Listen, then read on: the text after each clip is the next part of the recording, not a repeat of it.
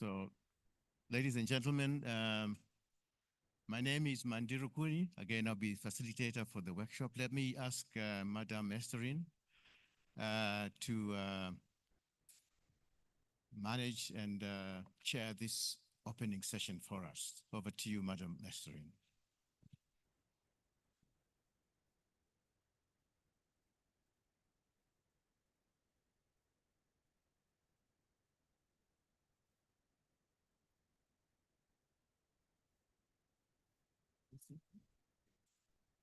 Hello?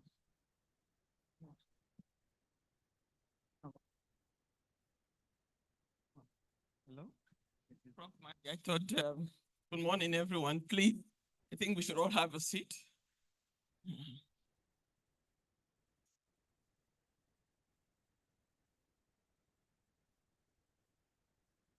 There's no podium. There's no podium.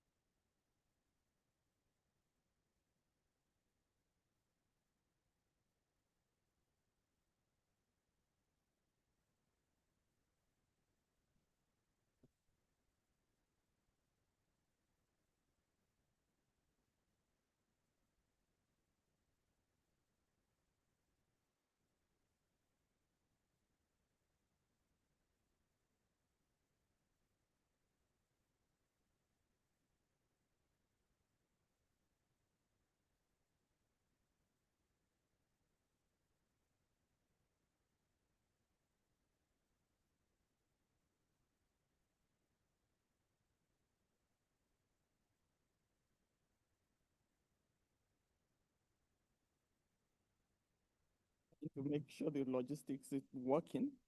And I didn't expect Professor Mandy, my very good friend and brother, to hand me the mic immediately I walked into the room.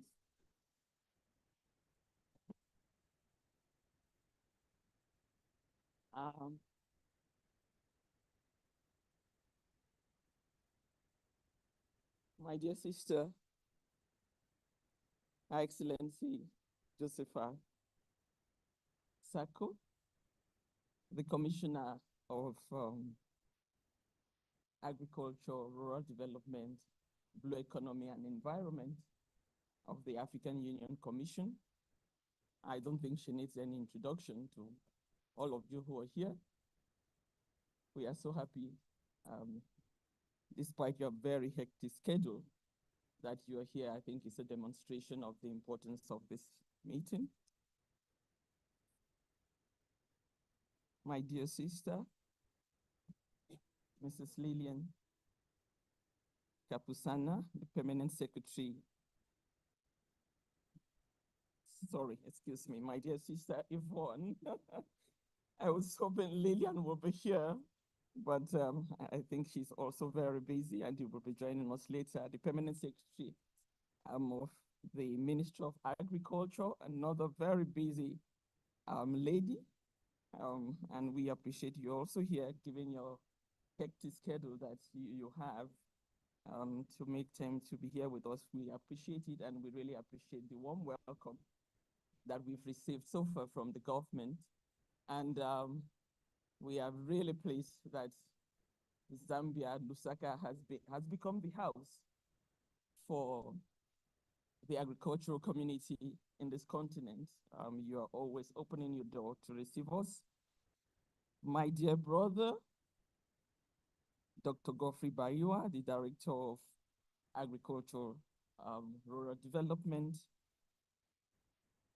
of the African Union Commission. Honorable, and my brother, the kind of focal point, and our direct host for this very important meeting, the representatives of the REX, I see Comesa. This room is quite big. I can see everyone but I understand that we have a good representation of all the different regs. My brother, the director of FARA, agree. And the representative of our development agency, I see our good friends from the Irish Embassy, a strong supporter of this CADA process, representative from the World Bank and other organizations that are here, representatives of our technical partners, representatives of academic institutions and research institutions, representative of farmer organizations, but more importantly, the farmers themselves who are here, particularly the women farmers, representative of youth. I'm looking at some of the youth I know have actually graduated. They're not youths anymore. They are driving this agenda. And the representative of the non-state actors, and really very importantly, our private sector friends, which in the last 5 or so years, we have now participated from the private sector in this process. I am really delighted to welcome all of you to this beautiful city of Lusaka. As I've mentioned, Lusaka has become our home. We were here last year for the CADA PP, and I think all of you can remember that it was a successful meeting. It is my profound thanks and gratitude to share at this validation workshop for Post-Malabo CADA Technical Working Group. Allow me to begin my remarks by extending warm greetings from Her Excellency Nandos Bikele Thomas, the CEO of the African Union Development Agency. We convened this validation workshop for the Post-Malabo Technical Working Groups to review, revise, and validate the reports of all the 13 technical working groups over the next 5 days. The important reports will be building blocks for the Post-Malabo framework. And when we speak about the Post-Malabo framework, we are talking about the declaration and the strategy and action plan that will be presented to our political leadership for approval in the next AU summit. As you all know, the Post-Malabo framework will succeed the current CADA-Malabo framework as the continental blueprint and the 10-year action plan for transformation of our agri-food systems. Colleagues, over the past 20 years, we have implemented CADA framework across the continent. I can confidently say that CADA has been the most successful and widely adopted policy framework of the African Union. And permit me to say that part of that, one of the reasons for that is because of the active role that my dear sister Commissioner Sako has played advocating and making sure that it is put on the highest level of the political agenda of the continent, but also in the engagement with different partners. Significant progress has been made, but much still needs to be done. Africa's agri-food systems are highly dynamic and are constantly evolving. These changes are shaped by various mega trends such as rapid demographic shifts, changes in political economies at all levels, rapid changes in technology, dynamic market forces, and the worsening impacts of climate change. Also equally important are the levels of investments by both the public and the private sector.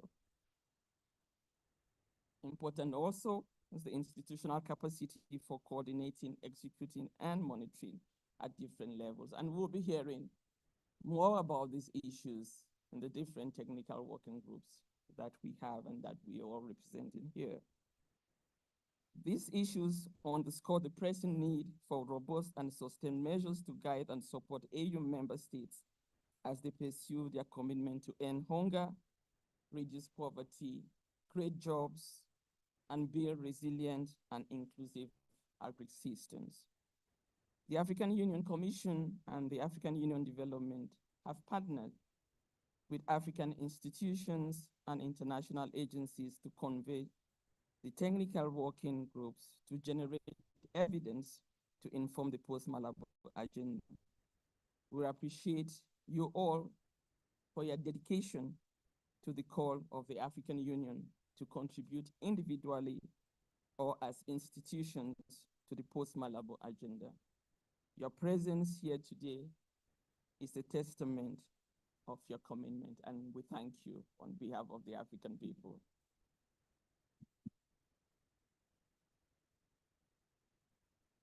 Under the Post-Malabo, we have adopted principles including mutual accountabilities by implementing the biennial reviews to assess the overall performance and impact of the CAADP strategy.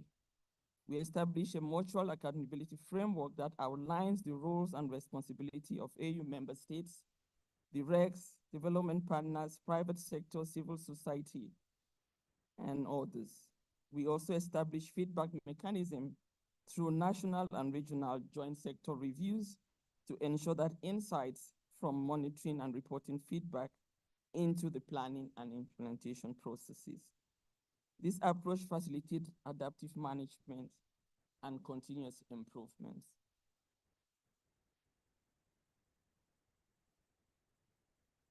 Colleagues, we are at a very important point in the history of this continent. We have the responsibility to define what the next 10 years is going to look like with regard to our agri-food systems. And it's a huge responsibility.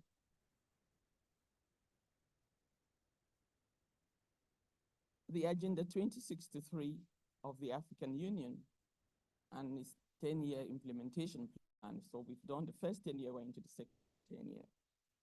The Agenda 2063 is an aspirational vision of an African, the African that we want.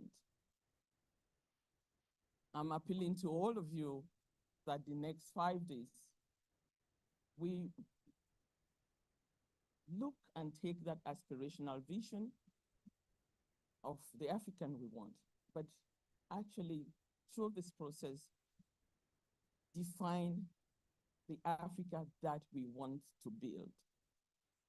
So moving from that aspirational goal to practical actions that will give us the kind of change that will deliver food security, jobs for African youth, African women, and strengthen our economies. So African Union Development Agency, in collaboration with the African Union and the support of our partners and the RECs, have supported regional consultations and dialogue under this process that was launched by Ambassador Sacco and adopted and approved by our heads of states. We have had consultations of all the regions, and the findings of these broad consultations reflect the need to invest in facilitating systemic changes and strengthening capacities for implementation and coordination. The outcomes also reflect the need to embrace the food system approach and amongst other compelling recommendations. These inputs from various processes are key to the co-creation for an African agenda that we can all own and drive together. An agenda that focuses on practical steps and processes, as I said earlier, to achieve that aspirational vision that is clearly laid out in Agenda 2063. And of course, those practical steps will include the things that my dear brother and colleague, Dr. Baiwa, is going to be speaking to the next few minutes. We will want, obviously, to see clear action plans. So Please roll up your sleeves, and I know that we all are here ready to do that. We're not afraid to do the hard work to be able to give those elements that will get us the action plan that Commissioner Sako is clearly waiting for to come up from this meeting. To have those development programs that will take those aspirational goals of Agenda 2063 to concrete actions that can change the lives of ordinary Africans. To look at what are the resource allocations that we are talking about for this plan, for this action plan to work, including the financial, human, technological requirements that are needed. And of course, to answer the questions and look at the kinds of participation and coordination that are needed at all levels for us to be able to make that change, make that difference.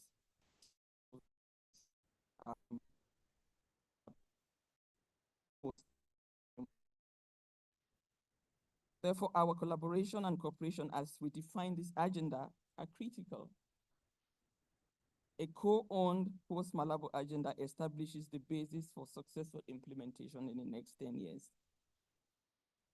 We at the African Union Development Agency, as well as my colleagues at the African Union Commission, are committed to partnering with all of you to be able to provide the kind of support that our member states need to transform the agri-food systems in their countries and therefore the agri-food system of this continent. We look forward to a very productive 5 days, working with all of you, bringing your A game to the table so that by the time we leave here, we have the elements that will help us to define the agenda for the next 10 years. It's a big call, but it's a call that we should all be very, very proud to be here today to contribute to. Because if the continent is not able to feed itself, it's not able to reduce poverty, it's not able to create jobs for young people and women, having the agro industry being the lead for the industrialization of this continent, part of the fault will be on us, all of us sitting here today, because we probably would not have given the necessary elements to make that transformation happen. So I urge all of you to please give your full participation as we define this agenda. I thank you for your kind attention.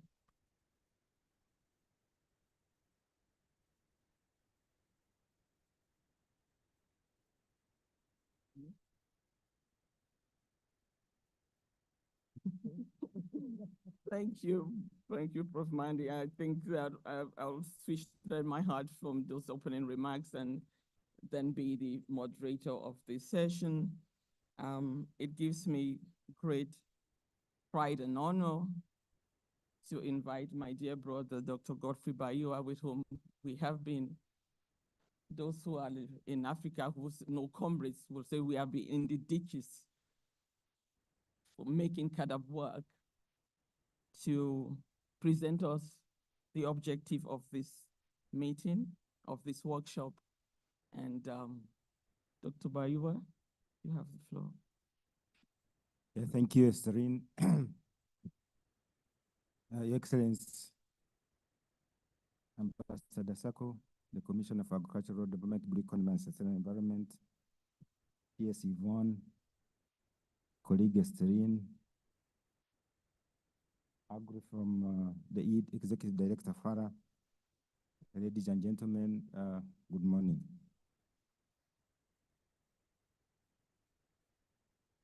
My job is a very simple one, to present objectives of this workshop. But I thought before we do that, our guests of honor, the Commission and the PS, I think need to know who is in the room.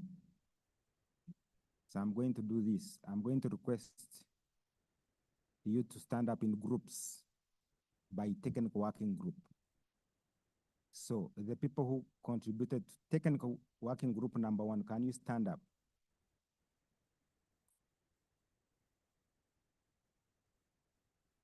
Thank you.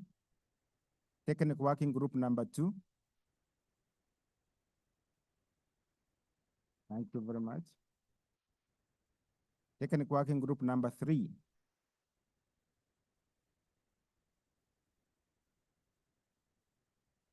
Technical working group number 4.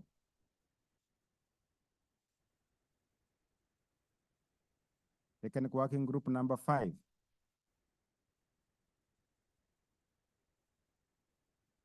Technical working group number 6.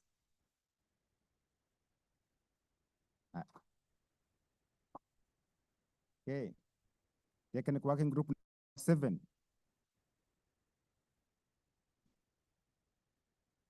Technical working group number 8.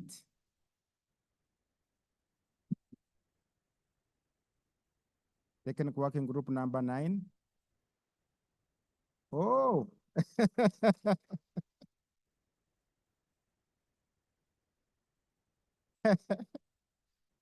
Something is going on there. Technical working group number 10. Technical working group number 11. Technical working group number 12. And technical working group number 13. Right. So Your Excellency, the PS, these are the people that are doing your work on this continent. So we cannot gather any brighter people in Africa's agriculture other than the people that you have in this room. So thank you very much.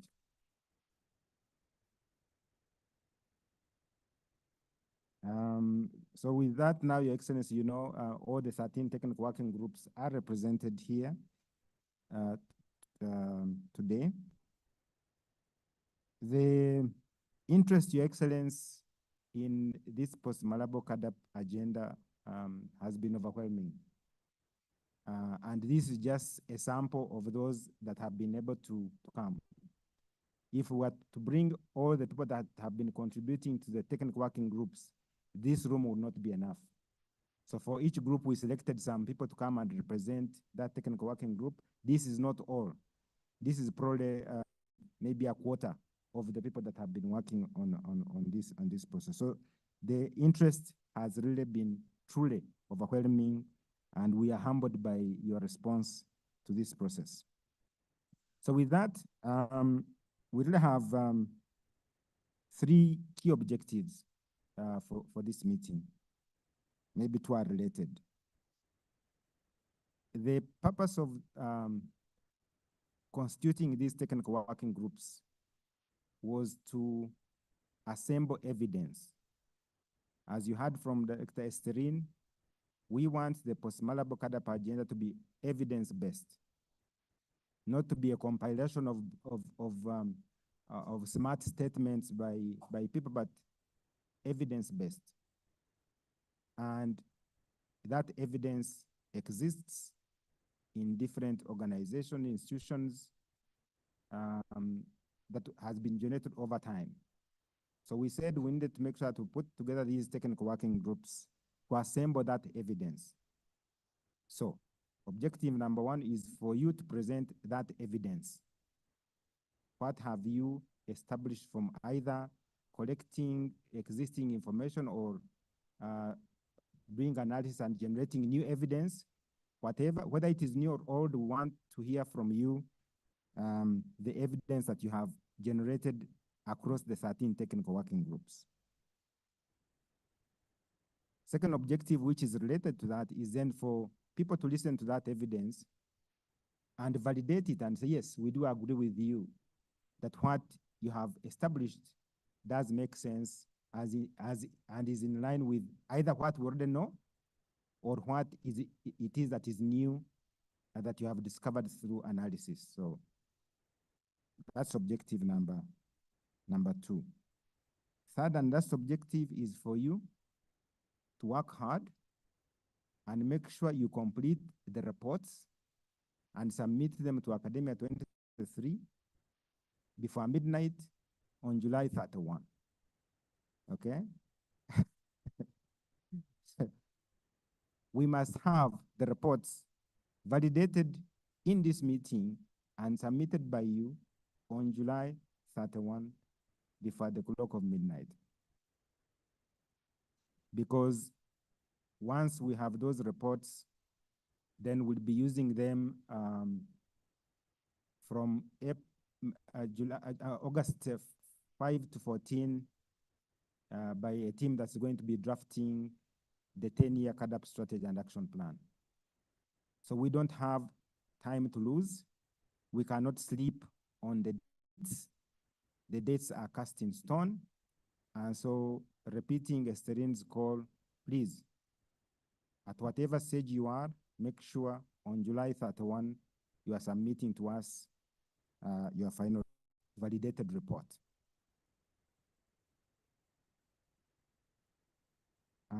The last remark I would make is on the process. So Excellencies and PS, the process is going to be such that each of the technical working groups will be given a time slot of 1 hour over the first 1 days, maybe 2 days. So for each technical working group to make a 30-minute presentation on the evidence that they have generated, and then we have 30 minutes of discussion where questions, comments, discussions around that. So we'll run through all the 13 technical working groups in plenary so that you can present to and receive feedback from the audience. And then after that, we'll let you go and sit and continue either with the analysis or writing and completing the report over the next days. And then on the last day, we'll again, this time it will be a shorter period. Each technical working group will have 30 minutes to make the final presentation. Basically to say, we listened to you, we heard from you, and this is the response that we have for each of the technical working groups. So Excellence and PS colleagues, those are the objectives of this workshop over the next 5 days. Thank you, and back to you, Esterine.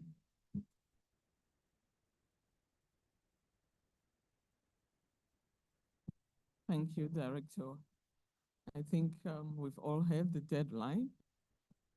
So we don't want to be a Cinderella story. You know, don't bring your report past midnight. You know, so we need this report close of business. Yes. We need the report. Yes, yes. So, and we trust you will do it. As he says, the best of Africa is in this room. So we know that the job will be done. Thank you, Director. Now it's my honor to get into the official opening statements from the high personalities who are seated here with us. And it's my great pleasure to give the floor to our dear sister, the permanent secretary of the Ministry of Agriculture of Zambia, Mrs. Yvonne Pundo. Yes, you have the floor. Thank you.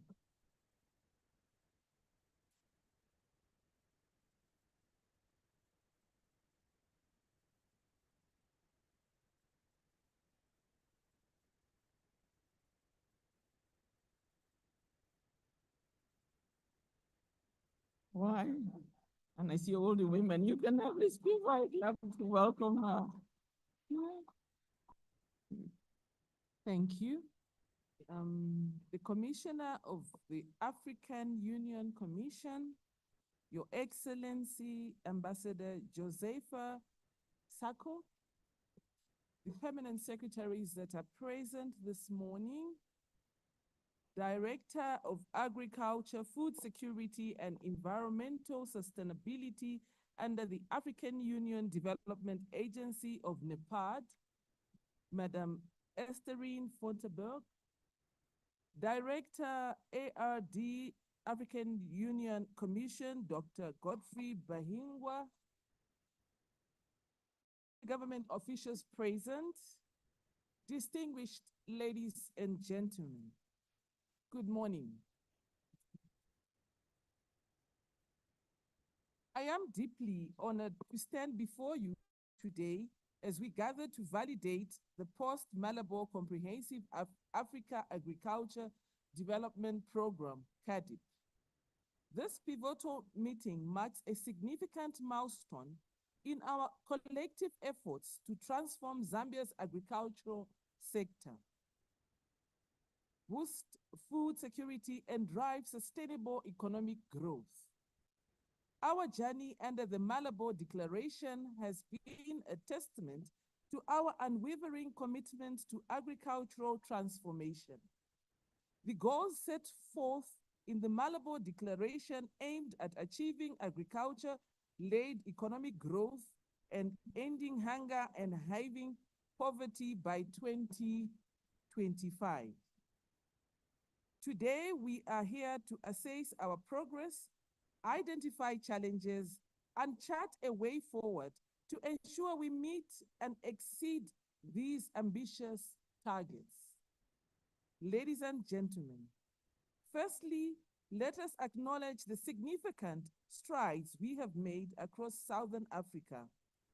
There have been commendable progress in areas such as agricultural productivity, market access, and food security. In Zambia, we have implemented various programs aimed at improving agricultural outputs. For instance, in an effort to secure food security, Zambia has implemented the Farmer Input Support Program known as FISIP, which provides access to quality seeds, fertilizers, and other essential inputs to smallholder farmers, contributing to improved food security. The Zambian Agriculture Research Institute, ZARI, has developed and disseminated improved crop varieties that are more productive and resilient. In recent times, Zambia has gone a step further to implement the Sustainable Agricultural Financing Facility, enabling farmers to have access to the much needed finance to boost agricultural production. Our investments in agriculture have contributed to improved food security. The diversification of crops and the promotion of nutritious food production have been crucial in this regard. Recognizing the pivotal role of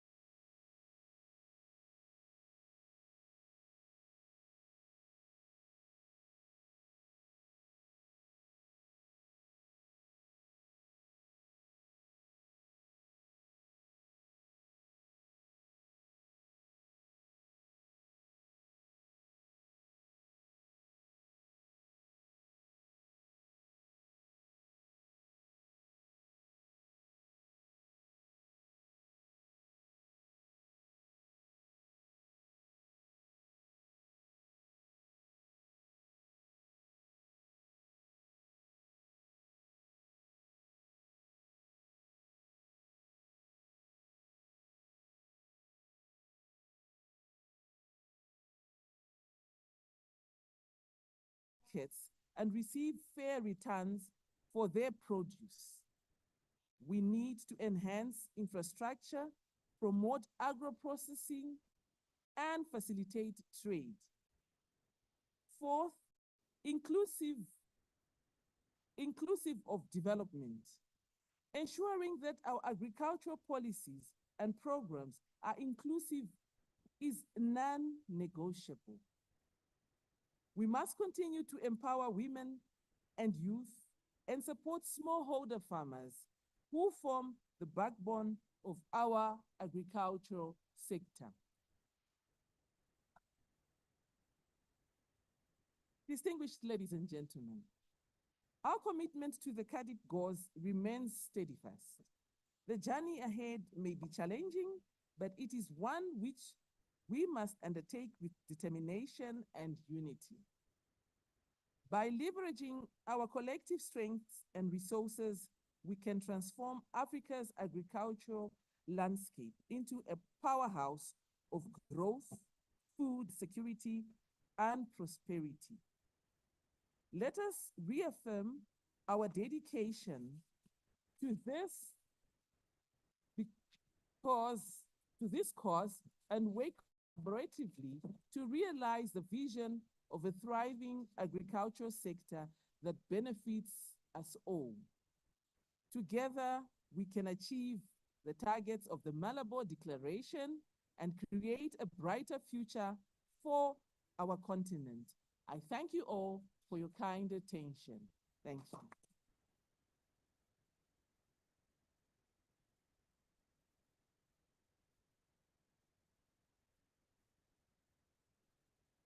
Thank you.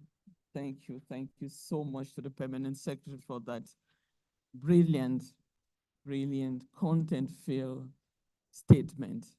I mean, if you listen carefully to what she just presented to us, she's covered all the working groups, the work of the working groups. And I think really we will take that statement and be inspired with some of the concrete actions that are contained from there. I really think we should give her another big round of applause.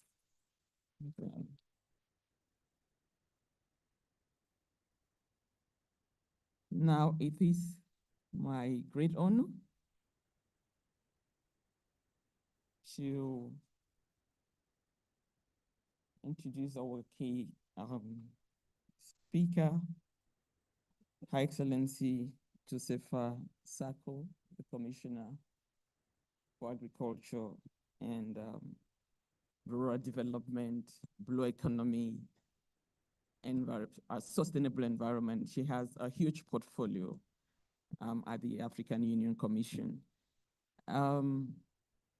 Before she gives her opening statements, we will want to recognize her for her outstanding leadership.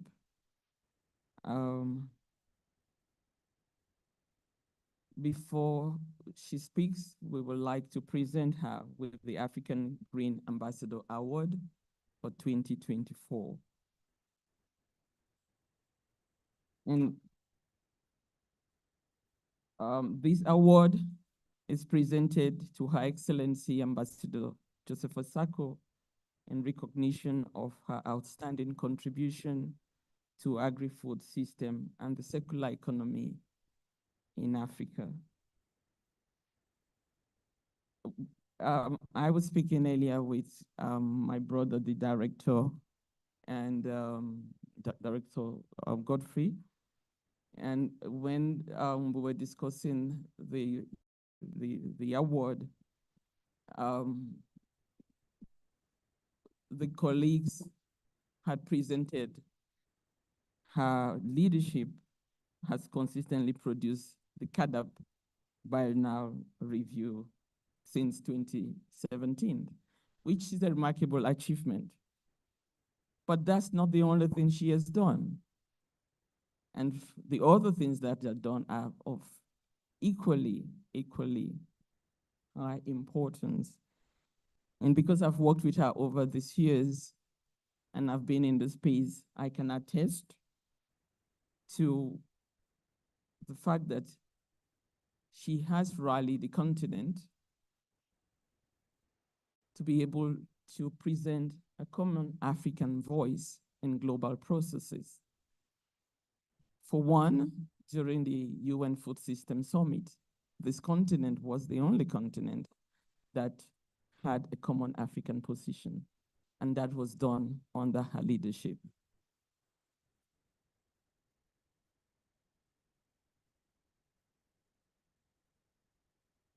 Under her leadership,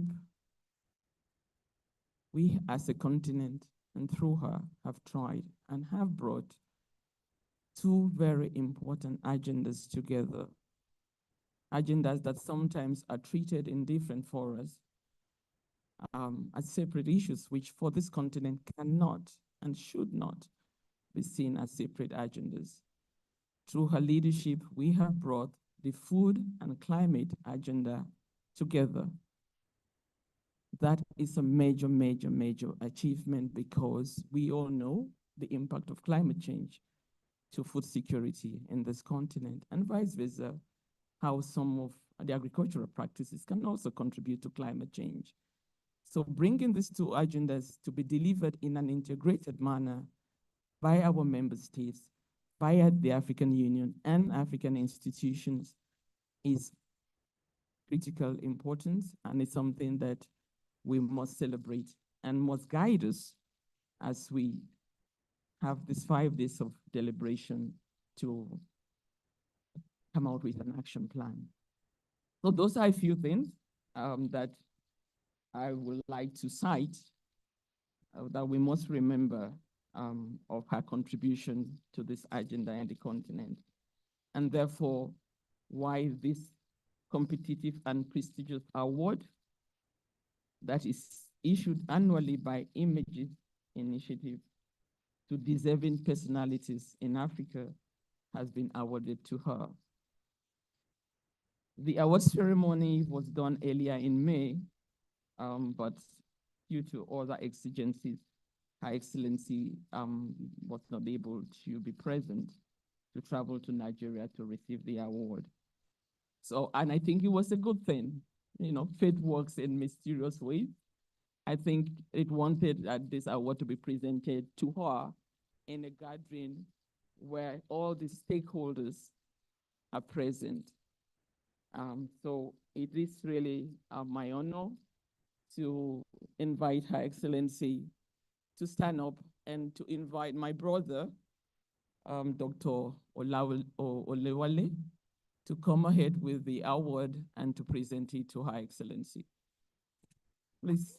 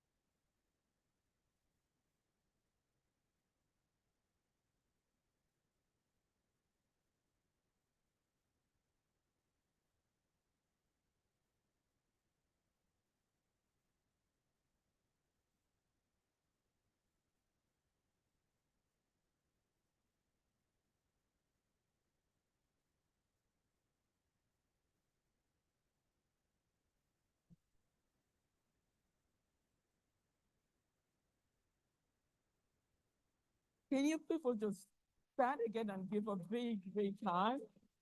Thank you, thank you, thank you.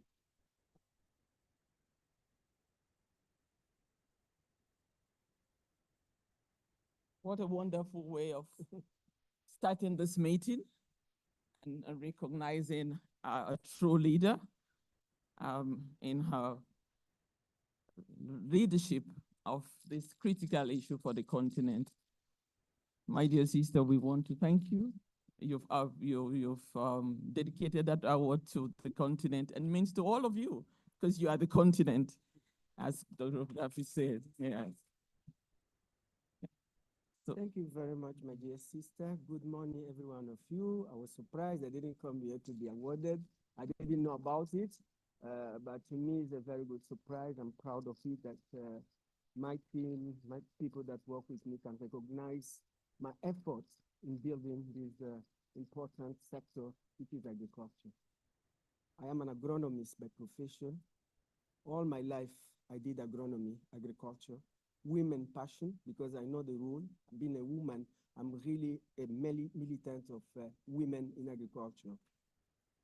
I also know I'm about to terminate my mandate, but I will always continue supporting these women. I'm writing a book. I'm an Amazon of Africa agriculture. So I will invite you to launch my book because I know what you do in agriculture. Throughout my life, I was graduated at 22 up to now, I work in agriculture. This is really where my profession is. And then it's easy when you're an agronomist to adapt yourself with the environment because it's the same thematic. So it's easy that we went there. So thank you very much. You can count on me, my sisters, farmers, you can count on me because, you know, we did a lot. It's because of COVID that we did not accelerate. This is just to contextualize before I go to my speech, that the first ever monument we put for rural women is in Bobo-Dioulasso. Pour ceux qui parlent français, nous avons été à Bobo-Dioulasso pour lancer l'initiative de Madame Zuma, la présidente de la Commission de l'Union africaine. Elle a laissé confining handhold into the museum. Et moi, j'ai fait l'inauguration pour qu'on continue à apporter la mécanisation dans l'agriculture. So I think I don't need to translate because there's a translator. We wanted to continue. We started in West Africa, that is Bobo-Dioulasso. We put a tiller there, women. We had about 3,000 women that were there, you know, with us, and women were very happy. So we are trying to work with partners to see how can women remove that handhold, you know, those dodgery in the agriculture and transform agriculture by access to mechanization. With this, let me recognize the presence of my dear sister and neighbor, because Zambia and Angola, we are together. Dr. Yvonne Mpundu, the permanent secretary of the Ministry of Agriculture of the Republic of Zambia. My dear sister Esterine Fotobong, she's the director of agriculture, blue economy, environment in Outer NEPAD.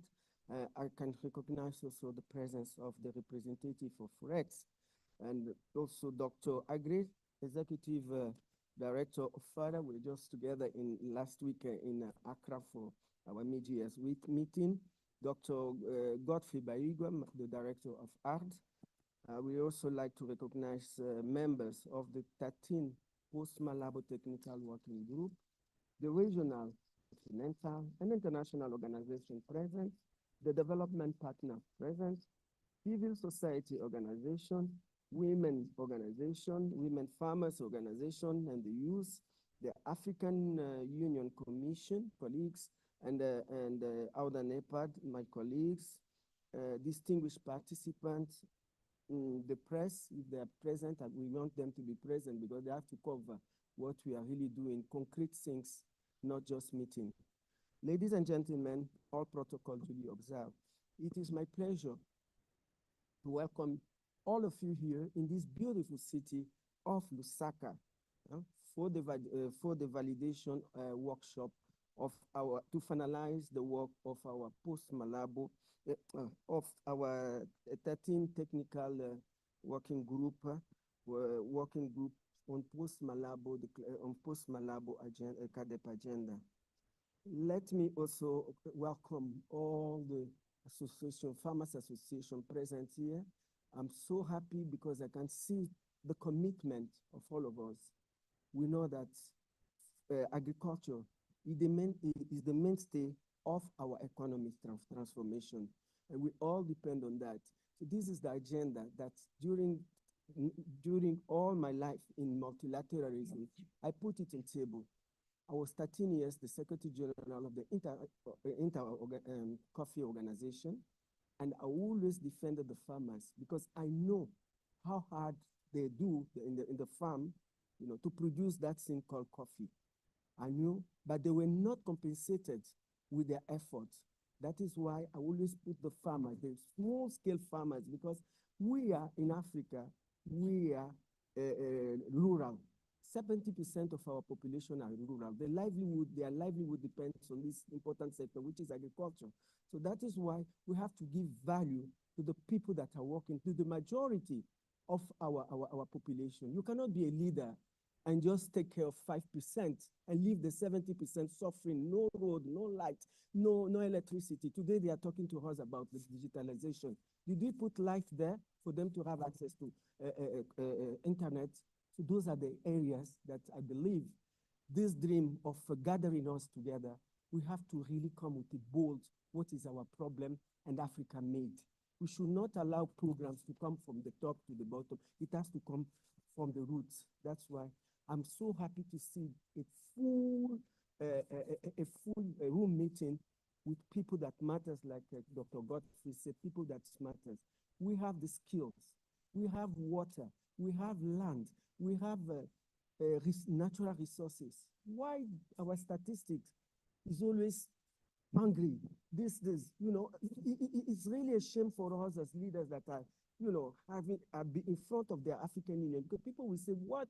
I will used to say that when I was in the coffee industry. Say, but what is African Union doing?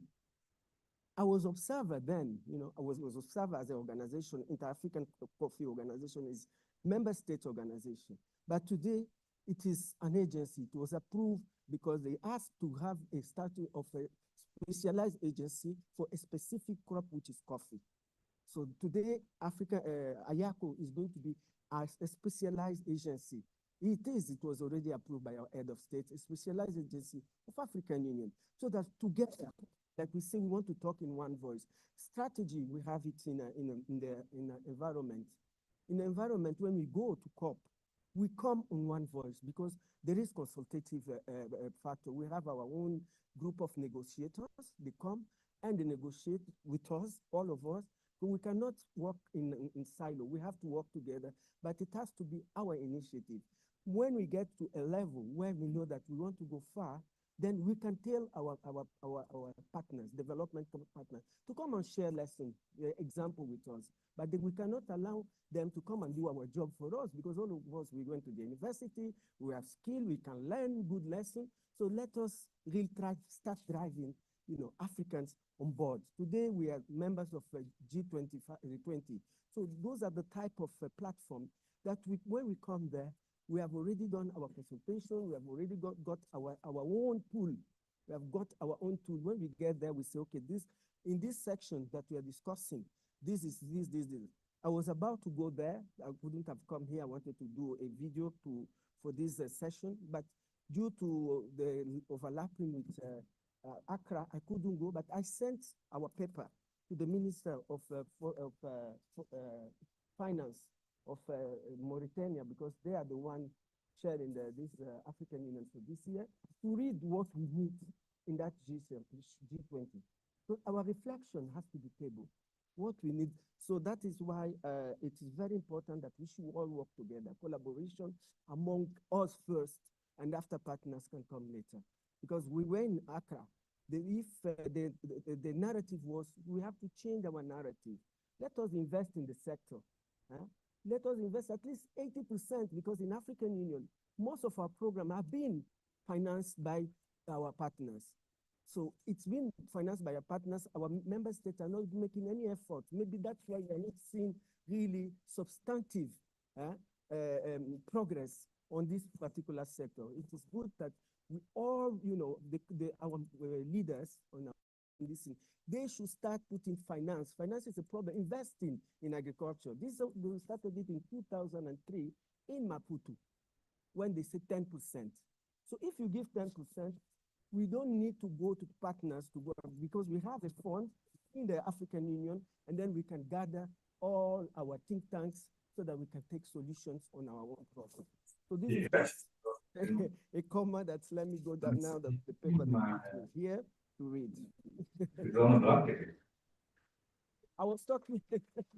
Maar Westen is wel vandaag. I Ja, was talking my heart, my experience, and this is de my Zambia last meeting. meeting. Er zijn maar 10 mensen I online. really have to talk my life because I want what Yeah. I did 7 years should not die. It will be sad because we Ja, really het is voor fought één vrouw die aan het babbelen is. COVID, we En are voor de fighting the minister. Russian, the Ukrainian war. We always Ja, initiate. echt niet naar. Het is ook vreselijk saai hoor. Dus. My is here, my colleagues are here. Without money, African Union, we don't have money, but we have the spirit to work for the continent. Okay.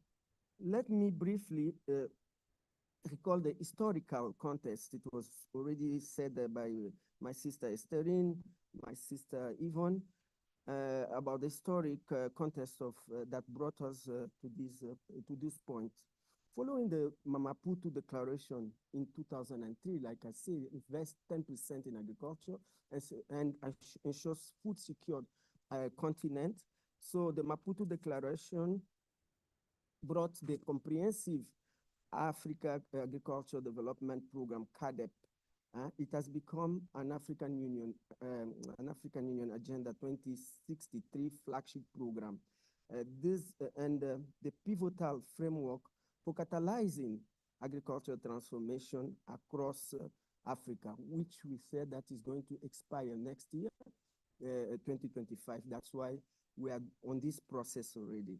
The Malabo Declaration, 10 years after our leaders say, what have we done? They did the assessment of the Maputo Declaration, and then it came Malabo Declaration. Malabo Declaration was adopted in 2004 in the Republic of Malabo, the Guinea, Equatorial Guinea, put upon the Maputo Declaration, in introducing substantial, because after they had the meeting to assess the 10 years of Maputo Declaration, they came out with a more substantial modification and ambitious commitment.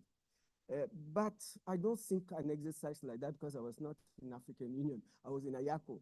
I don't know if we went through this process the way we are doing now, calling everybody, inclusivity. This process is inclusivity process, so that we can come out with a 10 years, a concrete 10 years action plan according to the contextualized issues after these two big shocks that we had, the COVID-19 pandemic, our dependence on importation, and also the Russia war, because 30% of what we consume as cereals comes from this market, Russia and Ukraine. So those examples, it is the moment for us to correct it and have our own food sovereignty. So I think we are really on a good opportunity to come and shape a better 10 years action plan for the Malabo, CADEP Malabo Declaration. These include, then in the Malabo Declaration of 2014, it includes eradicating hunger by 2025. Are we on track? We are not, because we just approved our annual review report. But this time, we don't even have anybody on track. We used to have 1, 2, 3, but the good news is about 26 countries or 28, they are making a lot of progress. Because people that were scoring 2, 3, majority of them are above 5. But the benchmark is so high, it's 7.3, if I'm not wrong. It's 7.3, then the benchmark is so high, many countries could not reach it, but they did a lot of progress, meaning that this tool is really the mechanism to drive the transformation of our agriculture on the continent. These include, like we say, eradicating hunger, reducing malnutrition. We have to really look at the issue of malnutrition is very serious on the continent. halving poverty by 2025. Are we doing it? I don't think the indicators are giving us, or the evidence-based result data that we got are not giving us this the good news.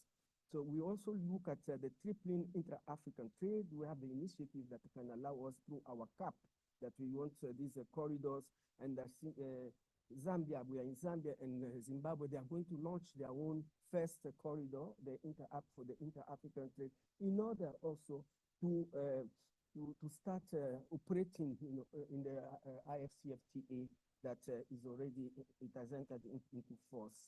So we have this tripling the inter-African trade, enhancing resilience to climate change and other shocks.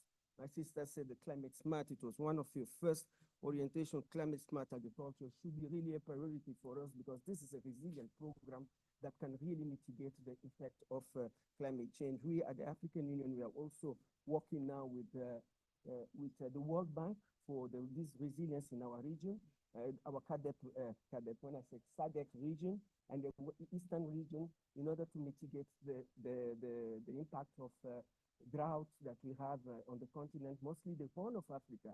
They are suffering a lot because of the drought. So we had a money for the first time, $2.7 billion. Me, I don't talk about billion, but when billion is there, billion is already here.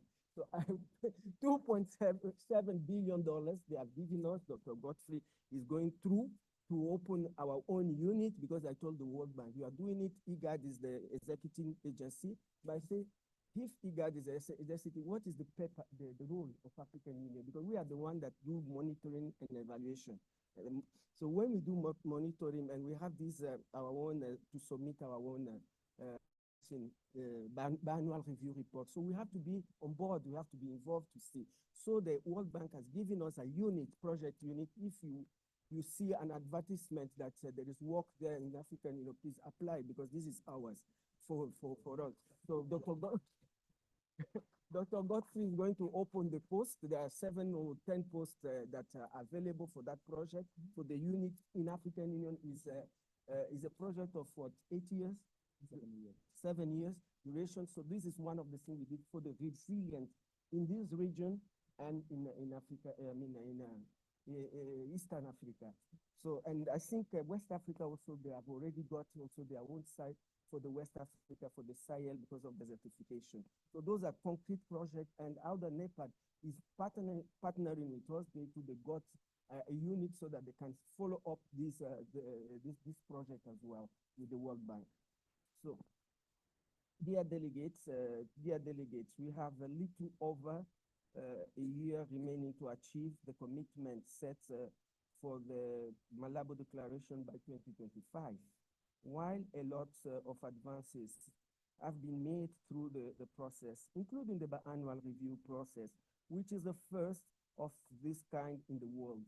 Many regions, mostly the Asia and Latin America, they are taking this example. Like my sister Estherine said, when we had this, the Food System Summit that was called by Secretary General of the UN in 2021, there was no country that came with a common position. But we came with a common position through this consultation with our member states, our RECs together. We brought it, I think it has 47 my numbers, 47 game changing in our own. So this is another tool that we can take when we are shaping this, the new post-Malabo agenda, to get to go there because it's very new. It was just 2021, immediately after the COVID-19 pandemic. So it's an instrument that we can also put the recommendation in this new 10 years action plan that we are doing. So let me go, so the biannual review report, the first of this kind, our member states are far from realizing the 7th Malabo commitment as shown by our 4th biannual review report. This call to robust intervention to support member states in building a resilient agricultural sector in the midst of a global food crisis. The Executive Council 44th Ordinary Section held in Addis Ababa, Ethiopia, on the 14th to 15th February 2004, emphasizes the need to develop a post-Malabo agenda that address sustainable food system and emerging issues such as the climate change. I think we are going, during these 5 days, we are going to see what you are bringing us as findings from this consultative process. The Post-Malabo CADEP agenda presents a pivotal moment for reshaping Africa's priority. While building upon CADEP's existing strengths, it is strategically adapt to tackle emerging challenges and align with the global trend. You know, we have Agenda 2030, so we have to align. We cannot invent the wheel. The wheel is already there.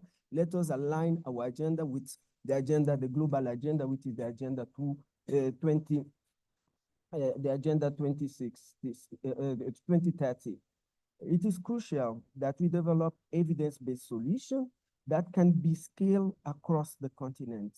Drawing lessons from our progress, those far will enable us to craft a strong post-Malabo CADEP agenda that builds on the successes and addresses the gap of the current framework. Distinguished participants, the post-Malabo CADEP process was launched in March 2024. It is planned to be a very consultative process with input from countries, regional economic commission, the communities, and the research institutes.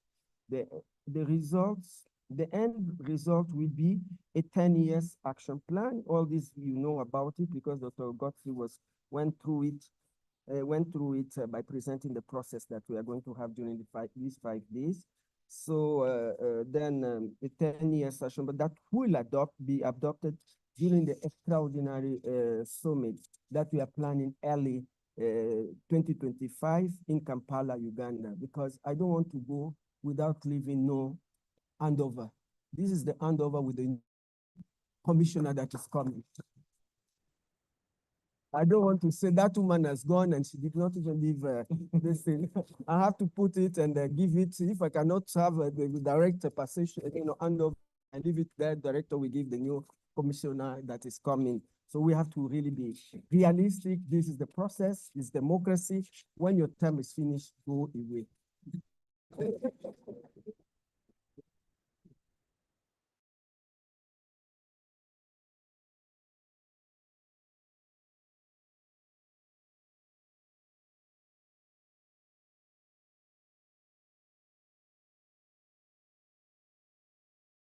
We were there. So please, I cannot just talk of development without putting our own, being in front of this important department. I have to put politics because politics is important, political commitment. So we have to see who we are going to vote next time. The person has to be politically committed with the continent. This is the campaign start. Since the launch of the Post-Malabo CADEP agenda in March 2024, our engagement and dialogue with the regional economic community has paved the way for meaningful stakeholders' participation. Thank you, the Rex, for really coming with me when we kicked off this program. And I see that you are really committed to work with African Union together. This is the real division of labor in my department. I don't have a problem with division of labor. We had a retreat. I told everybody that was there, the Rex, I said, no, I work very well with my Rex.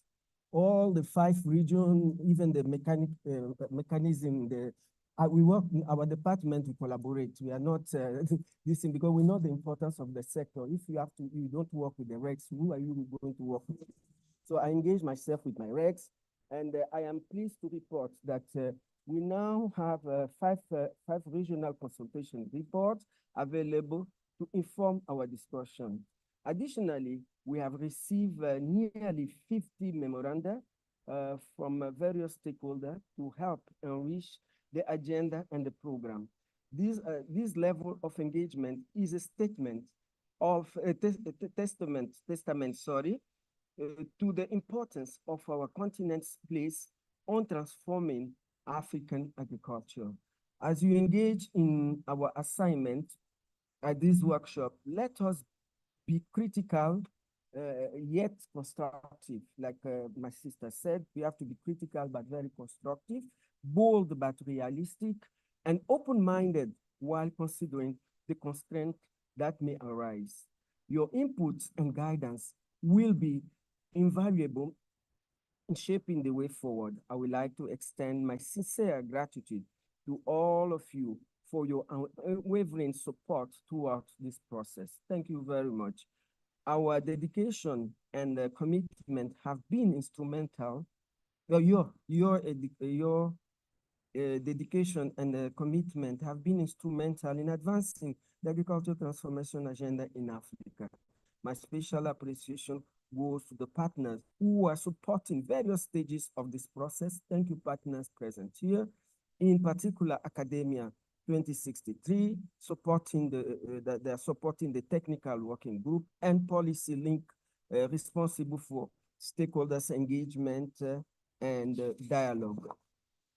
I look forward to a productive interaction, and the outcome will pave outcome that will pave the way for a transformative post-Malabo CADEP agenda. If you want to go fast, go alone. But if you want to go far, let's go together, all of us together. Thank you. Let us begin our discussion. So I thank you very much. Muito obrigada, muitas gracias. Asante sana. Shukran. Shukran. Shukran.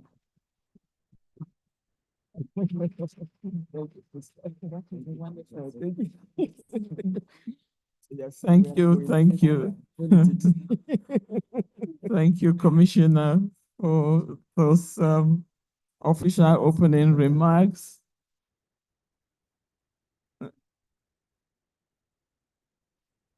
Thank you, Commissioner, for the opening. I don't even want to call it opening remarks. But one thing is clear, I think her passion for the subject cannot be contained. So even as she says, her term as commissioner will soon be coming to an end, I'm sure we will still be seeing her in this space. And I think it will be a good thing for the agricultural sector. So please, let's give her another big round of applause. Yeah. Thank you so much. So I think from those opening remarks and statements from the PS and from the commissioners, we already are gathering a lot of, we already seen clearly some of the critical areas where we have to be focusing and some of the actions that we should be earmarking, as well as the kind of relationships and partnerships that we need to undertake. So thank you all for this session. I'll hand over to my dear brother, Dr. Baiwa, to continue chairing the next session that takes us to the presentation of the overview of the different technical working groups. Godfrey? Yeah, thank you, Estherine. So this session is a short presentation by Hamadi. Are you ready? Yes, so the screen is over there. A table has been arranged for the high table to join there. Yeah, yeah. I believe that is the table, Amandi? Yeah. Yeah. Are you going to be? I don't know. You have a, Yeah, you have a, it's you have a like, PowerPoint. apparently I can, yeah, it's working.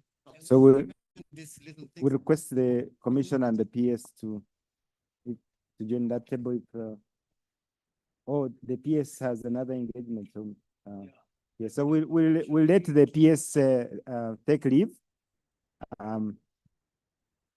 Yeah, so I think let's modify the program a little bit because the PS is leaving and we need to have a picture with her. So let's go outside and take a picture and then come back and continue with the presentation by Hamadi because we don't want to miss the picture with the PS. Thank you.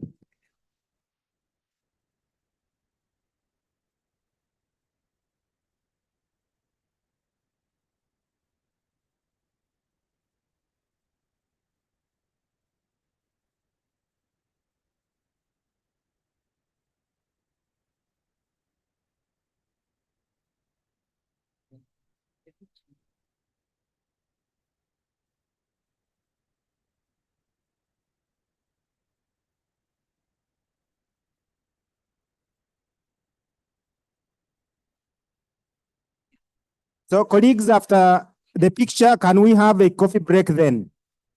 Let's have a coffee break after the picture, then come back for the presentation, okay? All right.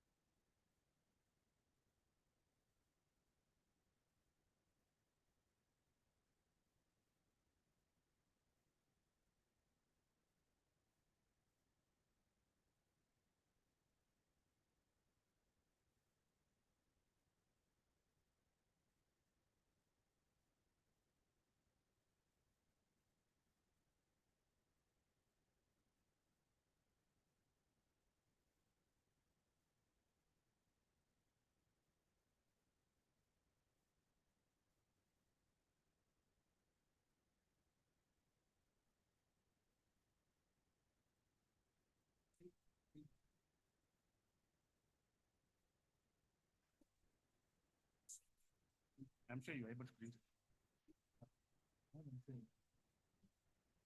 More than safe. More than safe. Yeah.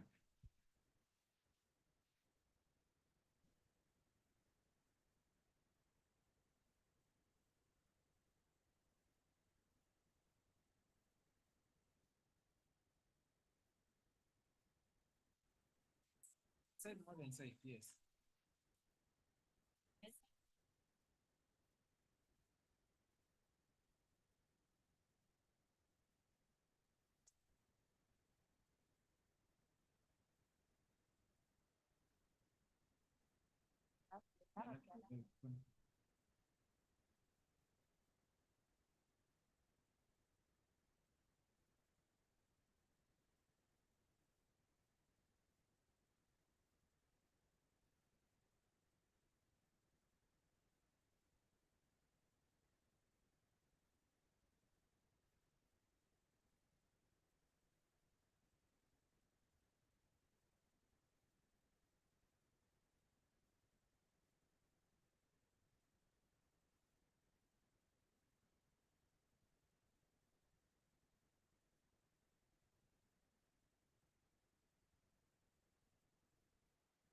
Good morning, Rashid. Can you confirm if you're able to hear me? Can- Those of us who are online are able to hear you. Thank you. Okay. Good morning, everyone. Thank you. Yes. I had to reset my system. Thank you. Everything is Okay. working good now. Okay. Okay. Cool. Where are you, Rashid? I'm currently in Johannesburg, Dr. Wambo. Okay. I'm stranded in Amsterdam. My Okay. friend got cancelled, Oh, sorry. so I'm stranded here for another day. The whole of today, Okay. I will spend the night and leave tomorrow. Okay. So that's why I'm not there. Okay. My case is I'm renewing my AU laissez-passer. So in that case, Okay. I can't join this time. You couldn't apply for visa, or the not remember couldn't help you? No, the issue is coming out of South Africa and coming back in South Africa. If I was based somewhere else, Okay. that's the issue. Okay, sure. Noted. Hi, this is Aram. Nice to hear your voice. Hey, Eram, comment ça va, mon frère? I'm doing good. Je vais bien. Long time, bro. How Long time are you ago. Vraiment. Are you in Cotonou? No, I'm in Johannesburg now. Ah, you moved to Johannesburg with the Yeah, family? I've moved. Not yet with the Not family. yet. I've Great come. stuff. Yeah. I hope to connect with you sometime soon. All right. I Likewise. I will be passing by. Are you Okay. you are at Nepal, right? Yes. Okay. Exactly. Very good. Good stuff.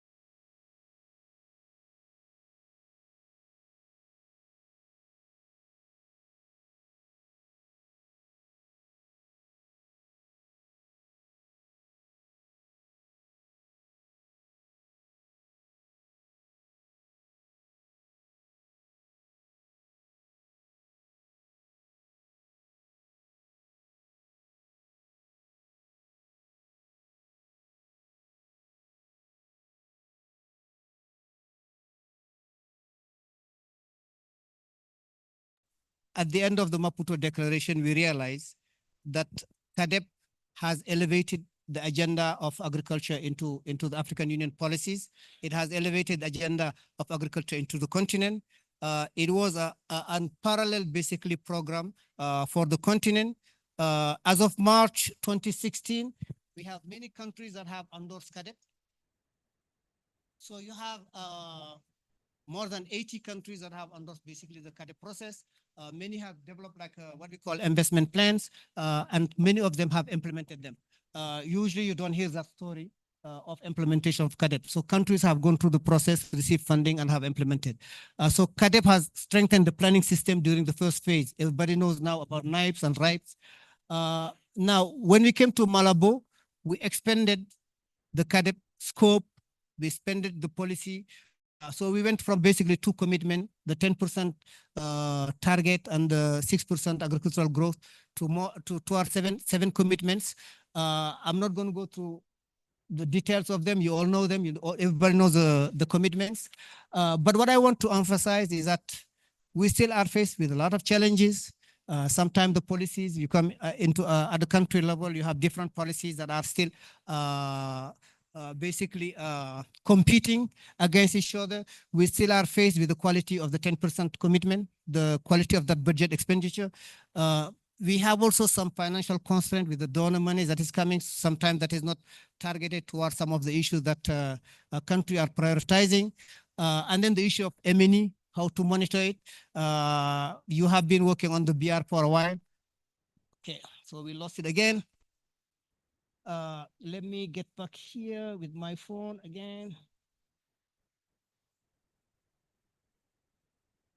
So at the end of Maputo, there were some lessons that were drawn from the CADEP process. There are about 7 lessons that were drawn from the CADEP process. Lesson number 1, when you support countries, it has to be holistic. So the support to the country is still relevant. Lesson number 2, it has to be demand driven. You cannot just come into a country and ask country to refresh their knives. Country have to request for it. Number 3, you need to have a private sector to be involved into the CADEP process. Lesson number 4, these 3 elements will not guarantee implementation. For implementation to happen, one of the most critical issue is that the knives have to be anchored within the budget cycles. So if it's not anchored within national budget cycle, you have an issue. Then you have some other lessons. I will not get into it for now. But one thing I want to say is that based on all these lessons and all those challenges that we have faced, there is an impetus to go back and revisit CADEP. One of the challenges we have recently is that in February this year, and the commissioner came back to it in her presentation. In February, the head of state realized that we still have some unmet goals. And because we have some unmet goals, the head of state have decided, because of the fact that Malabo is ending at the end of this year, to basically come up with a new agenda. And they insisted on 3 issues. The first one, we have not made enough progress. Second one, we need to develop a new post-Malabo agenda. And this is the language that came out of the decision. A new post-Malabo agenda to address sustainable food system and emerging issues. And the last one, they call for an extraordinary summit in January 2025 to discuss this new agenda. So the discussion we are having here is a part of that process. So now let me quickly just go through the process that has been put in place under the leadership of the commission. Dr. Bahigwa, Madam Misterin, and the commissioner were very, very involved in it. So the process of Post-Malabo did not start in January or February. It started last year. So the African Union institution met in Nairobi with Rex to start reflecting about the Post-Malabo. So they came up with a certain number of questions that need to be answered and a certain number of issues. Then after that, they went to another meeting. They expanded the meeting to include some other partners. Okay, can I have my slide back? So anyway, so through that process now, they basically expect to be a part of the conversation, and then they develop basically what they call the roadmap. So the roadmap now went through the political process. It went through a political process here. Actually, I need the previous one. So it went through a political process. So the roadmap got endorsed by the STC. Then it went to the head of state. And then in February, March, the African Union launched the process that we are implementing now. So through that process now, we have two lines of effort. The first one is what we call the stakeholder consultation, and this was supported by PolicyLink. I will come into details on it. The second one is the research and analytical work, where the technical working group are sitting. And this work is supposed to end at the end of July, and that's the reason why we are here this week. So this week fit within this part. Then we will have the drafting. Then after the drafting, we'll have the translation into AU languages. Then we'll have a validation. Then we'll go through the political process again with the STC and the extraordinary summit in January. So we have two lines of effort, as I indicated, one with the research and analytical work with the technical working group, and then we have the stakeholder engagement. And the two will converge in August with the drafting. So I will go now into a few details to see how the processes are speaking to each other. So in the best case scenario, we were supposed to have this process completing first. We were supposed to have this process informing the regional consultation.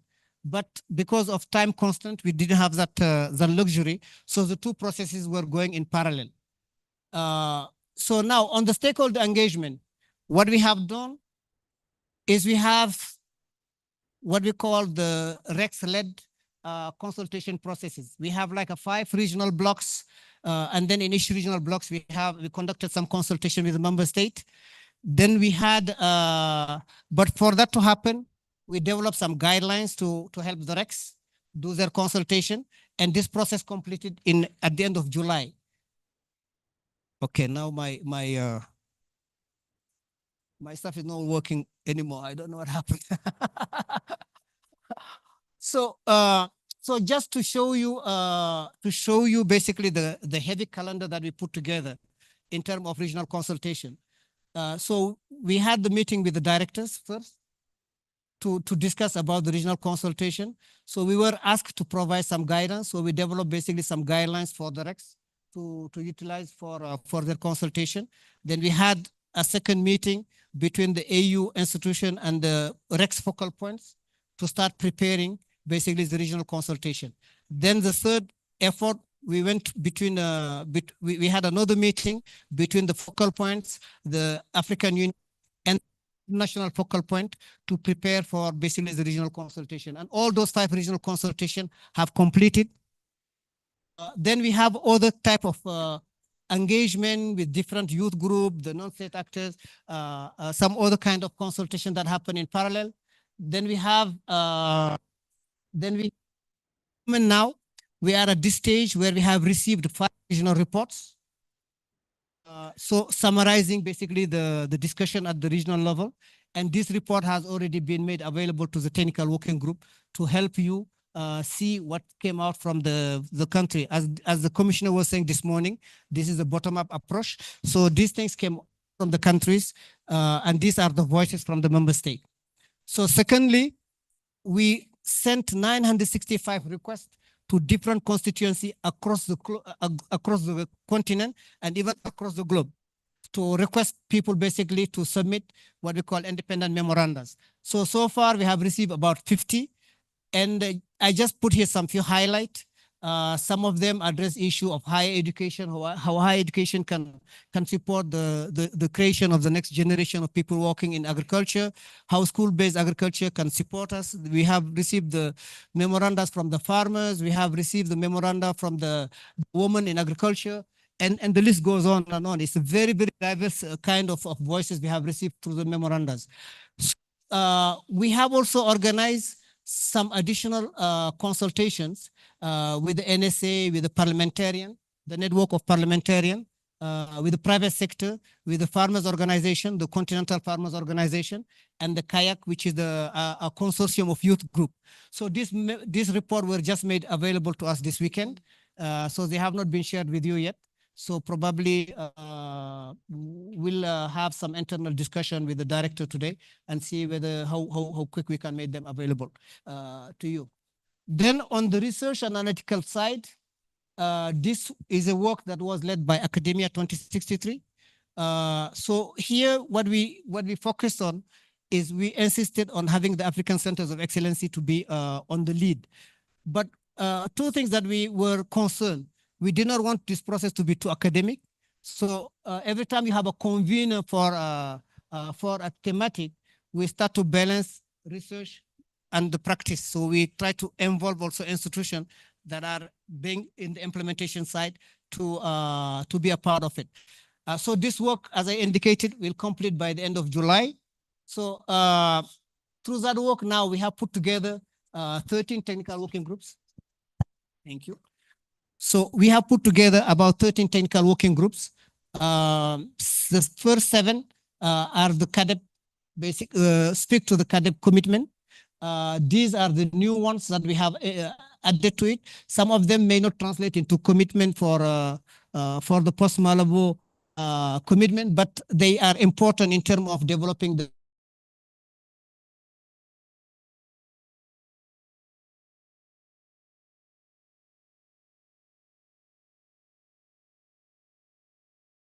group. We have a convener and a co-convener. Then they have tasks to basically do some analysis needed to inform the content of the next strategy. And then we have an ongoing research and analytical in parallel to the stakeholder.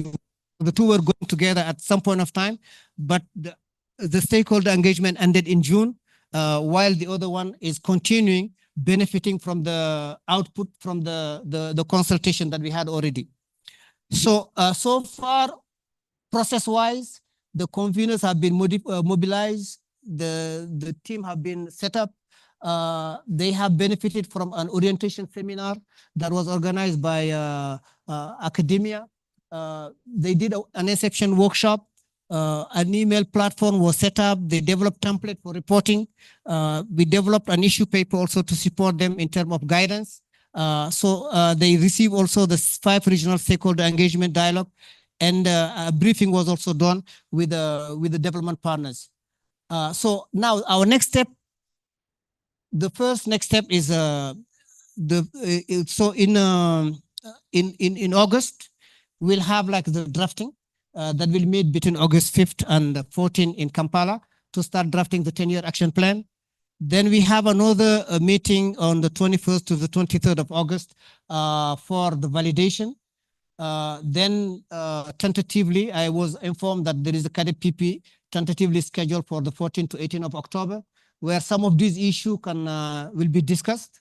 And then we have the political process for the endorsement that will start with the STC in October. And then the following one will be the January meeting. So Director Bahigwa, let me stop here for the sake of time.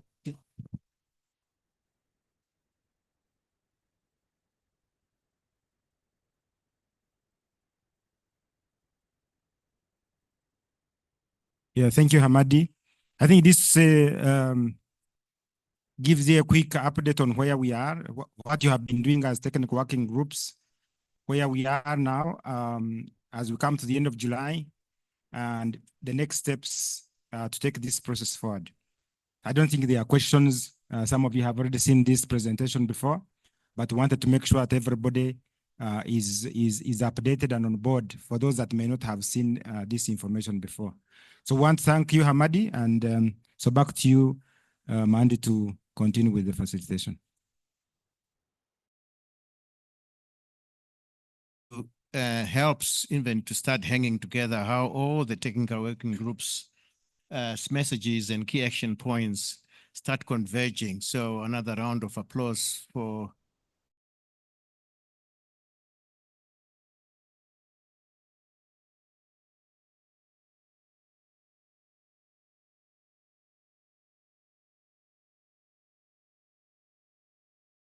our groups present 1 and 2, and that session will be facilitated or managed by Dr. Manyeu Mtamba. Over to you, sir. And I hope that the PowerPoint system is going to work better this. Thank you, Program Director. The next session, I think it's the beginning of what many of you are looking forward to, and it's at the core of why we are here. This is an opportunity for technical working groups to give an account of where they are, what they've been working on over the past couple of weeks. So this will be an opportunity for them to tell us, what are some of the key insights that are coming out of the work that they are doing? What are some of the key recommendations, particularly the more concrete actions that are coming from their work? Concrete actions that we look forward to receiving so that they find their way into the 10-year action plan that will be part of the Post-Malabo framework. It's also an opportunity for many of you who have not been in some of these technical working groups to interact with these colleagues, to give them feedback, to give them additional inputs and other insights that they probably don't have at this point. So it's an important opportunity for these groups to enrich what they are working on currently. The idea is that after these presentations, when all of the technical working groups have presented, the idea is to give them time during day, during day 3 and to go back and incorporate that will come from, all of you that are here. So the first 2 groups that have the opportunity to present their work so far is group 1.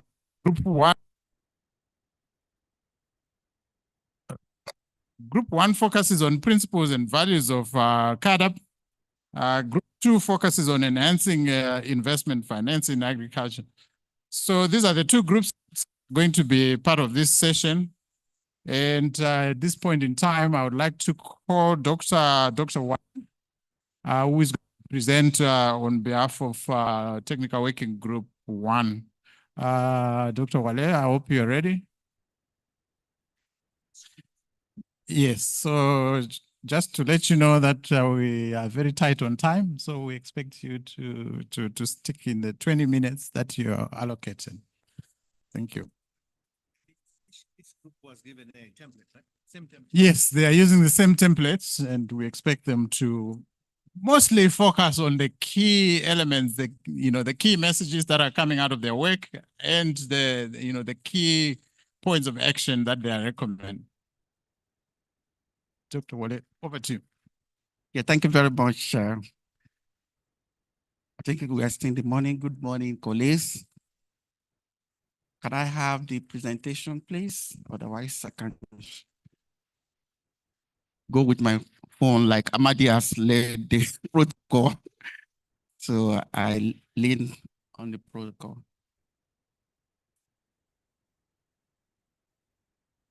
I'm waiting if you can get it.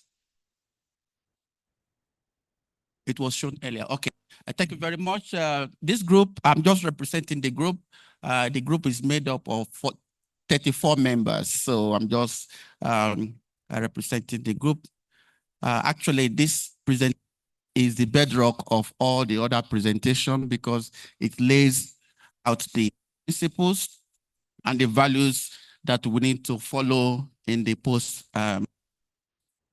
Moving from the narrow agriculture led growth to agri-food systems. Next slide. As we all know, we have this justification, 2003, and what we had at the information on the Maputo, focusing on the 6% growth and 10% investments. And moving forward from Maputo, Malabo to Post-Malabo, which would now be Kampala, we need to revisit these issues, particularly focusing on what we want, the Africa we want, which is also embedded in Agenda 2063. But this time around, focusing on sustainable, healthy, and safe diet for all. Next slide. Come go first. So I just decided to reflect on where we're coming from. We know African Union or Organization of African Unity started in 1963, and having a centenary of events that runs from 1963 to 2063. In case you are wondering why 2063, that's the information behind it. But so we have the pre-CADEP, which was 1963 to 2002, but now focusing on the CADEP era, going from 2003 to 2063 and beyond. Now, the emphasis here is that in 2003, we had the first, the second decade, we had, we are running Malabo, and we are going to the decade, which will be the Kampala. And again, marking the total of 5 decades, taking us to 2063. Next slide, please. So on the basis of this, we are now moving from agricultural growth-led development agenda to agri-food systems. So unlike the traditional focus on productivity and investment alone, now we are moving to the value chains of agriculture itself and involving more stakeholders. So the focus is sustainability. So what do we want to sustain in this process, vis-a-vis all the challenges that we have in the continent that has been enumerated, including climate change and the need to preserve the resources in the continent. Therefore, prioritizing sustainability, the agri-food system approach helps us to secure food production, not just for the present, but also for future generations, while mitigating the adverse effects of climate change. So just still in the background. Next, please. You can go faster. Slides in 20 minutes. So we need to shift, therefore, to agri-food system. So this means that we need to set appropriate principles and values that will be the CADEP framework for the next decade. Principles need to guide development of policies and programs that create favorable conditions for sustainable agricultural growth, as well as food system transformation. And this will also ensure investments are targeted towards initiatives that promote the focal issues of sustainable, healthy, safe diet for all, while aligning with the broader goals of public health and economic development. Next, please. So what are then the drivers of change that we want to see? I've said that we're moving from the principle majorly from CADEP Malabo, which are 6. There are 6 principles. First, each slide will present 2 principles. The first one is ownership and leadership. So we try to ask ourselves, what are the lessons learned in each of these principles, and what are the things that we want to carry to the post-Malabo? If I can have my slide back, I will appreciate.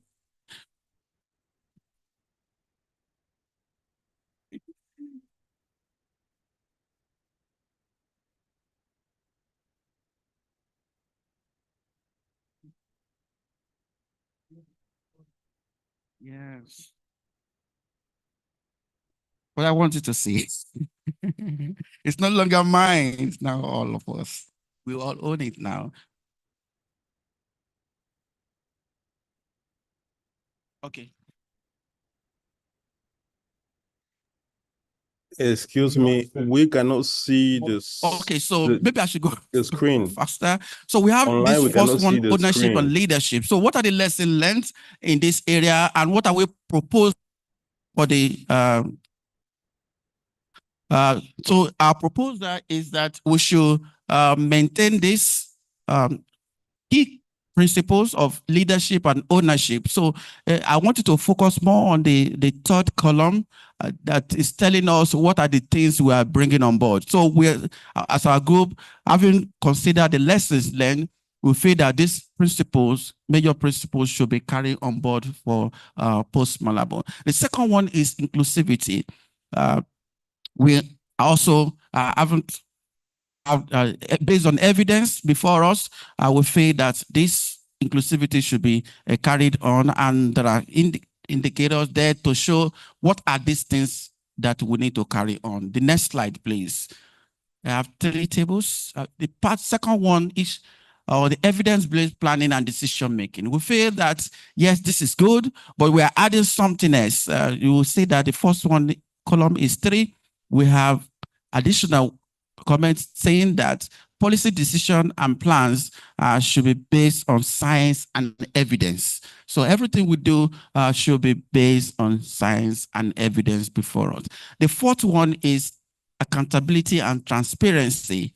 We also maintain, we're suggesting that this should be maintained. And what we want to contribute to us in case for each of these principles and values, there are things we need to add, but these are the things coming from our group.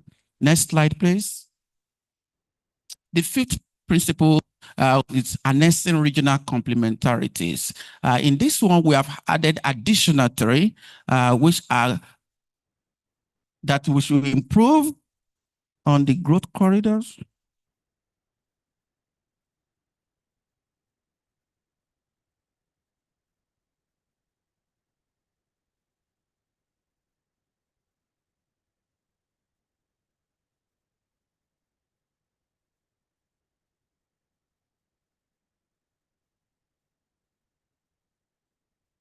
Okay, yes. Yes, that we should improve on the growth corridor leads to food demand centers. We should harness and push for transboundary infrastructures, which include rail, road, and ports. Then we should push for regional markets through the Africa Continental Area. The sixth one is to focus on smallholder farmers.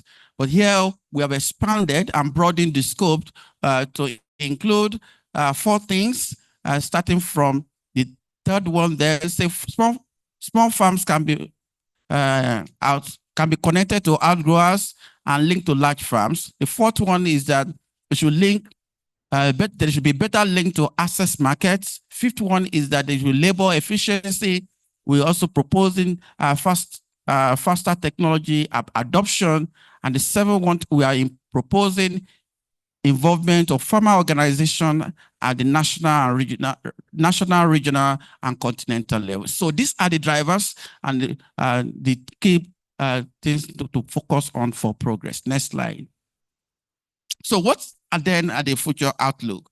I will try to bring forth the questions that were asked and our responses to those questions. The first one is that looking forward to the next 10 years, what do you expect to be the most important trend in this thematic area? So we say that the most important thing for this thematic area will be measuring the progress of agri-food system, which encompasses, again, entire food value chain. Instead of focusing on growth, inputs, or productivity, we are now proposing that you go through the entire food value chain.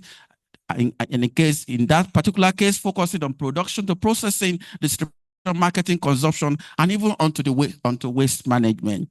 The second key point, and the question asked, what could be the opportunity arising from these trends, and how could they be exploited to accelerate the progress in this thematic area in the next 10 years? So we feel that the new frontiers we are proposing, and these are critical. They are not emerged from previous development, that is the Maputo and Malabo. The new frontiers we are proposing are that there must be transboundary infrastructure development. The second is that we must push from markets through the AFCFTA and SPS. The third is that we must push for investment planning. Of course, because it's a new agenda process, it must include the development of NIPE and RIPES on the drivers of agri-food system. The fourth one is that we must bring on board innovations and technological transformations, and this should include agro-industrialization.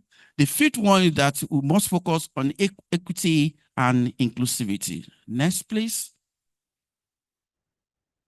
Also, based on those trends, what will be the core priorities to shape post-Malabo CAADP agenda for the next 10 years? We feel that focusing on the outcomes of sustainability and agri-food system transformation will be what to focus on. And this includes resilient food system, nutritious, safe, and healthy diet for all. The fourth one is, in view of those priorities, what could be the key goals and targets that African countries should pursue in the next in this thematic area? We feel that what we need to pursue are that we need to have a recommitment. You know, this is thematic area one, especially in the Malabo area. So there's another we are suggesting another recommitment to the CAADP principles and values, but this around focusing on agri-food system transformation and mutual accountability process that 3 areas.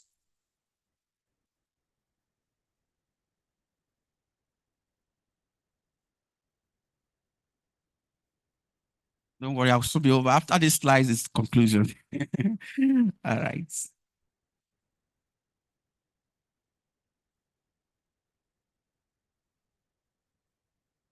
Okay, still coming. So these 3 areas are performance categories and 3 performance categories, which are partnership and alliance, you know, at the CAADP, country CAADP process. Okay, it's bad. So we must focus on the country CAADP process. What is happening in the country is very important. The CAADP-based cooperation, the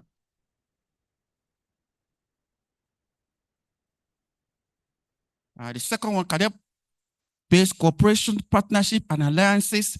And the third one must be based on CAADP policy and institutional review. So each of these have the indicators and the parameters to measure them, which I don't want us to bore. We have the full details in the report. The last one on the future outlook is the question asked is, what could be the smart indicator to track progress and performance against the goals and targets? So we feel that from our analysis, we have proposed some changes to existing indicators. So we propose 9 changes on the indicator to track the progress and performance under this thematic area. Last slide, which is conclusion. Okay, so this also we also brought on board what are the questions and need to focus on. The first point is, what are the key messages? Key messages revolve around focusing on the principles of CAADP, principle and values of CAADP process, and moving from narrow agriculture-led growth to agri-food system. You can do this by shaping both enabling environment and intervention areas, that is the value chains needed to achieve the desired outcomes, which are sustainable, healthy, and safe diet for all. The second point or pointer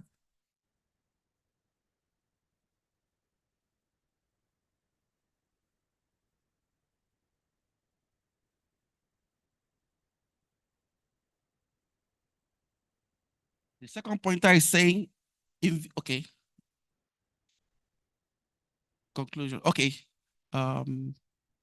Yes, goals and targets for the next 10 years. So we're saying that we should focus on what we already have in the performance categories and looking at these 3 indicators with their corresponding parameters. The last one saying, what are the SMART goals? We already proposed some changes in the current indicators and the parameters. There are 9 changes that were proposed. The last point is saying, for the potential, what are the potential roles of technical working group, especially our technical working group, in implementing the post-Malabo CAADP agenda? So we've seen the opportunity to engage experts, to engage members as experts for the independent technical reviews of NIPE and RIPES, as well as in the biennial review process. Thank you.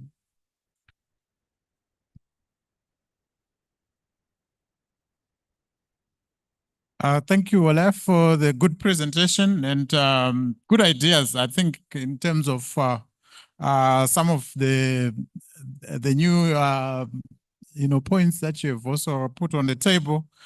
I want to give this opportunity to all of you to interact with this presentation, to suggest, to ask for clarification if you feel like, but also to suggest inputs that you think this group should really seriously consider, adding to what they already have with a view to strengthening their report and their recommendations. So I want to, there's a roving mic that I'll ask one of our colleagues to deploy, Alilu.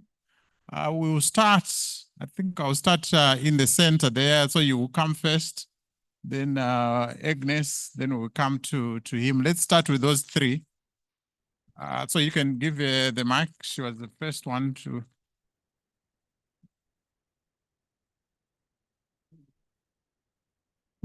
Before you go, just to be disciplined, no preambles to your questions.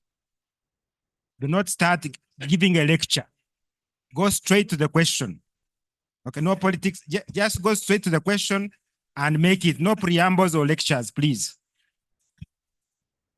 Thank you, Director. I think the instruction is very clear. So please go ahead with your point. Thank you very much. My name is Mary Perry. I'm a co-convener for Food Systems in Ghana. I'm very excited, even though we've not been involved in the process.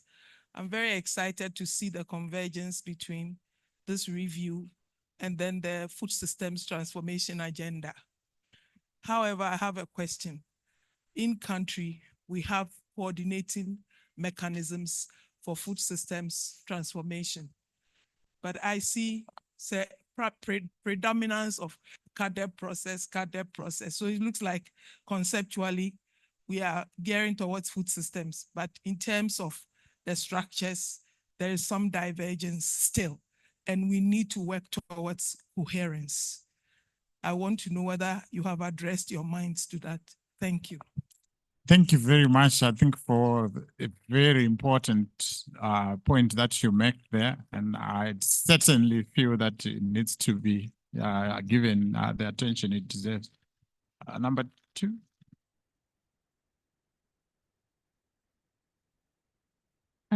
Thank you very much, Team Technical Working Group 1.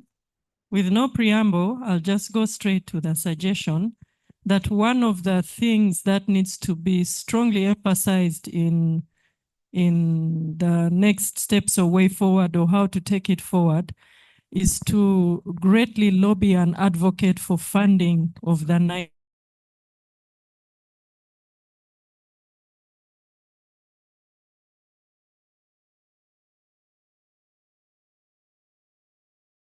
The documents were good, but the implementation was weak. Thank you very much. I think I was there. This is the third one. Let's take that first round.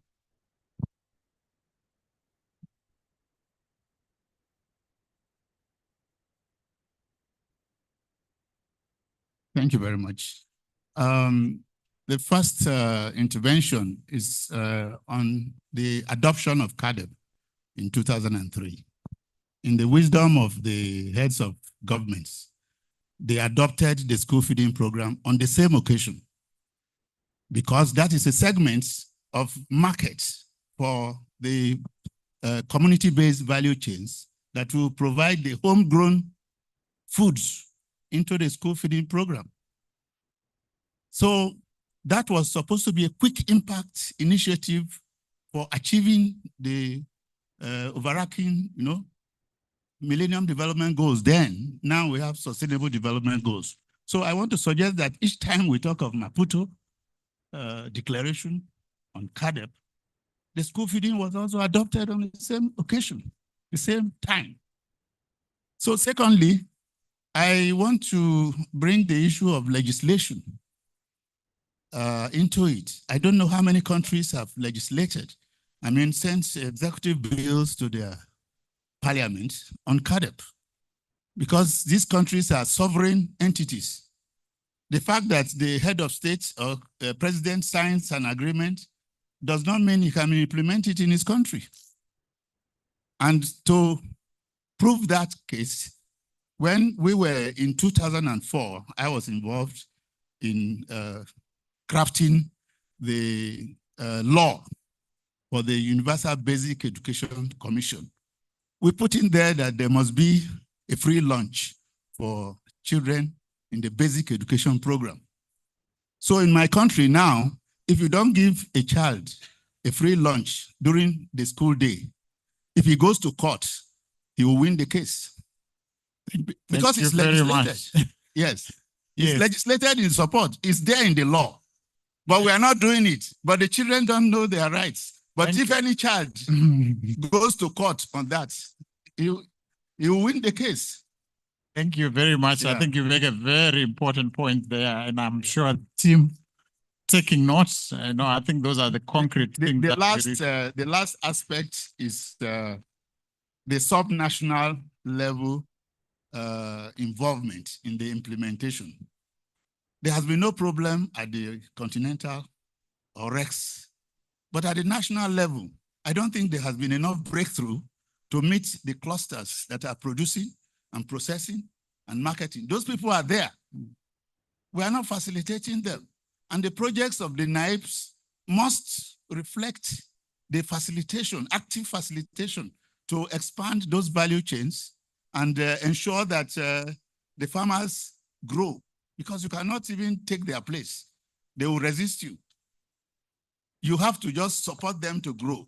Thank you very much. Thank you very much, for such important contributions. So let's take the second round. Let's start with the two gentlemen, then we go to the back. Thank you. Well, we're looking at narrow agri-led growth to agri-food systems. I see that in the future outlook, there is a proposal around the innovation and transformation, but basically I would have loved to also see a sentence or recommendation around the orientation of the extension system, because that's what is pertaining in the narrow aspect. But now, since we're going to an agri-food systems, I think an orientation around the extension systems would be okay. But also, if we don't go that direction, there could also be a multi-stakeholder approach to extension system. Thank you. Thank you very much. Just to say that as you start your remarks, please, before you say your point, just say who you are, the institution that you represent. Let's go to the next one. Yeah, thank you. My name is Joseph Karugia with International Livestock Research Institute and the CGIAR. Thanks to Wale for the presentation. One of the principles that he mentioned is the regional, taking advantage of regional opportunities. But I think there is the trend of increasing in intensity and even the frequency of shocks. We see with climate change, the pandemics, and that persisting in the next 10 years and beyond. So the tension between national and regional priorities is real. We have talked about food security, and countries are looking much more inwards rather than regionalism. I don't know if that's addressed and how we articulate and actually show that there is benefits in regionalism and how that helps CAADP achieve its objectives. Thank you very much. I'm looking at Wale and he's taking furious notes. I think, he's really capturing some of these important points. Let's go to the back.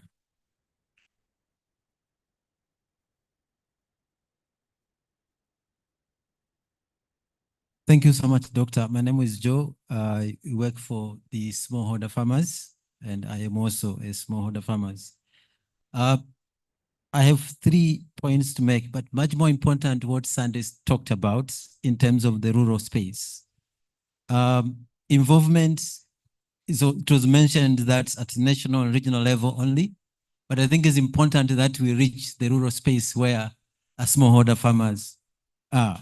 And then number two, in terms of infrastructure, I saw about 3 times mentioned on the transboundary.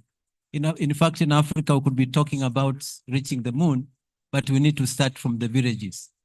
Rural infrastructure is very, very critical as far as energy, as far as irrigation and democracy. I think it's very important to look at the rural space when we are talking about the transboundary.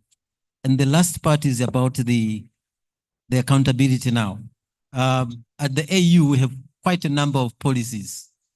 We have policies on decentralization, policies on digital, youth, financing, and so forth. Is it not the time now that we want to see them domesticated at the regional level and also domesticated at the national level as laws moving forward? Thank you. So that there could be sanctions on the same. Thank you. Oh, thank you very much. Thank you very much. Let's come to this this table. I think she was first, then we come to you. I have the microphone. Can I speak? Okay, someone has captured the microphone, so maybe we give them the opportunity to speak. Please say who you are. Thank you very much. I'm called Bismarck Ousunoti. I come from Ghana, a farmer group called the Peasant Farmers Association of Ghana. In the presentation, before that, I've had a couple of engagements with my group, both in the country and even within the continent. And one issue that comes out strongly is the issue of food sovereignty. So I wanted to know whether their group considers it as a key priority for the next stage of the CADEP process. Because the issue of food sovereignty, where Africans need to control and dictate what kind of food they eat, is very crucial. So I wanted to know whether that's an issue that the group considered. Thank you. Thank you very much. I'm giving more people to, an opportunity to speak and give inputs, because I consider most of these to be that the group is really capturing. Here, Vincent. From Konya, from IFPRI. We are transitioning from agriculture, which is narrow focus, to agri-food, which is wide one. Now, we should not be like an octopus. We spread ourselves too much. Do we have boundaries? Are we setting boundaries for the agri-food? Thank you. Thank you very much. My name is Eteki Stella Dobgima. I'm from Cameroon. I work with a women's initiative group with smallholder farmers. Looking at the presentation done by Group 1, the future outlook, they talked about food value chain from production, processing, distribution. There is one aspect that was omitted, which is preservation. We all know that preservation is a very, very important value chain aspect because it ensures production quality and it also minimizes waste. So I think it's very, very important that we include the aspect of preservation because that is the core for food value chain. Thank you very much. Thank you very much. Let's stay with this table. Thank you very much. I'm Sarah Osia from African Union, Inter-African Bureau for Animal Resources. And we are very pleased that this time livestock animal resources are going to feature strongly in the Kampala Declaration. You're enjoying these foods, isn't it? So now we are coming out very strongly. That future outlook, for me, I would look at also some of the demographics. There are certain issues around the demographics. Like we are becoming an urbanized continent. I think that has to feature very strongly and look at how we are going to address that urbanization. Also, the issue of youth, the employment, especially the employment of youth. I think it's perfunctory how we talk about youth employment, but really, I think we need to talk about it in a more granular way. For me, one of the other things that concerns me is we are demanding for countries, for member states to have a certain expenditure level on agriculture. We're also promoting for private sector, but what about how we are financing? I think there's an asymmetry in the finance sector. The finance sector stands as we have to bow down to their demands rather than they have to think how they should finance. And I think there should be regulation. I like what he said, that there should be a regulation to say they must finance women, for example, step out of that asymmetry that says women do not have collateral. Why is collateral based on what men have and not what women can bring onto the table?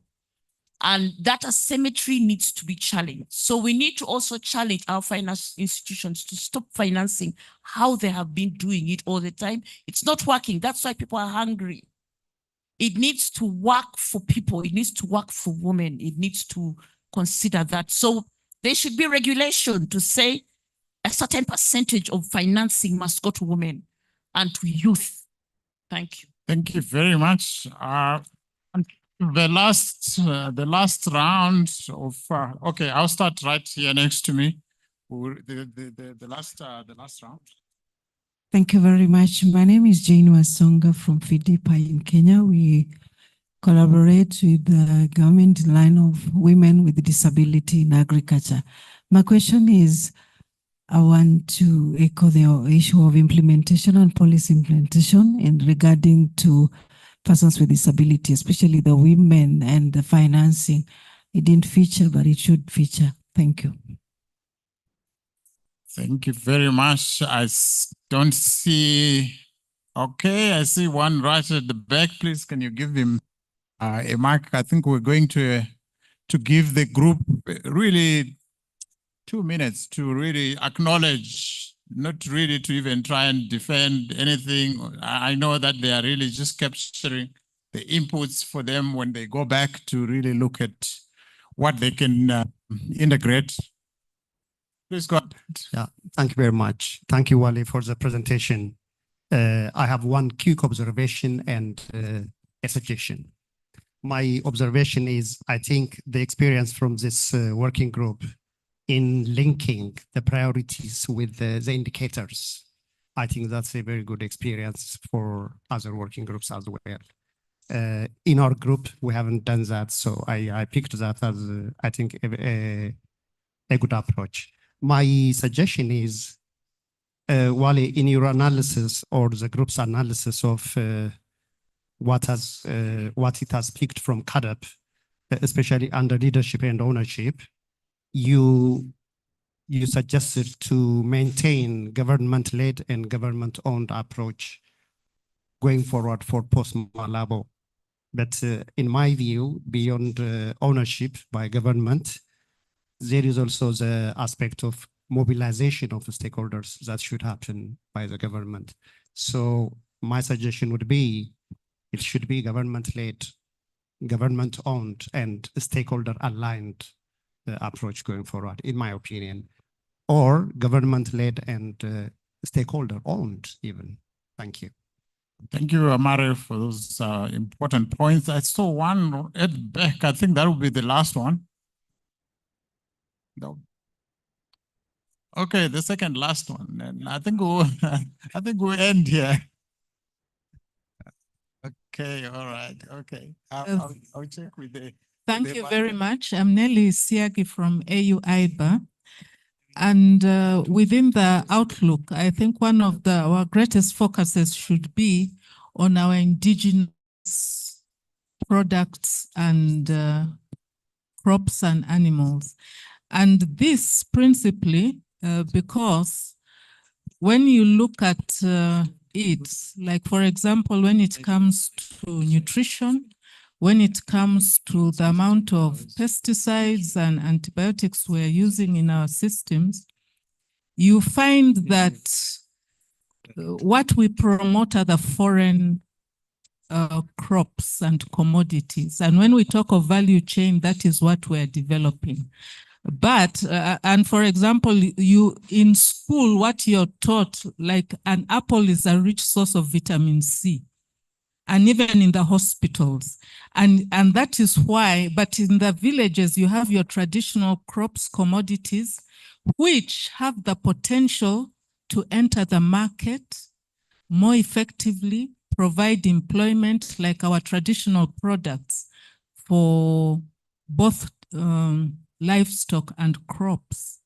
Those traditional commodities have a market in the urban centers, but simply because someone cannot find them on the shelves, it remains in the village, it remains being sold by the roadside, there's no value addition, and the people, usually women and youth who can produce those commodities, are not invested in to upscale, you know, the quality of those commodities. So indigenous crops, indigenous commodities, there should be more investment in that, in R&D, to get them upgraded to the value chain and exported. Like you look at New Zealand, why should they export kiwi fruits to us? It's indigenous to that island. But what high value, like nutritional value, traditional commodity does Africa export to the world? Yet we have a lot. Thank you very much. The Council of Elders here have given me more time because of such valuable inputs that are coming from this discussion. So I'll take a few more. Can we go to him? Okay, all right, start in the center, then we'll come. Thank you very much. My name is Milion Balai. I'm from the Alliance for Food Sovereignty in Africa. I'm just following up with my sister's suggestions there. She talked about the business part of it, but my recommendation would be to consider African food culture in general. We have a vibrant food culture in Africa, which is very much important. We have seen it during COVID, that, you know, most Africans survived with their own food.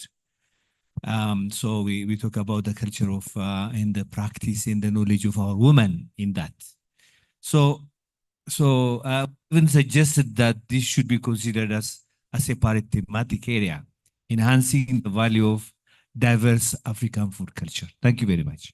Thank you very much. Let's go to him.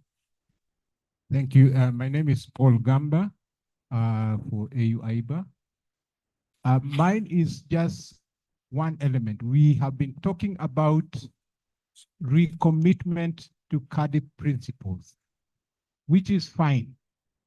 But the last commitment we had to CAADP principles, many countries signed their CAADP compacts more than 10 years ago. So my proposal is, can the group consider a real recommitment by member states to CAADP principles by signing or developing new CAADP compacts that reflect the current situation? Thank you. Thank you very much. The room is quiet. So, okay, this is the last one. I think this will be the last one. Thank you.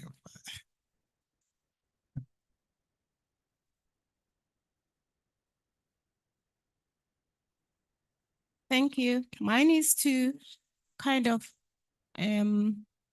take us in 10 years.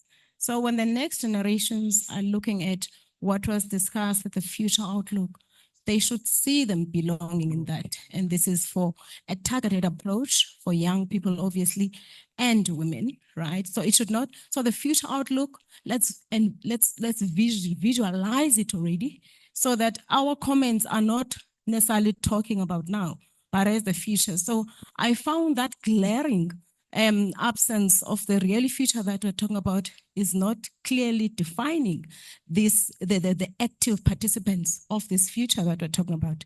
Now, from the impact point of view, can we already envisage this, the impact that can be obtained if we can implement all these policies? Lastly, we need a future that will be making sure that consequence management in as far as the absence of implementing all the policies and all these beautiful comments that we are raising. Thank you.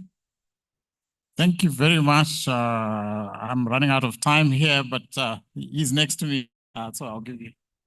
Right, thank you so much. Just two quick ones from the climate change perspective. The first has to do with the possibility of providing for a process of integrating climate change considerations into the agri-food planning process.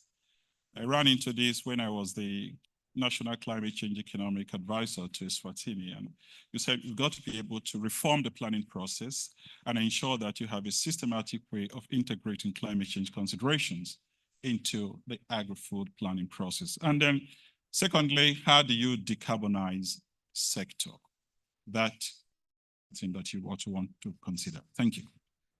Thank you very much. I think we've really gotten very solid inputs that the group can go back to and really look at and integrate most of. Don't worry if you have more questions. I think there's a lot of overlap already. I can see the next group will present in a second. So some of your inputs can also be incorporated in the next group.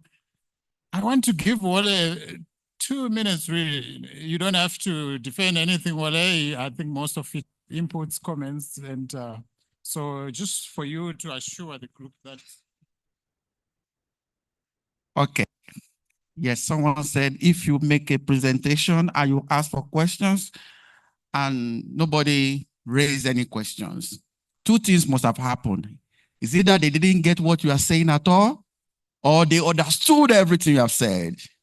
But I'm so excited about this meeting that you did not just understood what I said, you also participated. You even went beyond the presentation. If I were to number everything you have said, I have 1, 2, 3, 4 pages here of this small notes. Just to assure you that I've taken notes, yeah. And I told you earlier that this report was put together by 34 people, and some of them are in the room. I just want to give permission to any one of them who want to say something or to contribute, so that you will feel confident that I'm not the one that put this together. Should I call any one of you, or you just volunteer to say something? Let me call the co-convener, right? Pandleni, just want to add something, please. Yes. But just to assure you, we have taken copious notes, so we'll revert. Thank you, Wale. You are out of time, Panduleni. You have 10 seconds.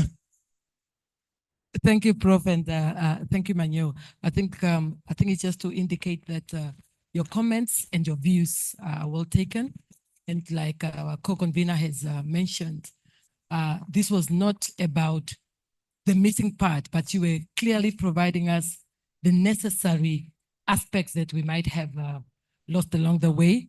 My brother here, David, said, please make sure you mention that I feel that you have not strongly talked to the policy issues. And I assured him that we will really look into that in the next 3 days. So just to say thank you very much. And also lastly to say that I feel that some of the inputs are actually overlapping to the other 12 technical working group thematic areas that are to come. I thought I should mention that because it's very critical for everybody to be clear that we have 13 groups and some are specific to a subject matter. It would be good if you could preserve those and talk to them under those specific groups in the next 1.5 days. Thank you. Thank you, Panduleni. And just thank you to Wale as well for a really very good presentation. Thank you. Yeah, we want to move very quickly into the technical working group 2, which is enhancing investment in investment finance in agri-food systems. I want to call Dr. Moroka to come to the front. I hope you're ready. Okay, looks like he's got a contingency plan in place in case of. He looks ready, so I will. Please get on with it already.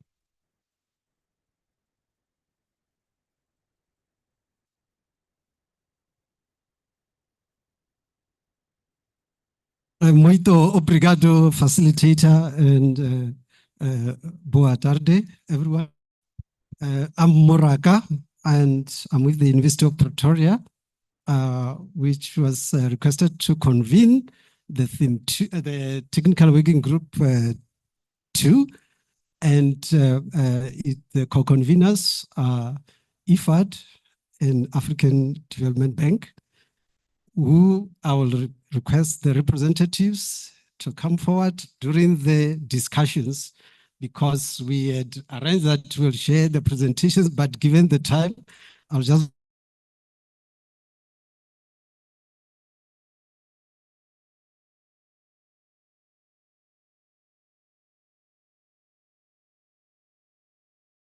members.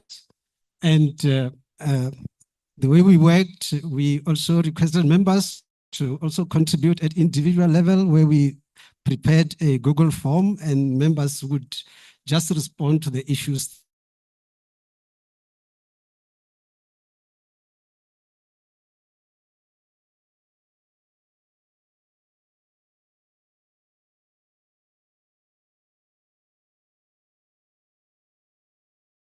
If we can move to the next part. So basically we will look at the issue of the justification, and then look at some of the drivers of progress and change, do future outlook, which will also look at some of the priorities that could shape Post-Malabo agenda, as well as some goals that we are suggesting.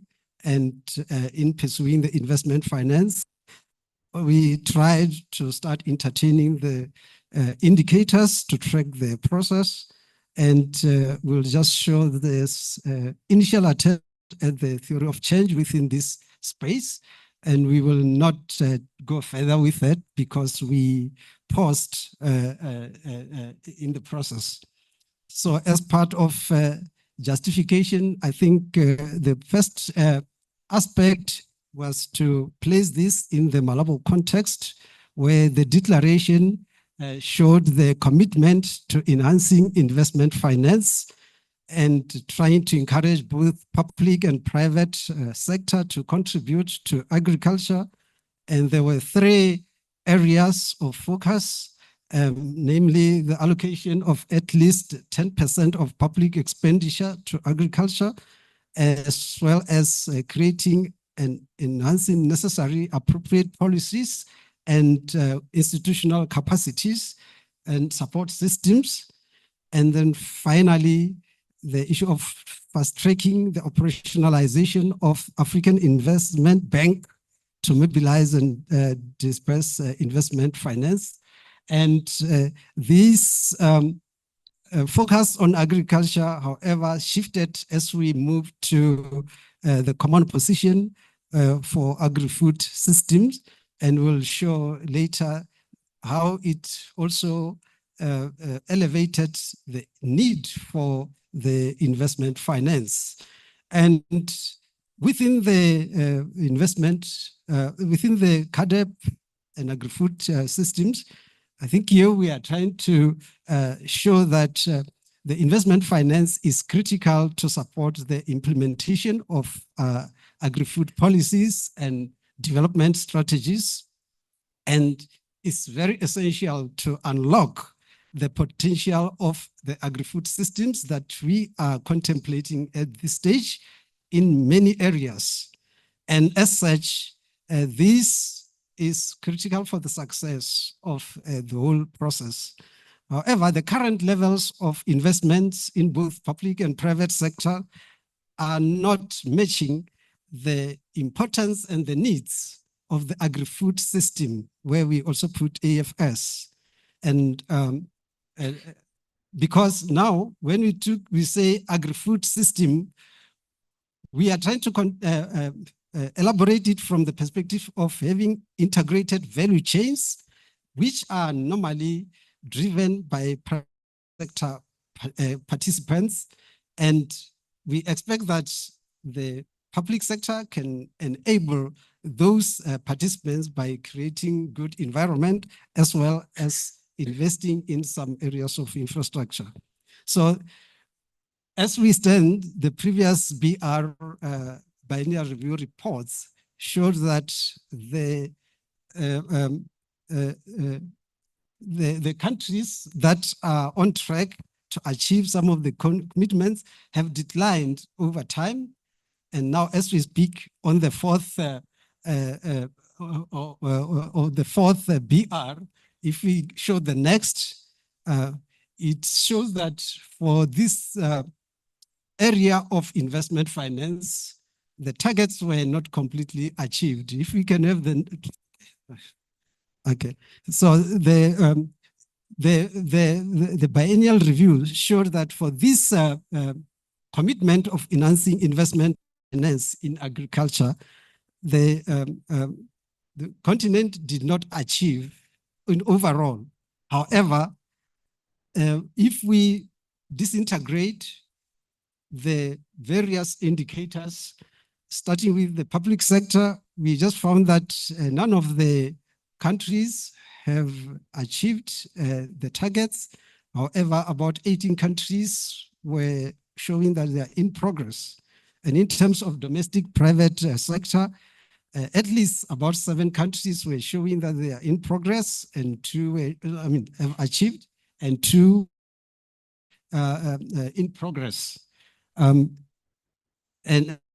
the foreign private sector investment, it was 6-2. The green is supposed to represent countries that achieved, and the blue is the blue shows those that are in progress. And access to finance, only 1 showed that it achieved the access target, whereas 8 were in progress. So as such, there's still a need to reconsider this issue of investments, finance, as we move to post-Malabo. So there are some issues here related to the fact that finance is still a major driver of the agri-food systems. And when we focus on investment finance, it will enable the increase in government expenditures, FDIs, as well as the private sector investments as the main source to drive the post-Malabo agenda. So we can look at the investment finance as an enabler of this process. If we can move to the next slide, please. Okay. So there are some estimates of the importance of the need, how much is needed for the continent to achieve some of the commitments that have been put. And there are other even areas, subsectors, and other dimensions that we need to focus on in terms of the transformation. And further, there are changes in domestic markets, even the population. And as the entrepreneurs, farmers and agri-food firms try to respond to these changes, there's a need to also support them through the finances and so on. So the issue of finance is also featuring very strongly in the Africa Common Position on Food Systems, where there is a part of the solution on boosting investment financing for Africa's food systems transformation agenda. This entails trying to target, making sure that the foreign finance is progressively moving towards direct investments than going indirectly, but also trying to incentivize public-private investment financing, as well as involving the Continental Bank, which is African Development Bank, to manage what is referred to as the Africa Food Systems Investment Financing Mechanism. That will be looking at some transactions that involve transnational capital infrastructure, but also to facilitate the analytical support and tools to member states to support them in structuring finances requirement better. But finally, it's also the mechanism at continental level which is supposed to leverage some financing facilities that will mainly try to address shortfalls that are experienced with the public expenditures, knowing that basically the public investments don't match what's sitting in the private sector. So it is just about enabling and leveraging process in that regard. So out of that context of the need, some of the major drivers that we are supposed to look at as we rethink how we invest or we reshape the investment process are listed there. I think some have been raised in the previous discussions, and I will not go through them, just mentioning the issue of population growth, urbanization, the changing diets and nutrition, the climate change and environmental pressure, the technological innovations and digitalization, youth employment and entrepreneurship, policy reforms and institutional transformation. So these are some of the megatrends that will continue to shape how we look at the agri-food system process. And there we also tried to assess the status in terms of some of these megatrends. But in summary, I think that most of countries in the continents are really not ready to embrace some of the changes that are taking place. And I will pass that in the interest of time, but probably you will see some of this when we're seeing the report, because we wanted to look at some specific trends within the investment finance. This includes the trends around carbon credit trading, the likelihood of increased private sector involvement. I think the Malabo process tried to bring the private sector in, but and this has created an appetite because you see how private sector is keen to be involved. So we can expect that enthusiasm in the participation, but also to get this done, many will be comfortable to get into public-private partnerships. So we're likely to see some of those. And also the markets will be diversifying as the intra-Africa trade take place, and there will be some need to finance the trade that could take place, and the issue of then the capital markets as the leading source of investments. And there's some of the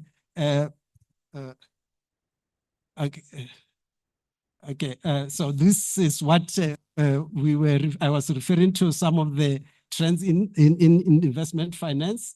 And even within the agri-credit system, there are some evidence that shows that there is an increasing appetite to provide credit in the agri sector, although case it differs by region.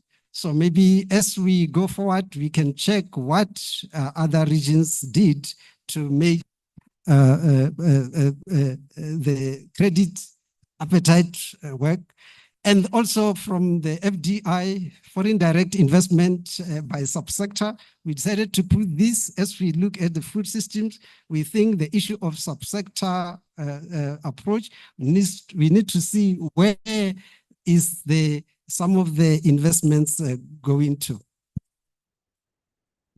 Then given this outlook and developments, what are the possible opportunities that could accelerate progress in investment finance? We think the opportunities lie in the private sector, financial intermediaries, and also the participation of SME-led private sector. We try to call them agri-food firms, and then also the multilateral financing institutions could also play a role in here. But the point is that bringing the private sector in can inject much needed capital and innovation in the sector so that we can enhance the productivity and competitive levels. And the issue of the partnerships in pooling resources and even mobilizing expertise cannot be overemphasized in dealing with some of the gaps. So we are saying within this agri-food context, I think these are some of the areas that we can look at as potential for financing. I think IFAD and World Bank have done some work in getting this sorted. So this includes agricultural development, value chains, infrastructure in food, nutrition and health, social assistance, and climate change and natural resources. So some of the priorities that could be considered, we'll just go through them quickly. We have not organized them fully.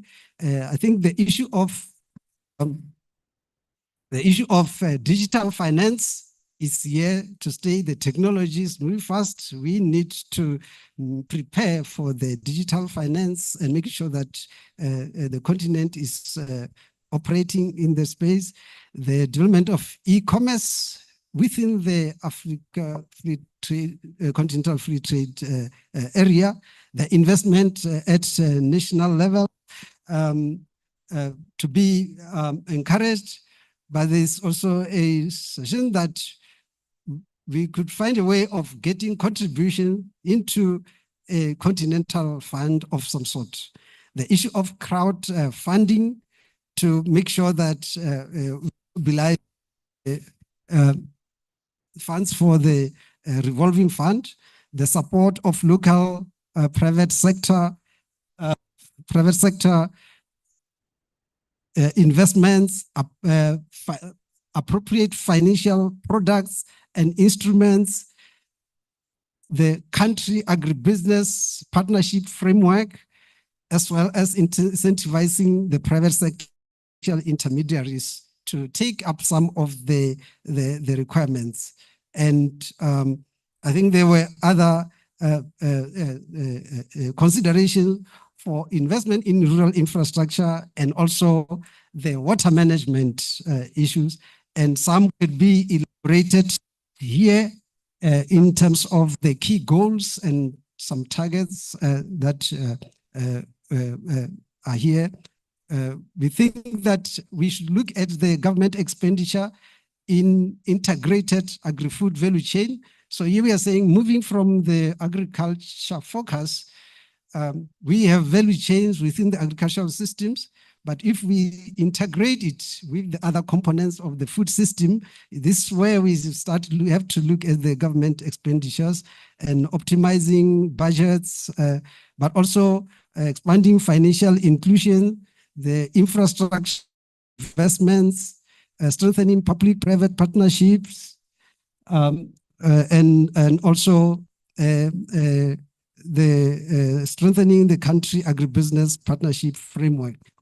The other areas of goals, issues of the outreach of digital finance within the continent and the long-term climate-proof investment plan that should come forward, but also the issue of the capital markets to enable the resource mobilization.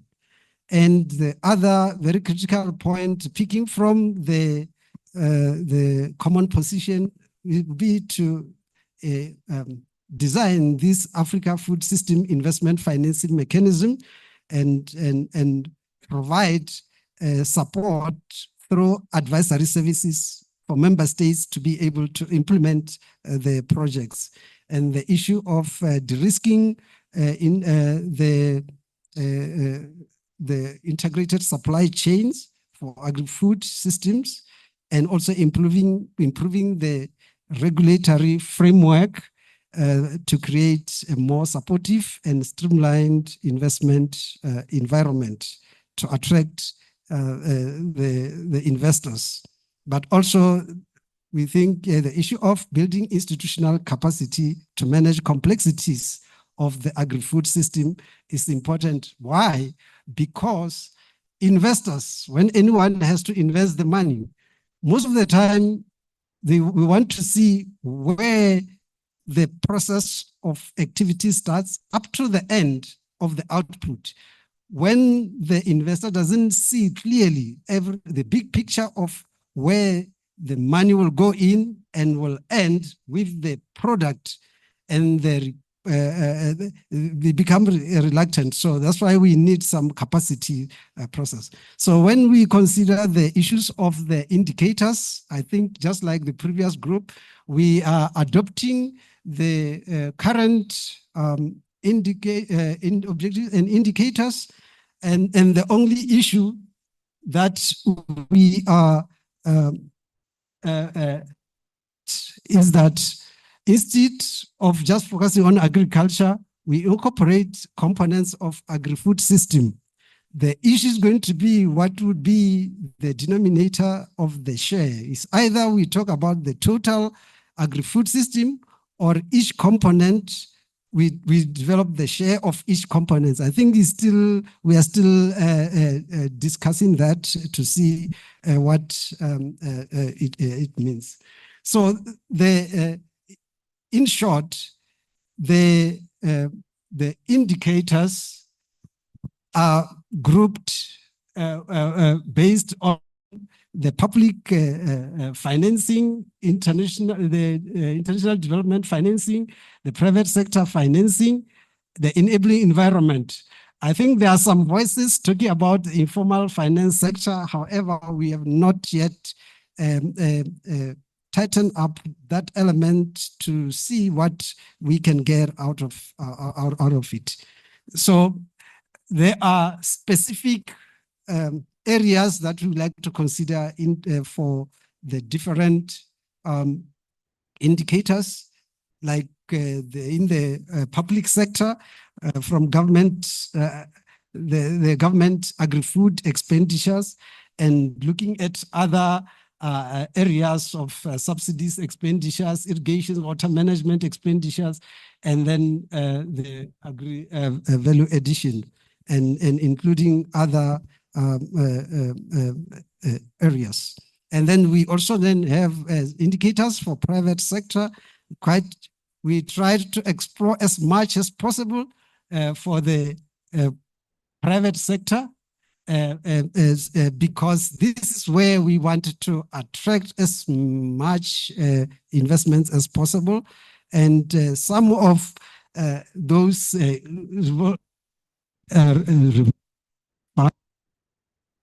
of loanable funds raised, the amounts through crowdfunding, the accessibility of financial and the share of private investment to agri-smart agri-food infrastructure, the insurance products and services to mitigate the, and also the how much is financed within the integrated chain, and the we have to work a bit more on this. We thought that at some point we can identify a few financial products and instruments and package them and assess whether countries are moving to make sure that such instruments as minimal or basic are there. I think that is the essence of that point. And there's area of enabling environment which will not go too much into. It's about regulatory frameworks, the partnerships, and the Africa Agri-Food and Rural Investment Bank. I think there's suggestion that we should move from Africa Investment Bank only, but make it focus on the agri-food, but also the rural side. However, there's also the emphasis on strengthening country and regional agri-food banks, as well as the issues of products and services. The other part that we may need some guidance on is around the preconditions of achieving the targets. So I'm saying that putting those targets may not be enough. We may need to discuss how the targets are the preconditions to achieving such targets are. And then the final one is around access. And this will involve a number of other issues, but is about disaggregating by different elements and so on. And we had started with the theory of change in this area. But in summary, what we can say is that the issue of finance, you find it at lower level to activity levels, to input level, activity levels, to output level, and somehow to the outcome level. And I think for the outcome or the impacts, it leads to others. And again, this was just an initial condition. So as in conclusion, I think we are saying that the key message is that the shift to agri-food system expand the scope for investment and finance. So when we were used to just looking at agriculture, most of us are used to deal with agriculture. But now when we bring agri-food system, the complexity increase, and we need to also figure out how we can finance these areas. And however, when we look at the investment finance products and services, they can be developed to cater for these components.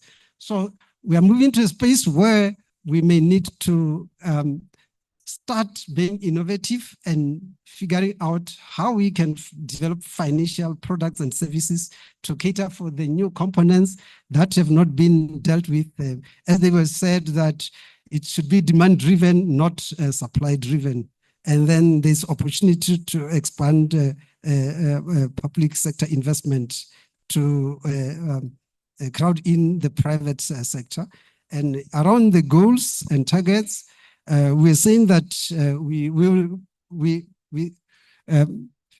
we think we should build on the existing goals and targets, but just curate them so that when we deal with how we incorporate the components of agri-food systems, and there are some additional goals and targets that we think will come a lot from the private sector and the enabling environment space. So maybe I will pause here and as we get into the next part, we'll invite the colleague from African Development Bank and the colleague representing IFAD to come forward so that they take notes, and then they'll say last ways to respond to the issues that are raised. Muito obrigado. Thank you, Mrak, for that good presentation. A lot that you have put on the table. I'm sure you get a lot more from the room. A lot to be done, I must say, in one of the most critical areas that we really have to step up as a continent and embrace emerging opportunities. You have highlighted some of them, and I'm sure there's more that can be done. To take this opportunity now to open it up and start getting inputs. Okay, I'll start with my neighbors who are here, so I'll give them the first opportunity to go first. Please go ahead, introduce yourself. Merci beaucoup. Je suis Solange Kwinja Kaireri et je viens de la République démocratique du Congo. Je fais partie de petites agricultrices de Kilimanjaro. mais également je suis du réseau des agripreneurs pour le développement du Congo.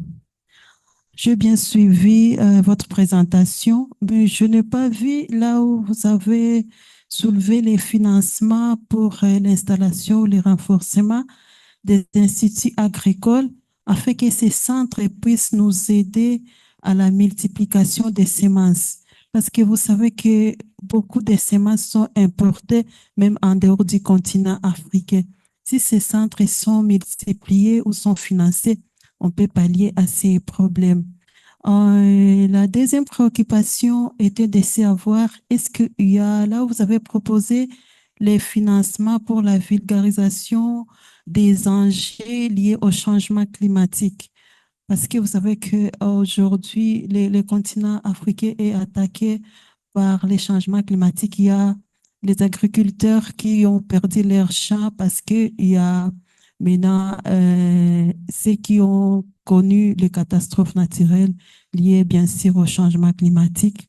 Et la dernière préoccupation était de savoir est-ce qu'il y a les financements que vous négociez pour les jeunes et les femmes en milieu ruraux pour qu'ils puissent accéder à la nouvelle technologie de l'information et de la communication. Et je voulais mettre l'accent particulier sur les femmes et les jeunes autochtones qui sont souvent victimes quand il y a le truc de protection de la biodiversité. Ces jeunes et ces femmes sont souvent délocalisés de leur champ d'action. Merci. Merci beaucoup. Can we stay with this table? Then we move to you. Yeah.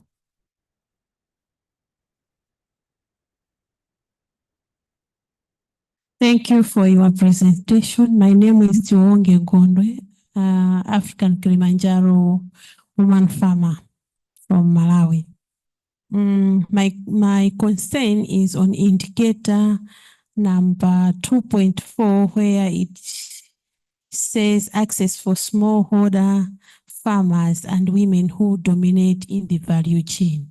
That is a big challenge for us as smallholder women farmers.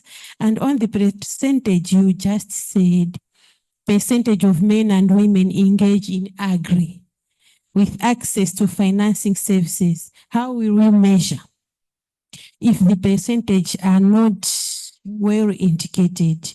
You just say 100%. How much is for women? How much is for me? We need to know exactly so that we measure well.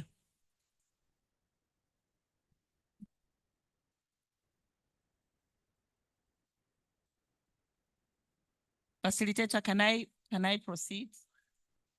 Okay, thank you very much for an engaging presentation. I want to raise some things. I think in the next 10 years, finance is going to change. There is so much in finance that is changing, and there is so much that we're already seeing. For example, remittances are much higher than foreign direct investment. Is that what they call it?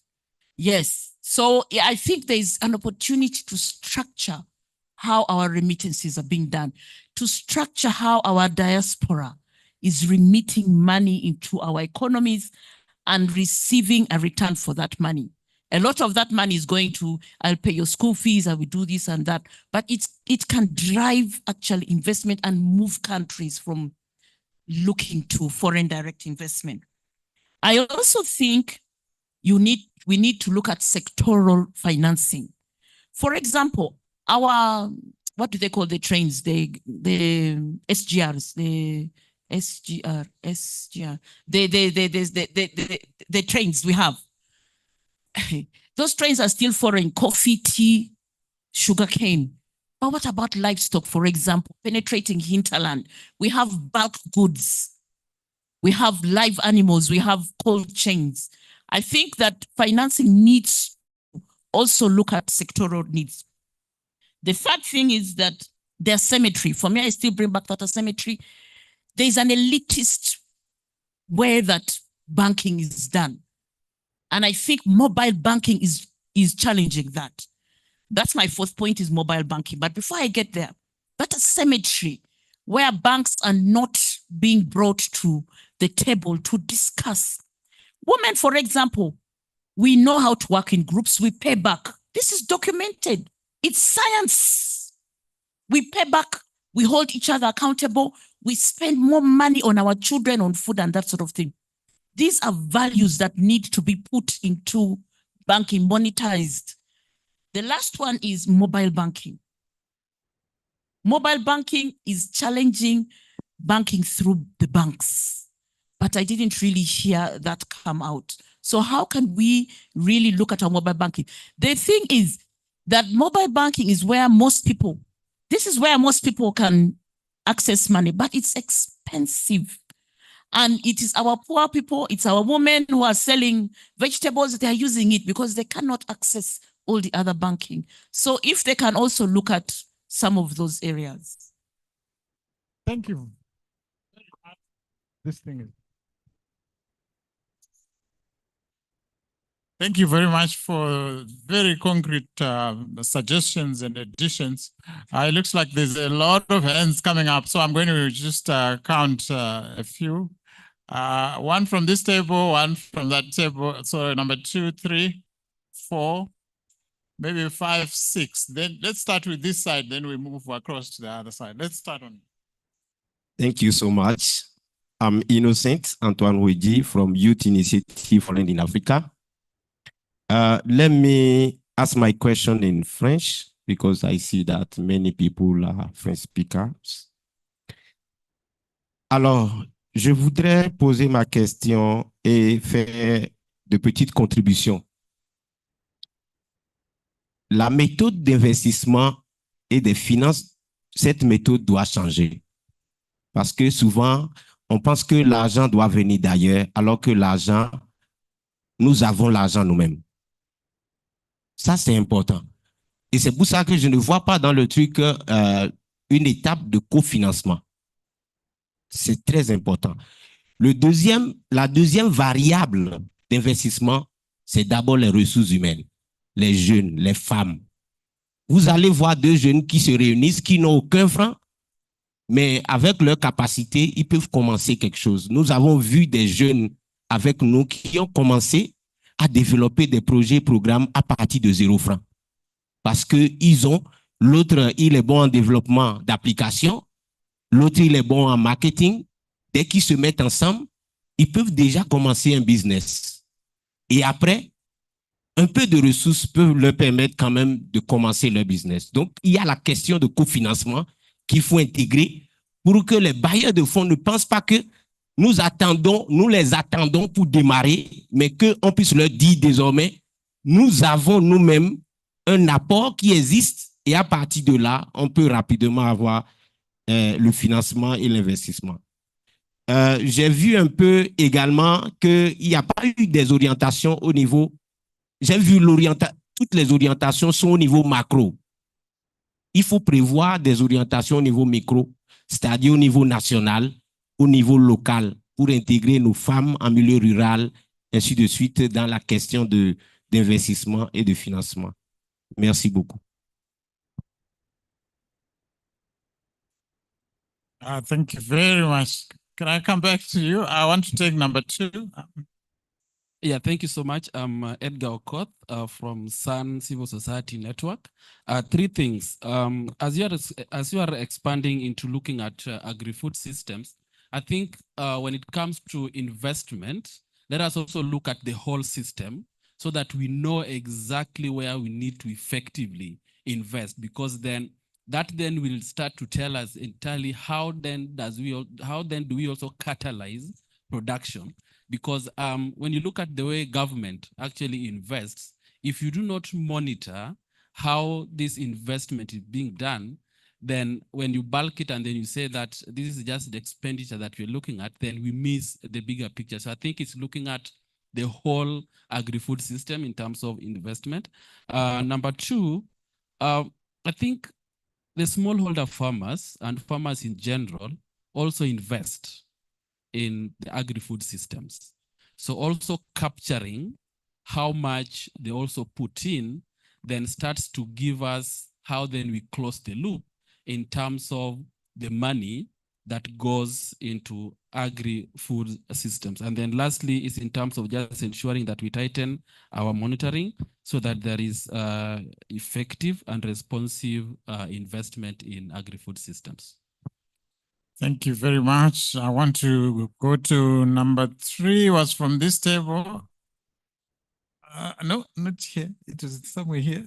Okay, I'll come back to you, don't worry. Thank you. I will also speak in French just to bother you a little bit. No worries. So, mon intervention va compléter un peu les précédents. Quand nous parlons de secteur privé, de qui parlons-nous?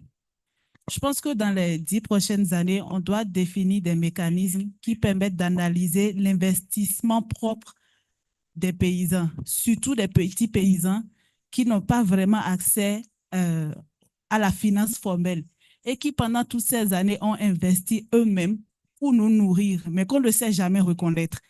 Ce serait important de valoriser leur investissement et de le reconnaître.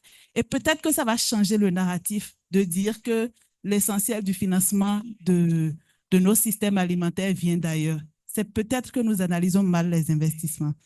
Et donc, il faut vraiment qu'on pense à définir un mécanisme qui capture vraiment les vrais investissements locaux. Mon deuxième point, c'est quelque chose que nous oublions beaucoup. Actuellement, nous parlons de plus de 40 millions de personnes qui sont déplacées et la plupart d'eux viennent des zones rurales à cause des crises et des catastrophes. Et nous, surtout en Afrique de l'Ouest, nous travaillons beaucoup maintenant à les aider à rebâtir leurs économies. Et essentiellement, c'est dans le domaine agricole. Et les études ont montré un lien très certain entre l'insécurité alimentaire et les conflits, et la sécurité alimentaire et la résolution des conflits.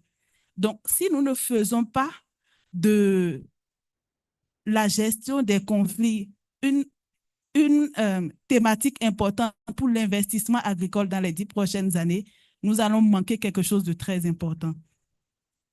Mon dernier point, c'est qu'on puisse analyser comment le financement que nous mobilisons au niveau stratégique, continental, régional, vont au niveau de la base. La commissaire, dans son intervention, a dit, mais qu'est-ce qui cloche? On a souvent de très bons papiers. Et mon président a l'habitude de dire, si même 50% de ce que nous écrivons dans les papiers, on arrivait à les mettre en œuvre, on n'en serait pas là où on est. Mais d'où est-ce que ça vient le problème? Au niveau local, on voit bien que ceux qui sont en charge d'exécuter tout ce que nous écrivons dans nos papiers, ils ne sont pas financés, ils n'ont rien. Parfois, vous allez dans les centres d'agriculture décentralisés, ils n'ont même pas d'ordinateur. Ils n'ont même pas d'équipement pour accompagner. Quand on parle des agents de vulgarisation, on en retrouve 2 pour 1000 producteurs. Et donc, il faudrait vraiment qu'on définisse des mécanismes pour analyser comment les financements vont au niveau local. Voilà les 3 points que je voulais aborder. Merci. Thank you very much. 4? Okay, number 4 is here. I'm convinced. Please. Good afternoon. My name is Ngawaira Shatata. I'm from Malawi. I'm an entrepreneur. Listening to theme 2 presentation, the question that kept coming was, which private sector are you talking about? There is too much generalization. We just say private sector, but private sector is coming in different forms. There is the micro level and micro, like the small scale, the bigger scale. Most of the times they find that we get confused. But then there's also the missing middle, the medium scale entrepreneurs that are doing things on the ground. So once we define these groups and understand what the role that they are playing, then we are better able to work with them. I also find that most of the times, even when I'm working with the government, I'm working with NGOs, there is confusion in terms of how ready we are or they are to work with us. So we need to invest in building capacity to understand how better to work with each other to push the forward. There is always between investment and development, because from the NGO side, the the drive is towards development, the private sector is looking at investment vis-a-vis also process-oriented versus result-oriented. Private sector is mostly result, they want profits after investments. The NGO is looking at documenting the process, how did it go? So how ready are we? Then I was also looking at the term, I was going to make it, market systems came out beyond the food systems, because if we're going to work with the private sector, it's about categorizing markets. So this did not come out. It was also still leaning towards food systems. I was going to suggest that in this thematic working group, the lead should come from the private sector itself. Thank you. Thank you very much. You can see why she was insisting. She had very good points too. I think number 5 was here. I'll cross over to number 6. Yeah. Okay, let's start number 5. Thank you. My name is Alex Mutungi from the Ecological Organic Agriculture Initiative. I have 2 points, and one of them was, if we have to achieve equitable investment strategies, we need to also look at the equitable value chains. We need to look at value chains that are not considered as high return value chains. For example, some of these value chains which have very high cultural, nutritional, and they also promote a lot of food security, and they are not looked at, or they are not allocated funding, versus very high commercial value chains. And you have seen an example of most of these staples, which are given a lot of priority when it comes to funding. So we need to have a strategy that ensures that all that we achieve that balance. Then second, we also need, as we talk about financing mechanisms, I think it's also very important that we look at accountability. We need to look at accountability mechanisms where transparency and good governance of public resources are put in place. As we look at that, we also need to come up with indicators that ensure that. Thank you very much. I think number 6 is here. Yes, let's go to number 6. Then we'll finish off with you on this side. Thank you very much, moderator, for giving this opportunity. First of all, I want to thank the I am Baba Femi from Pan-African Farmers Organization, PAFO. I first want to thank the group for the great work they have done. They've really shown that the issue of access to finance is very important and challenging to food systems progress in Africa. We in PAFO, we want to take a bold initiative to that. We see that you want to establish, you propose to establish rural Africa Agricultural Rural Investment Bank, which is good. But what we want to do is to also put forward the Pan-African Farmers Development Fund. That the fund will be used to develop our members. Because as we have seen, as we have heard here, we see that the commercial bank and the classic financial institutions, they do not understand this value chain. They do not understand how it works. And that's why they're very risk averse to financing the value chain. But we understand the value chain. We know what the risks are, and although it might not be documented, that's for you to understand, but we know, because of the experience that you have had over the years. And that is why we want to create this initiative, which will be a public-private mechanism tool to be able to bring financing to farmers. Like somebody, my president says, that there are a lot of funding that are there, but the issue is getting to the grassroots.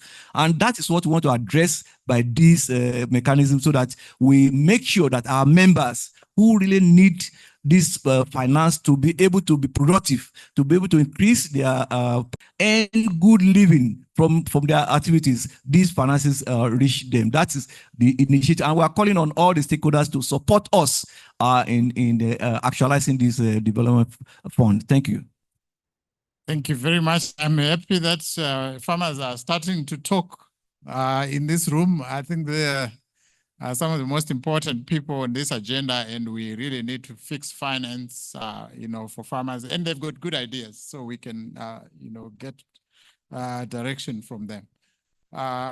Okay, on this table, let's have a second one. Thank you very much. Two short points, maybe precautions.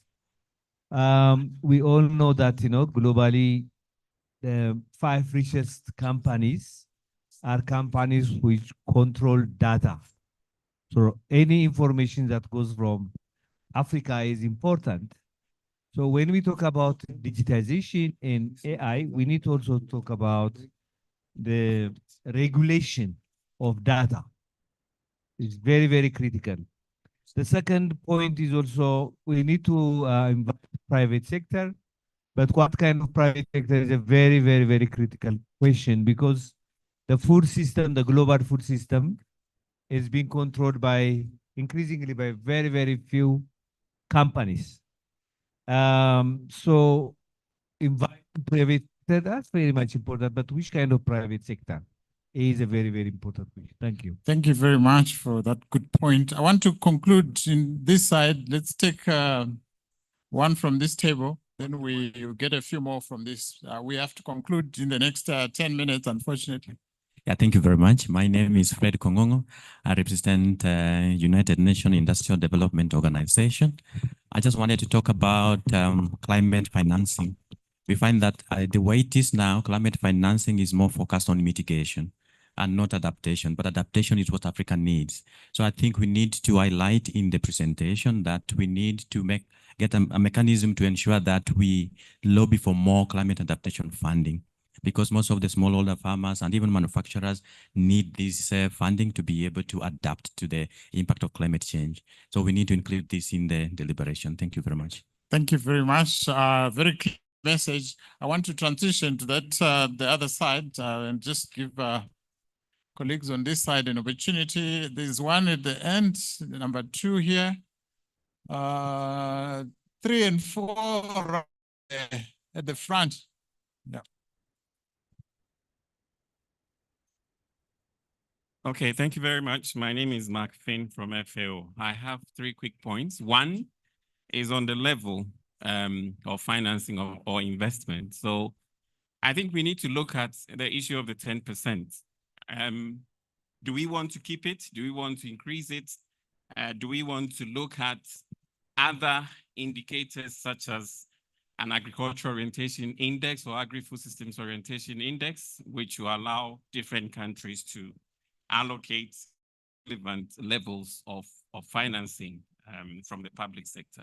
So that is one. The second is on the composition. I think probably that is even more important.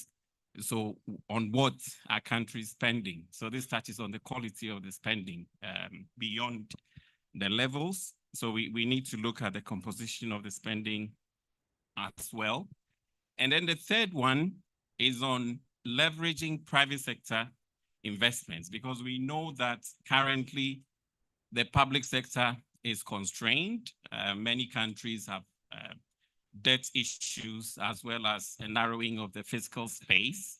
So expecting increasing levels of investments from the public sector will be a challenge. So we need to also look at other sources. We have private sector there. How do we leverage more investments from the private sector? So here, all the different, some colleagues have talked about some of the sources, remittances is there. We need to look at all the different instruments and the innovative instruments that will let increase levels of private sector financing flow into the agri-food system. So these are some of the issues that I think the group we have to delve deeper into. Thank you. Thank you very much for the very clear recommendations. Let's stay in this corner, the last one on this side. Thank you. I'm Nelly Siaki from AU-IBA. Under financing, I think as an item, what should come out clearly, especially within the context of food systems, is more finance should be given to natural resource management in lieu of the environmental goods and services. derived from the ecosystem force that support the agricultural sector and enhance resilience. So for example, with trees, it's not only, the economic benefit is not only the carbon credits, but then rebuilding and establishing resilience in our water cycles to address floods and droughts. So if the cost benefit analysis is done within this context, it then justifies why we should have maybe larger reserves, not just commercial tree planting, but actual reserves of wildlife and fauna, terrestrial fauna.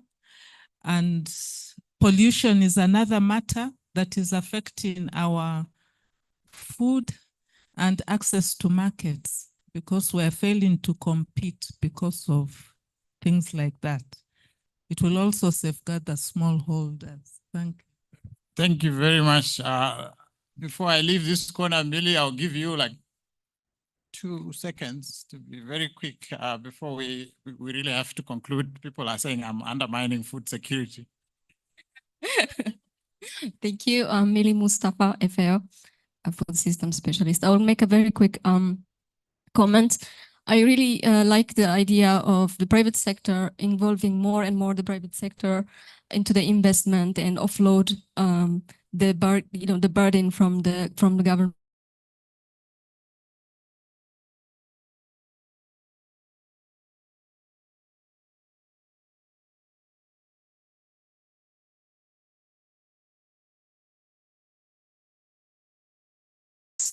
So I would like just to highlight the relevance of giving the governments a capacity to steer these wars, a harness to make sure that the direction doesn't move only towards the profit, but also towards the direction where we want to go.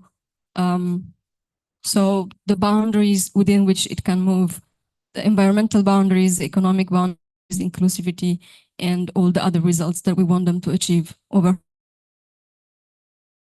Can we go to the, good luck, but I want to take 2 from the front so that we move towards concluding the inputs, because we really have to close it.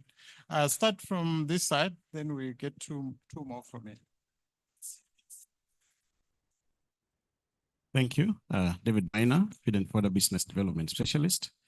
I'd like to raise some points for the notes of the team that was preparing this. First is to suggest that the macroeconomic context to be included in the mega trends that drive change and how the financing in the agri-food chains is done. I think someone has alluded to that, the narrowing of the fiscal space. There's a very strong link between the type, the source, and the cost of financing into a country and the macroeconomic context of that country. 2 is the fit for purpose financing and investment vehicles, one that would consider the classification of environmental context and also the unique characteristics of various agri-food chains. For example, the issue of seasonality in feed and fodder. 3, there was a suggestion to have establishment of agri-food rural investment bank. I suggest that you consider again the inclusion of the word rural in that statement, because I think that if you look at the projections by FAO on the growth of enterprises, agri-food enterprises, there's a high viability rating on the peri-urban enterprises, and therefore the inclusion of rural might exclude peri-urban enterprises, and yet they have great prospects of higher economic viability. And finally, the issue of focus on the supply side of financing and investment. There's overemphasis on the demand side of financing, and I think there's huge need to sensitize, educate, and inform the providers of financing for them to see and understand the changing context of financing. Otherwise, we put more emphasis on those who need financing and those who provide, not those who provide financing. Let's put more time in raising investments so that we have more money in the supply side of financing. Thank you. Thank you very much for those clear messages. The one from this table. All right, thank you so much. My name is Jane. Four comments in reverse order. The first has to do with the 15%. You're proposing to move from 10 to 15. I should have discussed that with you privately. We've got to have a very strong argument for this, the basis for this, because we haven't seen, as it were, any evaluation of how the investments have performed under the current situation. What's the quality of finance, the effectiveness and efficiency, and so on and so forth. So we need a clear basis for this. And then secondly, I think this time around, let's focus on very clearly innovative financing instruments. It is still very broad. It's good that we have ADB there. I'm just wondering why we did not issue CADA bonds that are underwritten by ADB, the African Development Bank. So one would propose that if we can consider that, let us try in this post-Malabo framework to have CADA bonds that are issued and underwritten by the African Development Bank. And then thirdly, it is still not very clear what the investment financing climate had been. What exactly is the situation? Is it inadequacy of finance, issue of access, or inability to develop bankable investment projects? Because when I worked on climate finance, the issue is not lack of finance, but our inability to develop and present bankable projects that can be financed. Is that the case with this? So we need to do some analysis on this to find out whether the issue is that of inadequacy, the issue of access, or that of developing bankable investment project. And then finally, when I look at all this again, I was asking myself, the MDGs didn't do well because we had goals, we did not have means for implementing them. SDGs, doing some days progress because we have means of finance, because that is SDG 17, for which a development effectiveness forum and committees were set up to see how they can mobilize resources for the SDGs. Looking at that, wouldn't that be prudent for us to say, let us have three components in this exercise: the declaration, the post-Malabo framework, and the means of implementation? Because what we are focusing on currently is investment. That is not the only thing that's going to drive implementation. Implementation is far broader than investment. Talking about institutions, how do we reform the financial systems in countries, build capacities, and so on and so forth. Policy reform. There are a number of things that have to go into means of implementation. So I'm proposing that there are three dimensions: the declaration, the framework itself, and the means of implementation, so that we deal with investment, we deal with infrastructure, and so on and so forth, as a collective for implementing this framework. Thank you. Thank you very much. Thank you so much. I want to take one in the center. I'll finish here. I'll finish with, I want to start in the center. I think she was first. Then I'll come to her, then I'll end here. I think that's the three last ones that I'm allowed.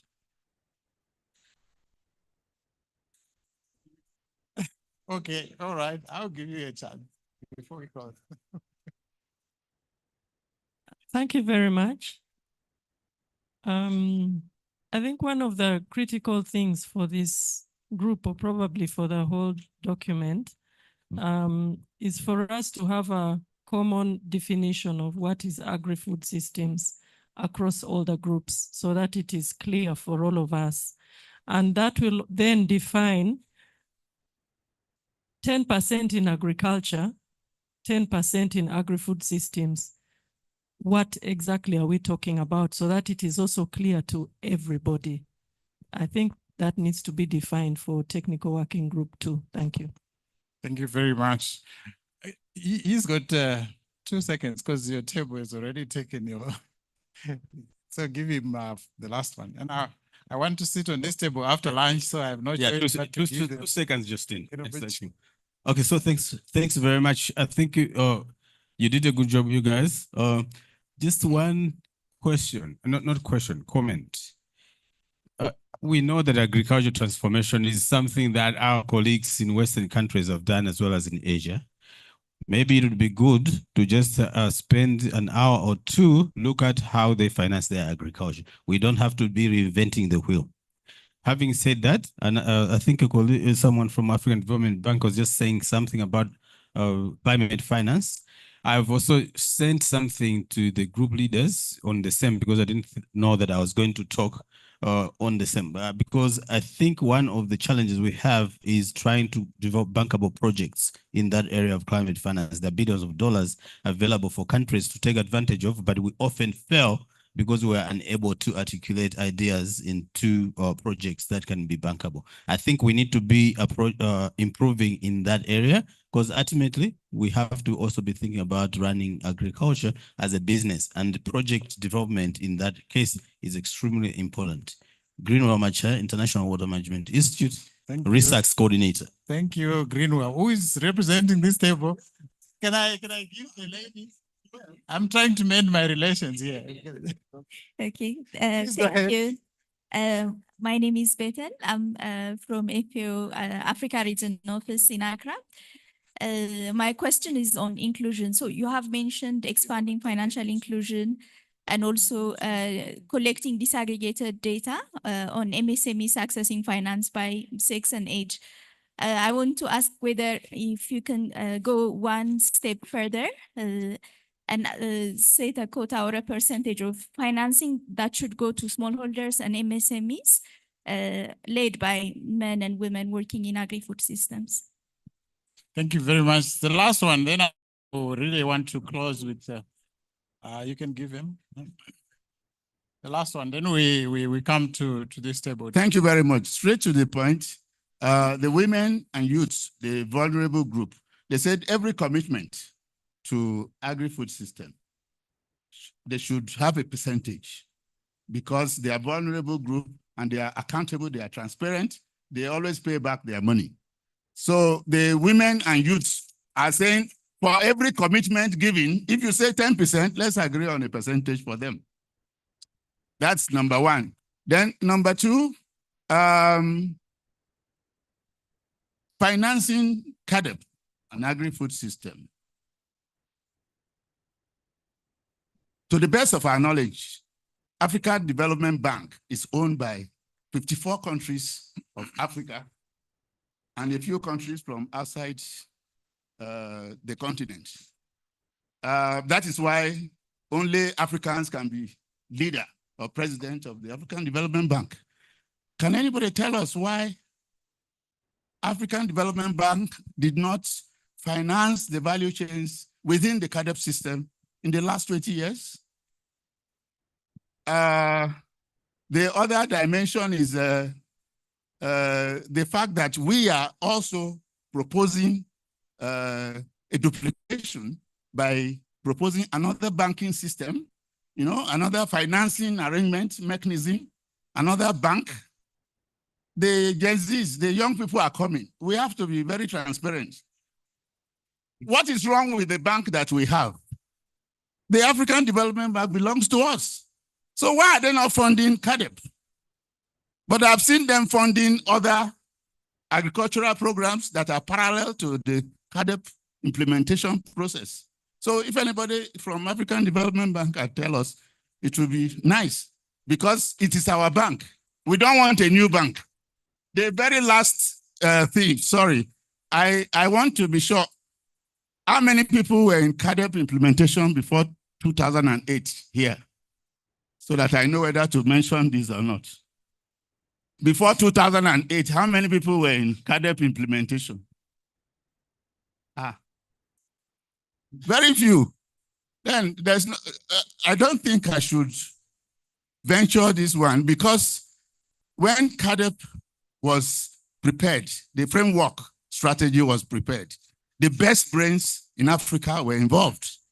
And those of us who went through the work of the pillar institutions, the issue of building of dams, water control systems, the issue of land management, the issue of rural infrastructures, issue of ICT, market access, issue of research. How can you say that CADEP is a narrow framework system? Does food system include dams and rural infrastructures, ICT infrastructure? Does food system include that? Land management and water control systems? Does food system include the research? Food system is just about balanced diet, you know? Well, what I'm saying, food system is just trying to explain CADEP. The point is, food system is trying to describe CADEP. Yes. Because CADEP is very comprehensive. Okay, thank It's you. most comprehensive. Thank you very much. Thank you very much. I think we got the points there. We got the messages. I think it's only logical to conclude with this table. So I'm going to give an opportunity to get some wisdom from this table. Thank you for the presentation, but I would like to give emphasis. One of my colleagues has already mentioned about access mobile banking to women, but I would like to focus on access to finance for women is very critical. And most of the women do not have access, and because they are asked and to provide collateral, so it's difficult to provide collateral for women. So most of the women are engaged on micro enterprise and cannot move forward to small and medium enterprise due to lack of finance. So what I suggest is that there should be clear indicator regarding to address this critical issue. I thank you. Thank you very much to all of you. Very exciting and interactive session. I think we are really going to get one here. Yeah, thank you. I will stand for this. First of all, a guideline for all of us. I know all of us want to make a contribution to every aspect when the presentations are made, which is good. It shows interest in the subject. We will not have the time for everybody to speak. Let's agree on that. So what I'm suggesting we do, when the presenter is making their presentation, please write down your question, so that should there not be a chance for you to ask that question live, we can provide that feedback to the technical working group. Otherwise, if everybody wants to speak, we shall not finish. Okay, let's agree to that as a principle. Your voices are important, but verbally speaking, will run out of time. So write down your questions, and then we can take 4 or 5 live, and then the others we give to the working group. So I hope the next facilitator should take that on board. Yes. Now, I think this is going to be a general comment for all upcoming technical working groups. Having listened to the first 2, I have some concern. The evidence is not coming out. People are making statements and making conclusions without presenting evidence behind those conclusions. I don't know whether it is lack of time or maybe the details are in the report, but we need evidence. For example, in this case, I was wondering, do we have evidence that increasing agriculture financing results in better outcomes, CADAP outcomes? Can this group help us answer such a question? Do we have evidence that countries that have consistently increased ag financing are seeing better outcomes? Why is that an important question? Because if we are going to persuade heads of state to increase financing to the agriculture sector, we have to have evidence, yeah, that it pays to increase financing to the agriculture sector. So I'm expecting this group to answer that question, but it did not come out. So in that case, then advocating for public sector financing can be a challenge. I also wanted to hear something about commercial banks. We have lots of commercial banks in our countries. How do we bring commercial banks into financing agriculture? What is constraining them? Jean was asking that question. We need some analysis behind some of these statements that you are making. Also, Mark Finn also asked a question that I had here around innovative financing instruments. We would want to know what is going to be different between Malabo and Post-Malabo. It would really be nice to say we did not make progress in Post-Malabo because these instruments were not in place. If we had them, we would have seen, that type of analysis behind the assessments you are making. I think would be helpful. For the subsequent groups, please modify your presentations and let's have evidence presented, because that was what you were asked to do as technical working groups. Not to simply collect statements, but to generate and use evidence that is out there for each of the issues. Okay, thank you very much. Thank you, Director, for that guidance. Is there additional inputs from this table? Okay, I think we really want to close now on this group. I don't know if you want to make a remark after all these inputs. 2 minutes.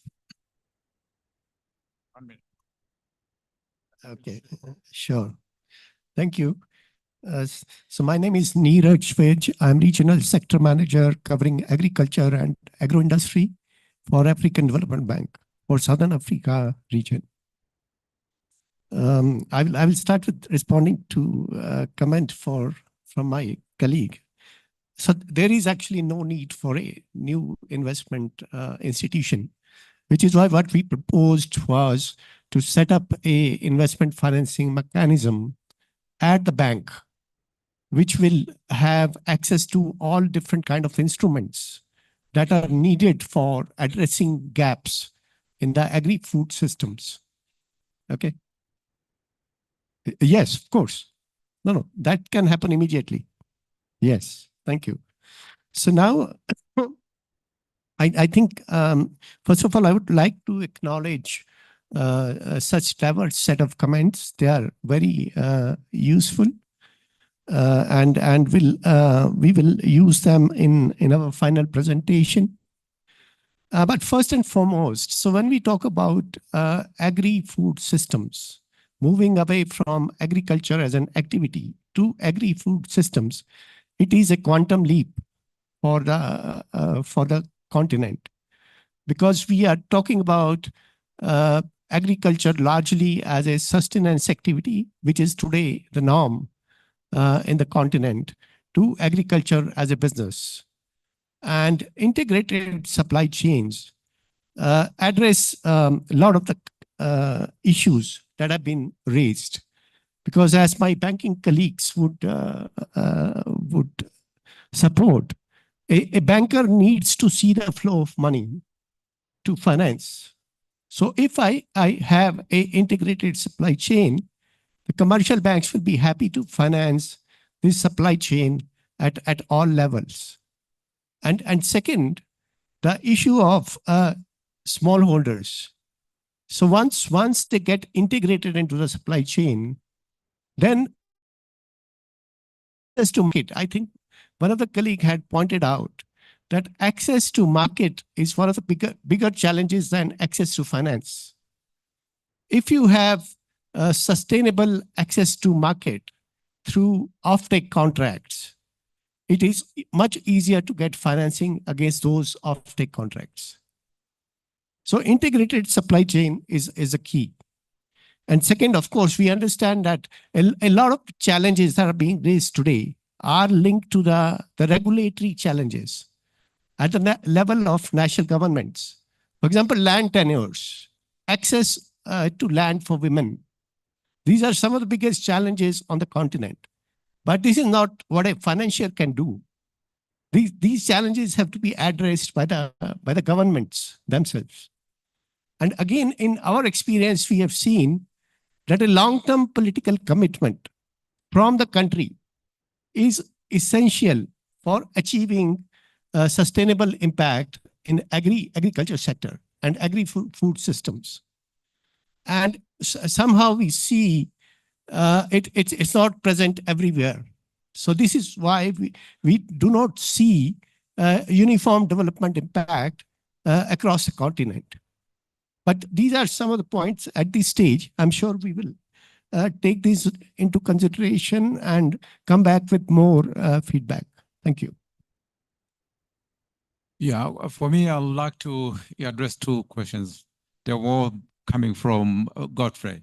The first one is about the banks. How are they financing agriculture? Only 5% of the lending in the African commercial banks is going to agriculture, which is very low. It's among the institutions which are not financing enough. Moraka gave very good graph of increasing financing, but the banks are not. Second point is about is there evidence that countries which are allocating more of the GDP to agriculture, we see in development, yes. Rwanda is a good example. Malawi is a very good example. It has been investing a lot of money into the fertilizer and other programs, and we have seen really big progress. Ghana, the same thing. Egypt as well. There was a map which was shown that it has achieved the 10%, and development in the agricultural sector in Egypt is very good. Hey, no, thank you. Thank you to the presenters of Technical Working Group, Group 2. I think you got very good inputs which you can work with. And I just want to really thank all the participants for actively contributing. But let's give a big hand to this Technical Working Group. They also made a fashion statement, the first two presenters, so it's a challenge to the next ones. Before I hand over the mic, I just want to announce that members of Technical Working Group 4, you need to stay behind at the end of this session to meet Dr. Janet at the back as she wants to have a word with you. Otherwise, thank you, moderator. Yes, sir. When the head boy or head girl announces that that class is supposed to stay behind after everybody goes to lunch, there's some punishment coming, I think. I don't. So I've got a few announcements I've been asked to make. So as we go out for lunch, then we'll get our which we will need to have lunch. Now the VIPs will go out first, get their tickets, and then when you get your lunch, then you can then go to the holding room for the VIPs. The rest of us will follow behind. There are two spaces so for serving lunch. So we don't have to queue in one. We can just check the shortest queue, join the shortest one. But you know, Murphy's Law, you join the shortest queue, it takes longer than the long queue. Finally, we've been advised that we won't have the room until late today. We have to finish at 5:45. They will need the room for something else. So it really means we have to be back here. What time are we going to be back here? Those of you who make decisions. It's already 2:25. Huh? Up 3:30, we come back here and we'll start promptly. See you. Oh, let's just allow the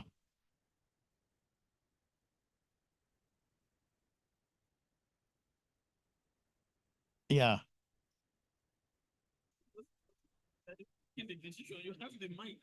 I've got the power. Well, I haven't met excellencies so that I can really get. Pleased to meet you, ma'am. Yes. All right. Who will follow? Yeah, I'll join. Yeah.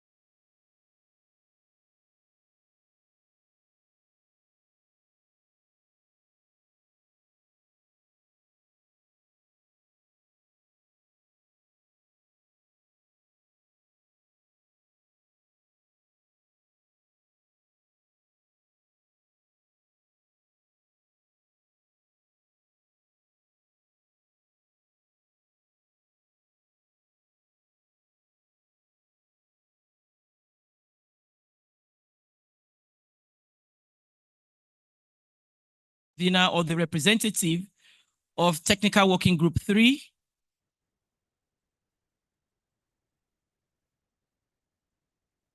And also Technical Working Group 4.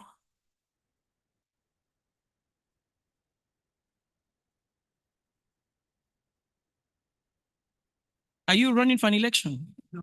What about? What was the clapping for? I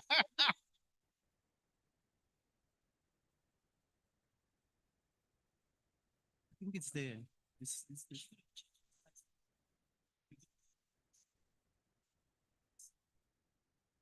Please. Changing the slides for me. Projected from.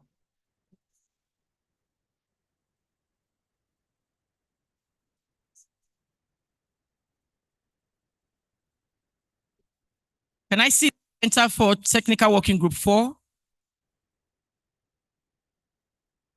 So colleagues, methodologically and for us to save time, I propose that we take the 2 presentations, and then after that, I would open the floor for any comments or questions so that we can manage our time. So please, you've got your pens and your papers. So take down your comments for each of the presentations, and I'll give you an opportunity to speak when the time comes.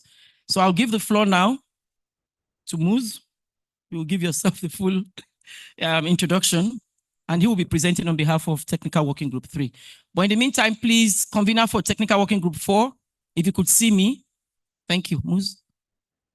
Thank you. Thank you so much, my sister. I appreciate. My name is Moses Sokati. I'm working for FAO. I will kindly like to present to you the Technical Working Group 3. We are working with the University of Ghana, Professor Analate and Professor Amosla. Unfortunately, they couldn't join us today because of other pressing issues, but they sent their regards to all of you. So thank you very much. So Technical Working Group 3 is working on food security, nutrition, and food security, nutrition, health, and SPS. So we were a think tank of a group of experts that assembled together the report. The status of the report is towards finalization now, and we are hoping, and we know we are going to beat the deadline, but then we will rely on you also, your inputs, to make sure that the report is watertight. Okay, why is this technical working group important in the Malabo? In the post-Malabo CAADP agenda? Well, we know that Africa is off track in food security, nutrition, and SPS issues. It is off track in all the key continental strategies, SDG, Agenda 2063, the CAADP. I think we all know the CAADP processes. Some of us who've been working with this technical working group, countries are struggling with it. And in also the other health, education, and global targets and declarations.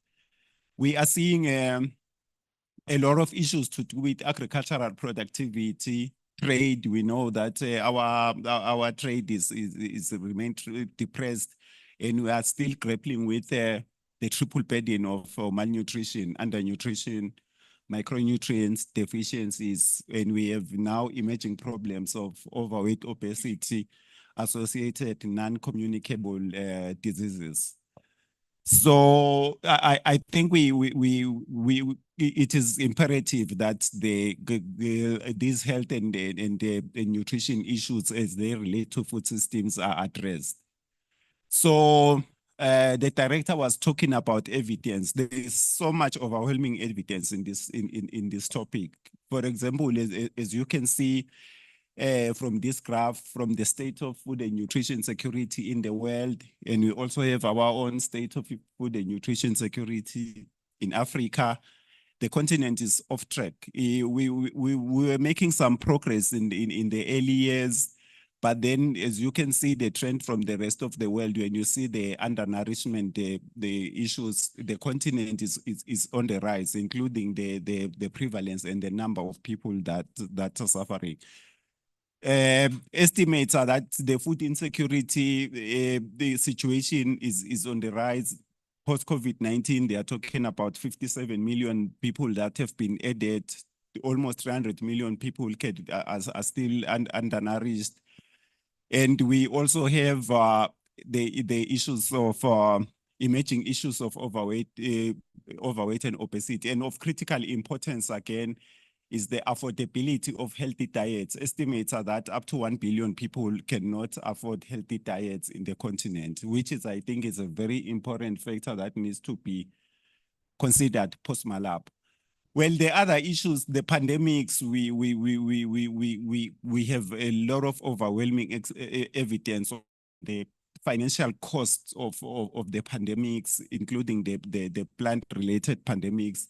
These are the numbers here. And we also have the issues to do with the animal pandemics and the transboundary animal disease. For example, that the African Union is in a strong drive to eradicate the PPR, the pest, the petit ruminant. It's a big problem. It's costing the continent a lot of money, both physically, the animals dying, and then in trade barriers. One of the key issues that is emerging with this technical working group is food safety. In fact, I think there was a push to make sure that food safety is extremely visible under the SPS pillars, which are composed of animal health, plant health, food safety, and the trade components. The food safety issues are becoming critical. Antimicrobial resistance. We also have pesticide residues. It not only costs the continent financial, but it results in a lot of deaths yearly due to the consumption of unsafe food. The evidence is there. So the trade issues to do with SPS issues, I think the trade issues are still extremely relevant for SPS, non-tariff barriers. They are a huge problem. The African Continental Free Trade Area would move if if the tax regimes can be harmonized, the countries can just block trade because of the non-tariff barriers and for a reason. So what are the drivers of the of this thematic group, really, the food systems, nutrition, and SPS nexus? We have the social drivers. I think I think a lot of these drivers will be mentioned by the other technical working groups, because these are the drivers that are driving the food systems transformation agenda in general.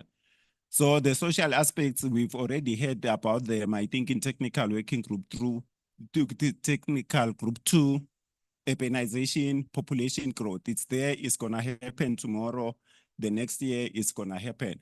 What's gonna happen?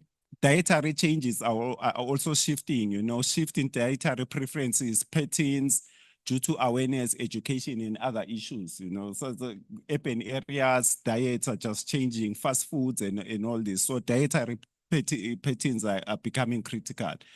Of key importance, again, the political space, the instability, conflicts. I think these they're becoming serious, not only in Africa, globally. It's becoming a problem. It's a shock in the food systems. Economic drivers, the economic development, we still have poverty, high levels of poverty, inequality, African debt crisis. We are talking of regional integration, globalization, technology advancements, and etc. All these things that drives the economy. And then on the environmental aspects, I think we will hear this word over and over again, because it's with us for a long time. Climate change, it has shifted the way things are happening in the world. Biodiversity, environmental degradation, your oceans, pollution, etc. But then all these drivers influence the political economy around food systems. I think this is very important to also take into consideration. What are the status against these drivers? Like the way when the food systems grinds, we still have these issues of low productivity, limited investments, land degradation, issues of soil health, land rights, access to factors of production, technology uptake. I think these are critical issues. If you are saying we have to uptake technology, internet connectivity and all things, it will marginalize other people if it's not taken care of. Issues of malnutrition in all its form, food contaminants, AMR, transboundary livestock and animal diseases, and all these environmental issues I've talked about. So what does the future look like? We know that the future is going to be driven by technology, you know. Increased adoption of technology. It will also run into food systems, agriculture, the way we grow our food. Climate change is going to be with us. It's resulted in a paradigm shift. And then we have the issues of urbanization, food preferences, the demographic shifts that will then affect the policy regulatory framework on how countries respond.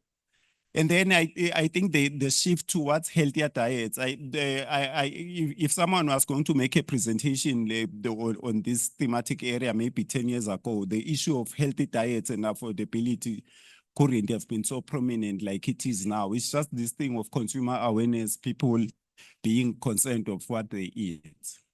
What could be the opportunities? The opportunities really are just flipping around the emerging issues that we are seeing, leveraging on technology. I think this is one of the greatest potential, you know, like in the morning that mobile banking is going to be dismantle the traditional banks. It's something that is here with us, you know. Adapting to climate change and investing in climate resilient agriculture. There's a huge push in the world for this, you know. Managing urbanization and how we are going to deal with the transition from rural urban corridors. Dietary changes, the demographic dividends, and people getting educated, and all this drive for inclusion, social protection. And I think one of the key things that we need to be aware of, you know, the implementation of smart indicators and how do we monitor them. The information systems around how we collect data, how we use data, how we triangulate data is going to be critical. What are the priorities? What could be the key goals should Africa pursue? Okay, enhancing agriculture, food productivity and sustainability. I think we need to find sustainable way of producing and sustainable way of consuming. And then we have to strengthen resilience in our food systems in all the spheres, economic, environmental, health, and social. Promote dietary diversity and healthy diets. I think this is becoming critical. Move away from the traditional diets to really focus on diets that improves the quality of health and life of people. And we need to be focusing on leveraging technology, building very good, coherent, robust policies, and with their related implementation modalities, bringing in together the marginalized sectors of the population, I don't know, the integrating gender and youth in our food systems, and of course, engaging the private sector. The system will not move without the private sector. So in the view, what are the key priorities that countries need to, I mean, the key things that we want to see once all these things have been put into place, the right policies, the atmosphere and everything. At the end of the day, all people should have adequate, equitable access to affordable, diverse foods that is produced sustainable, in a sustainable manner. And then we promote innovative collaboration within the government systems, and to make sure that this collaboration, complementary packages and policies protect the right to food for all people. Enable active participation in the diverse livelihood opportunity, inclusivity, including in processing rural urban corridors, providing safety nets, and of course, celebrating diversity in our culture and pride in our food. I think someone mentioned this. So in conclusion, The future of Africa agri-food system will be shaped by the confluence of all these factors I've talked about, and then policies must be able to be aligned to all the emerging issues that are shifting our food systems. And we leverage on the positive drivers and mitigate the negative impacts. I think this is extremely critical. And the Post-Malabo will really appreciate the African Union for the Post-Malabo, the Agenda 2063, and to align also for all these actions to the other global, the big global commitments we've made. The Sustainable Development Goals, right now, the lens of the food systems lens, it's been activated by the UN Food Systems Agenda. We align all this to that, and we move together in one united family, you know. So what are the indicators that we came up with? Well, the indicators, this is now the minefield of our work, really. You know, the words are good, but the indicators are I will say, the devil in the detail. So the indicators we have for this thematic group are at a different level. Some are at an input level, output level, outcome, and some are at an impact level. You know, if you come, we will discuss this. Many of the indicators, you know, can be merged into other technical working groups. I think I should mention that probably some of the indicators, especially those that are to do with the SPS and trade, they can go to the trade, etc., etc. So, but the critical thing, you know, the demand for the indicators far outweigh the ability of the countries to collect the data. I think this is extremely important. We come up with so many indicators such that the system cannot move. It's not very good. If a system cannot move because it's very big, it's not good. You know, it has wasted a lot of resources, a lot of thinking. It's too big. It can't move. What uses it? So what are some of the indicators we've been working with? You know, the access to agricultural inputs. You talk about your fertilizer consumption, which was following a declaration of the African Union, but then now the issues of disaggregating organic versus inorganic, what's the impact of the fertilizers of our soils. Irrigation is becoming extremely important. Quality inputs, including seeds, livestock breed, and fingerlings. Then the proportion of farmers having advisory services. This one, I remember we were talking about it. It's extremely important, even though farmers have got the applications, the WhatsApp, some of them don't have access to advisory services. They will need it.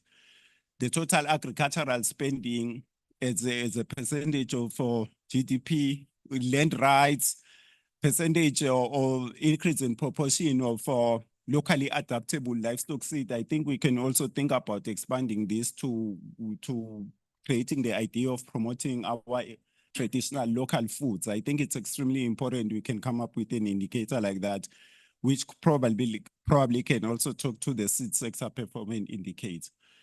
We have suggestions, some new kids on the block, you know, extremely critical pollination services. I mean, the bees, you know, it's a suggestion. We don't say it could work, but it makes sense, you know. All the food that we eat is from bees and biodiversity. Okay, the agricultural inputs, growth rate. The agricultural productivity. I'm sorry. Growth rate of agricultural value add. I think these indicators were already there in the Post-Malabo. And then the labor productivity, we wanted to expand probably to say the quality of the labor, but this is for discussion, you know. So, but grosso modo, the commodity, the indicators that were there, they are still very good and relevant. The indicator that has been suggested again, tracking the feed for animal livestock fisheries. It's a huge thing, you know, livestock feed. You go to any farmer who's producing livestock, they will tell you their greatest problem is the price. It's the price of feed. They will not lie about it. Post-harvest loss is still relevant, and it's becoming extreme. Social protection, we don't know whether to still keep this one here or it should go on to the poverty. We will discuss. It's extremely very important. The nutrition indicators, we still have to fight with stunting, underweight, wasting. undernourishment, the minimum dietary diversity, and the proportion of acceptable diets. I think all these things these indicators are extremely important. The food insecurity experience scale indicator, and then the new ones, the cost of healthy diets versus household expenditure, the overweight, obesity, and the biofortification. These are some of the nutrition and health indicators for consideration, but a lot of them are still tied on the indicators I've just talked about, So it's up to us to see if these indicators can be integrated. They're extremely important. WHO, UNICEF, and other organizations are collecting this information. Countries are interested in it. I think we can consider really having them, in our Post-Malabo. What are the SPS indicators? The SPS indicator we were using, the SPS is also probably a newcomer in this, but it's extremely crucial. There is no policymaker that will not want to see SPS. It's big in the political economy. So these are the new indicators that we've suggested: reducing foodborne diarrheal cases, reducing cases of notifiable animal, and the reduction in crop losses of 5 priority crops from pests and diseases, and reduction in unit rejection of food commodities due to non-compliance standards. This is a classical trade indicator. We should not forget that the SPS is driven by WHO, WTO, which is really on trade. But for us in the continent, it goes deeper than trade.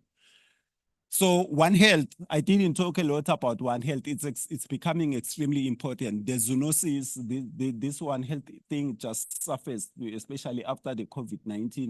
Nobody knew where it came from. So people started thinking, this One Health thing is extremely important, the zoonosis.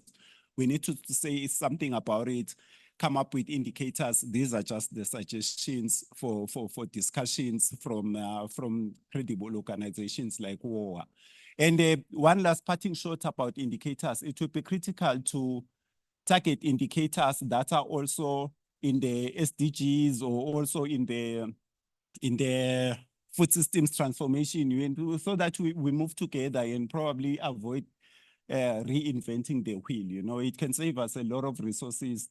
Let us be very, very careful about the indicators. This is where the devil is. We can say so many good words. If the indicators don't tie, we are running at a loss.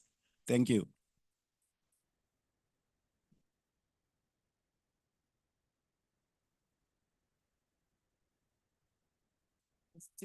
Yes.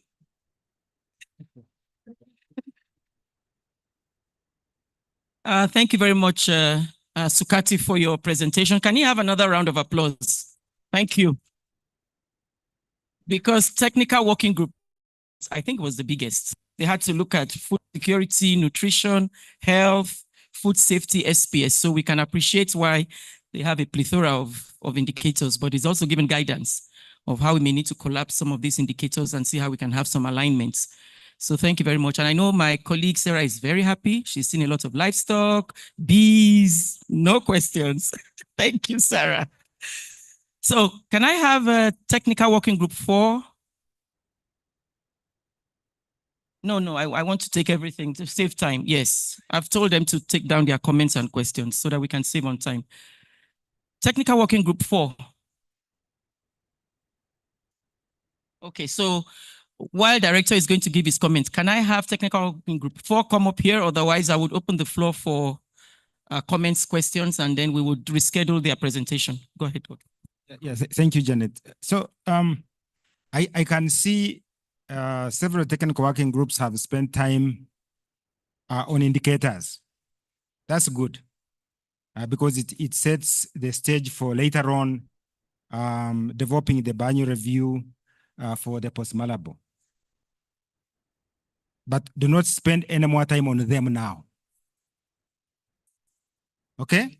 Please, you should spend time on analysis and presenting evidence in the narrative. We have a lot of time for indicators. Why do we have a lot of time? Remember, you still have to produce biennial review report number 5. for the Malabo, which is next year, using the current set of indicators, right? For the Post-Malabo, which we are developing now, you have the whole of 2025, you have the whole of 2026. So basically you have 2 years to discuss and finalize these indicators. For now, please do not spend any more time on indicators, spend more time on looking at the question that we are given and generating the evidence and narrative for your reports. I thought I would emphasize that to the group. Thank you. So Director has said it in English. In English. It looks like we were not clear in the morning. So now he said it in English, and I think we all have received the message. Now, I have not seen anyone come forward from Technical Working Group 4, so we might reschedule their presentation for maybe sometime tomorrow. So let me open the floor now for those who would like to. Please don't summarize the presentation before you ask your comments or questions.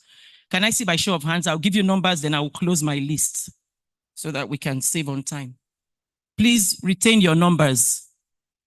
Number 1, number 2, number 3, 4, 5, going and a half, 6, 7. Anyone on this table? Okay, I have 7. Who wants to be 8? Okay. 8. Any more? I won't open the floor after this. We're losing time. 9. You said you won't take the floor. Okay, so colleagues, I have 10. Please keep it short and straight to the point. So let me start from here. I had number 1 here. Where is Vincent? The other mic.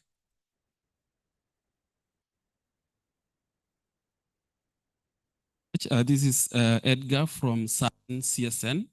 I want to talk about gender. And for me, I think we need to look beyond just the gender mainstreaming and start to look at the intersectionality that is there within the gender dynamics, because then it makes us look deeper into it, but also look at various challenges that are faced between the gender options that they have. Thanks.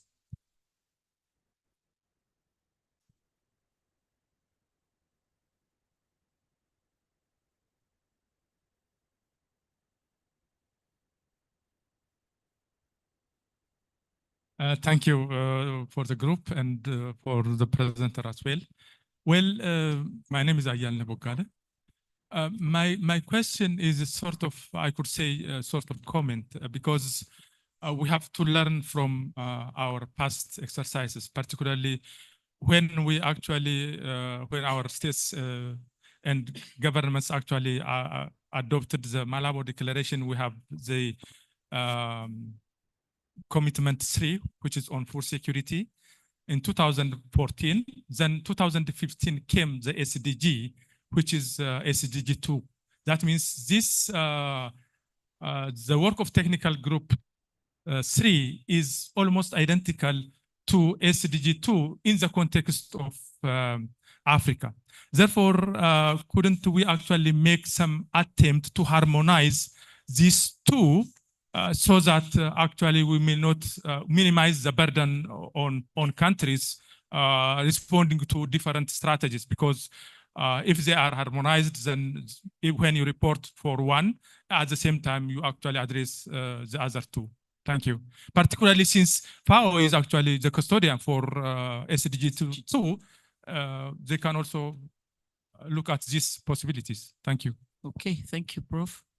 The next aisle, she has a hand up. Number 3. Okay, thank you, Doc. My name is Constance Okeke. I work for ActionAid. I was wondering whether the group considered issue of public awareness and education and how that can promote food security and food safety, through introducing that into the educational curriculum that would help build essential skills and knowledge that will be used to optimize agri-food system to deliver on healthy diets? And then secondly, we're talking about ending hunger. We're not talking about land. How do women farmers have access and control to land and support to utilize that? Because I mean, when you don't have access to the major factor of production and you're still having issues, how do you tackle hunger? Last but not the least, how do we look beyond nutrition, performance areas of nutrition to include ending physical hunger by adopting the integrated phase classification tools in measuring physical hunger? I felt that they needed to consider this if we would get a better results. Thank you. Okay, thank you. Number 4.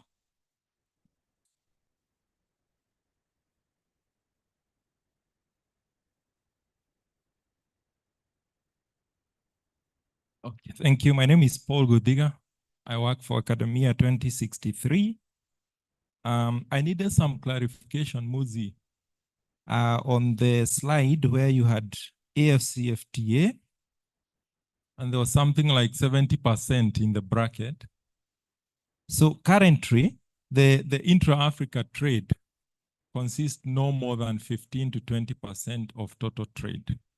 We are actually a continent that prefers to trade with others rather than with itself. And even with the FCFTA on board, just taking into account the removal of the tariffs that as anticipated, if there is no accompanying improvement in the trade facilitation infrastructure, the anticipated increase won't be more than 20%. That's what emerging evidence is showing. So I wanted to know what the 70% is or where it's coming from. Thank you. Okay, thank you very much, Paul. Number 5. Did you have your hand up?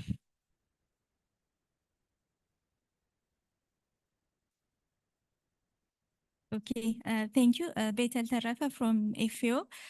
I think the indicator proportion of households with ownership of land rights is not a good indicator because it masks the difference between men and women within the household.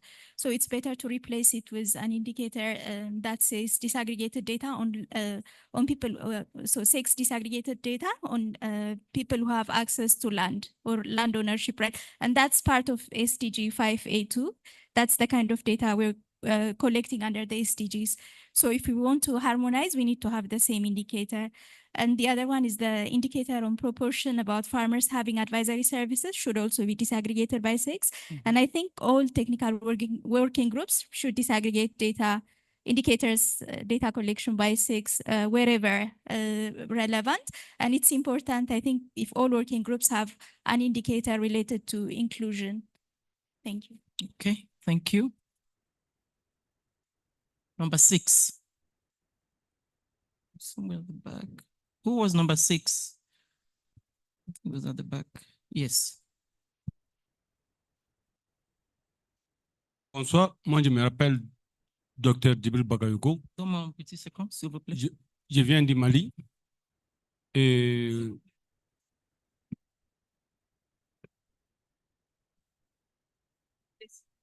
bien.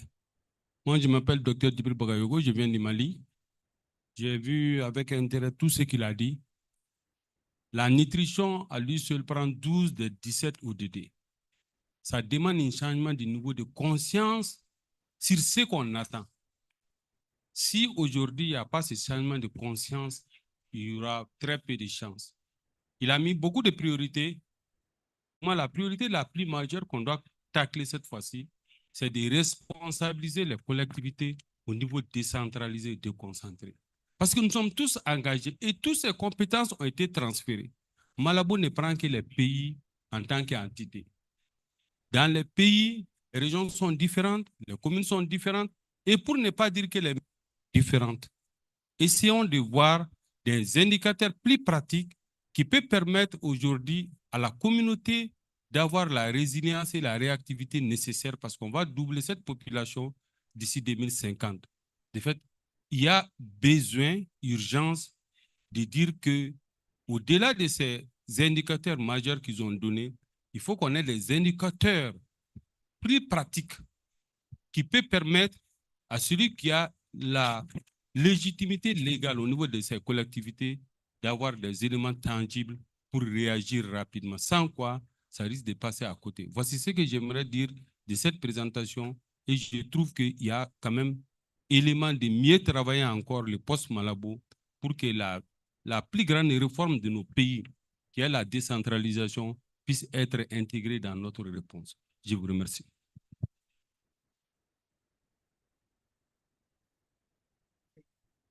Thank you very much. Number 7, at the back. Thank you. My name is Margaret Ruchiru from Uganda. I work for the Uganda Wildlife Authority. There's one risk factor that we observe that is arising from the wildlife production systems. We note that a lot of the vast food production areas are actually bordering the wildlife protected areas, but these areas are non-productive, basically because of the wildlife crop rates on these production systems for crops. So it will be very nice to take note of that and capture it, first of all, as a risk for sustainable crop production systems. And secondly, as human wildlife conflicts, they are steadily increasing. In Uganda right now, every week, you can have in hundreds of incidence reports. And that's a very big problem for crop production. The other thing I wanted to note is that for a very long time, the financing for animal production and disease control and prevention is very, very limited. And that's a very big problem for sustainable production systems. So that is something that we really need to focus on. The other is the way the food already produced is being contaminated through agrochemicals and things like that. That is something that needs to be taken care of when we are talking about food security. The other one I noted is if you look at the crops that are being produced on the market right now, their resilience to diseases is not as high as our local crops that we produced traditionally. Now you notice that everything you have to spray before you can actually get a good harvest. I thought that that is one thing that the narrow and the research institutions need to get interested in, so that when we produce crops, the seeds that come out and the productions, they are very resilient.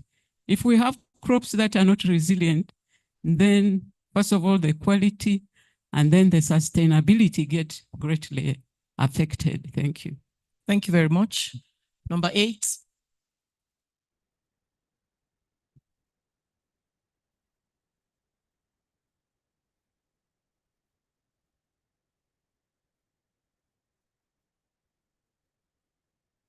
Thank you for giving me the opportunity. Mine is mainly emphasis on bringing out the evidence. I'm glad that the presenter did a lot to try to point on some evidence. But to make it better, I think as they polish the document, this evidence, if they could put them into numbers or figures, it would help a lot to, you know, to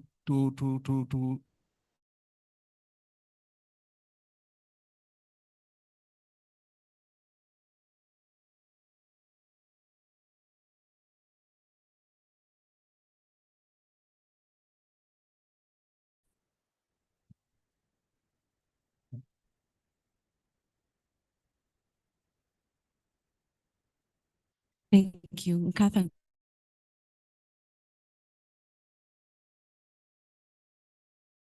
Things. The Malabo agenda envisaged social protection as a key instrument for us to realize, to address issues of hunger and malnutrition. And there was emphasis on increasing coverage. However, so far we see that in Africa, there's only 17% of people who are covered. We also see in terms of investments, government are spending less than 0.4% of the GDP on the social protection programs. The question is, what did we not do in the Malabo implementation to realize these numbers that we are looking at? Another reflection, how is agri-food systems embedded within the social sectors? We are looking at it from the side of agri-food systems now, sitting here, but do we have people representing agri-food systems sitting in decision tables in the social sectors? Because agriculture alone will not solve the problem. We have to bring everyone on board. And my last reflection is on the recommendation to expand social safety nets. I think social safety nets address a small section of the problem. We need to look at it broadly. Most of the people sitting here have a commitment somewhere that they will receive a pension when they are no longer working in the formal market. Can we talk about our smallholder farmers having that privilege? Can we say that women of childbearing age who represent 70% of the smallholder farmers, as we saw earlier, and women contribute to at least 50% of the agricultural labor force, do they have access to maternity benefits? Do they have access to all these social benefits? So as I sit here, and in reflection to the financing team that presented earlier, I'm thinking, should we look beyond agri-food systems? How do we ensure that the food systems approach, the social, environmental, and the economic are working in coherence to realize their aspirations? Okay, thank you. Last but not least, Sarah, here, number 10.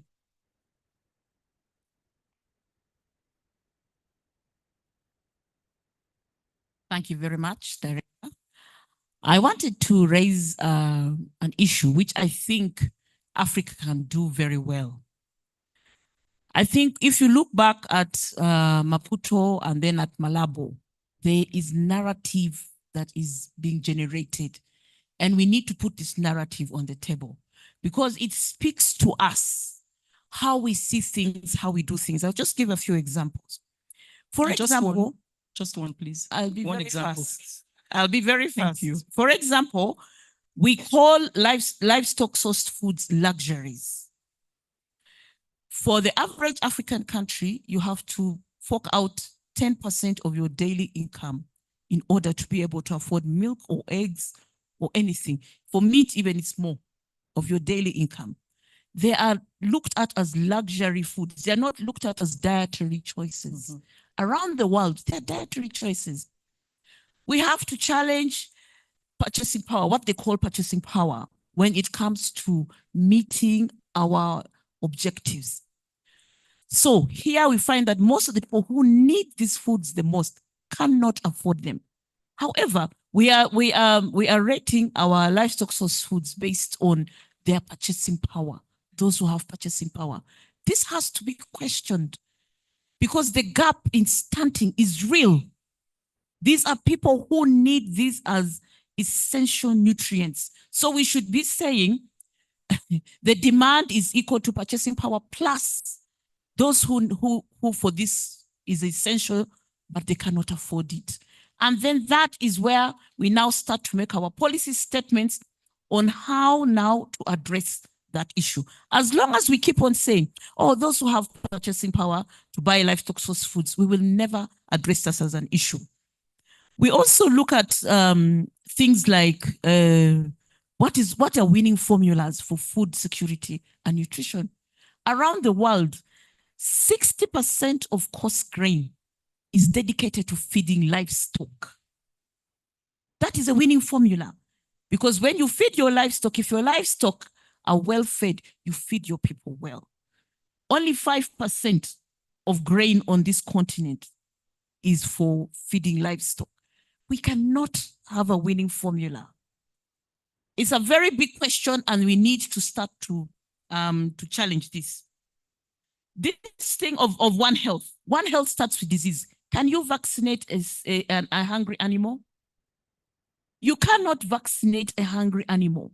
So for us, when we look at One Health, we should start with the nutrition aspects. Are these animals even fed?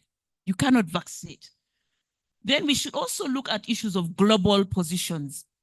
For the livestock sector, the last 5 years has been grueling because there has been an issue of existential issues around livestock. Should you even have livestock? Should they be wiped out? Africa only produces 3% of global greenhouse gases, but we are also being asked to take the same direction as other parts of the world. My point here is there are a lot of issues that we need to go back and have our own narrative as Africa. And we need, even as we go over the next 10 years, to be able to speak our own positions. And we need to start to put that even as we get into the Kampala Declaration. Thank you. Okay, thank you very much, Sarah. I would like to recognize the presence of Her Excellency, our Commissioner Ambassador Joseph Asako. Commissioner, welcome. We've just had a presentation from Technical Working Group 3, and we're taking comments and questions from the presentation. Sukati.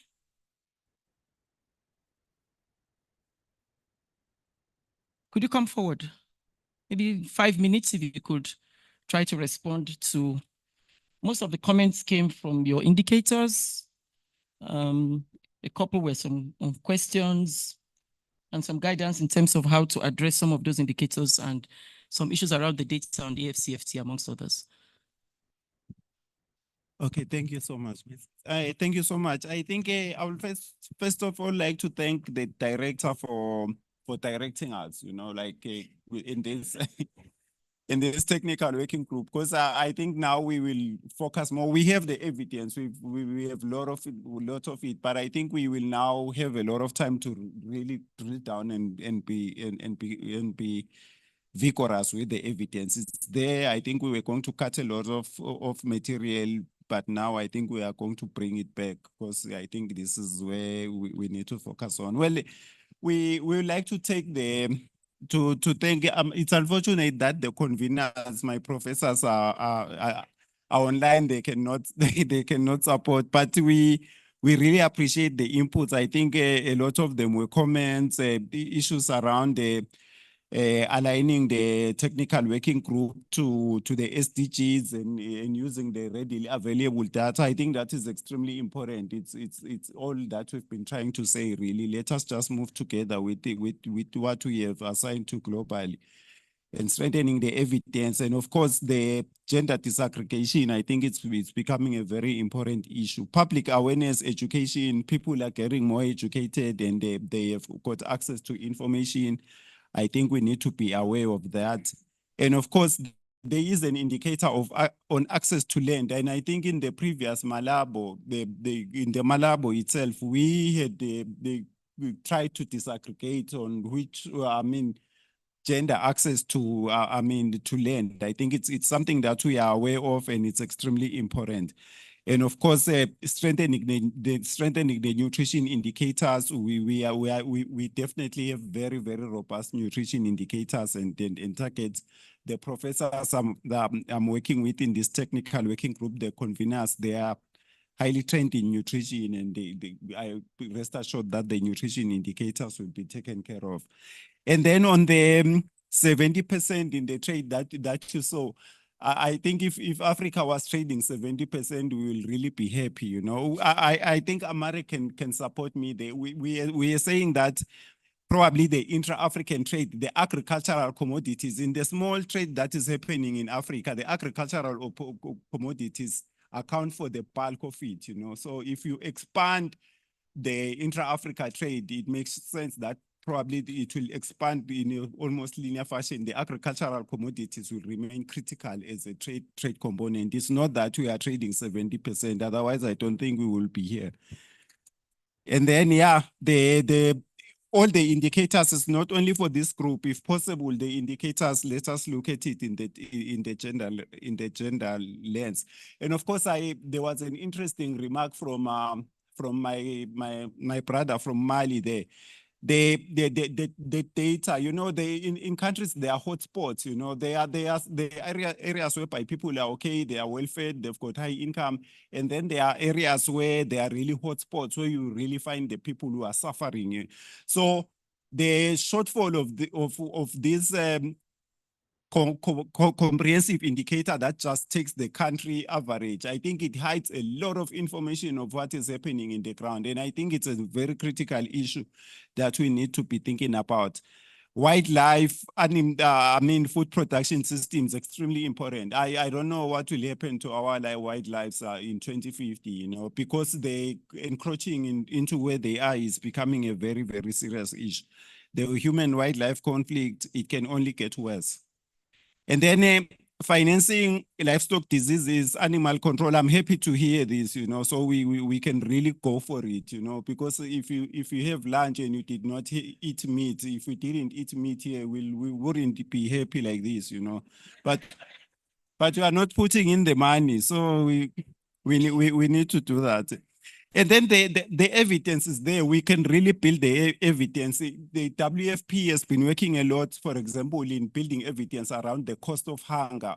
What does hunger cost, you know? And also building the evidence that if a child is malnourished, what are the effects of his or her future income and contribution into the world, you know? So there's a lot of that. And I'm happy that now that you are focusing on building evidence, we are going to bring this thing up because we have the evidence. And of course, social protection becomes a critical issue. An interesting point, do they have pension? The farmers, what are they gonna do when they can't cultivate, you know? It will all come together. And I think the inputs were extremely important. I like a lot of them, and let us go back to the drawing table and strengthen the evidence. And I promise you will get a very good report. Thank you.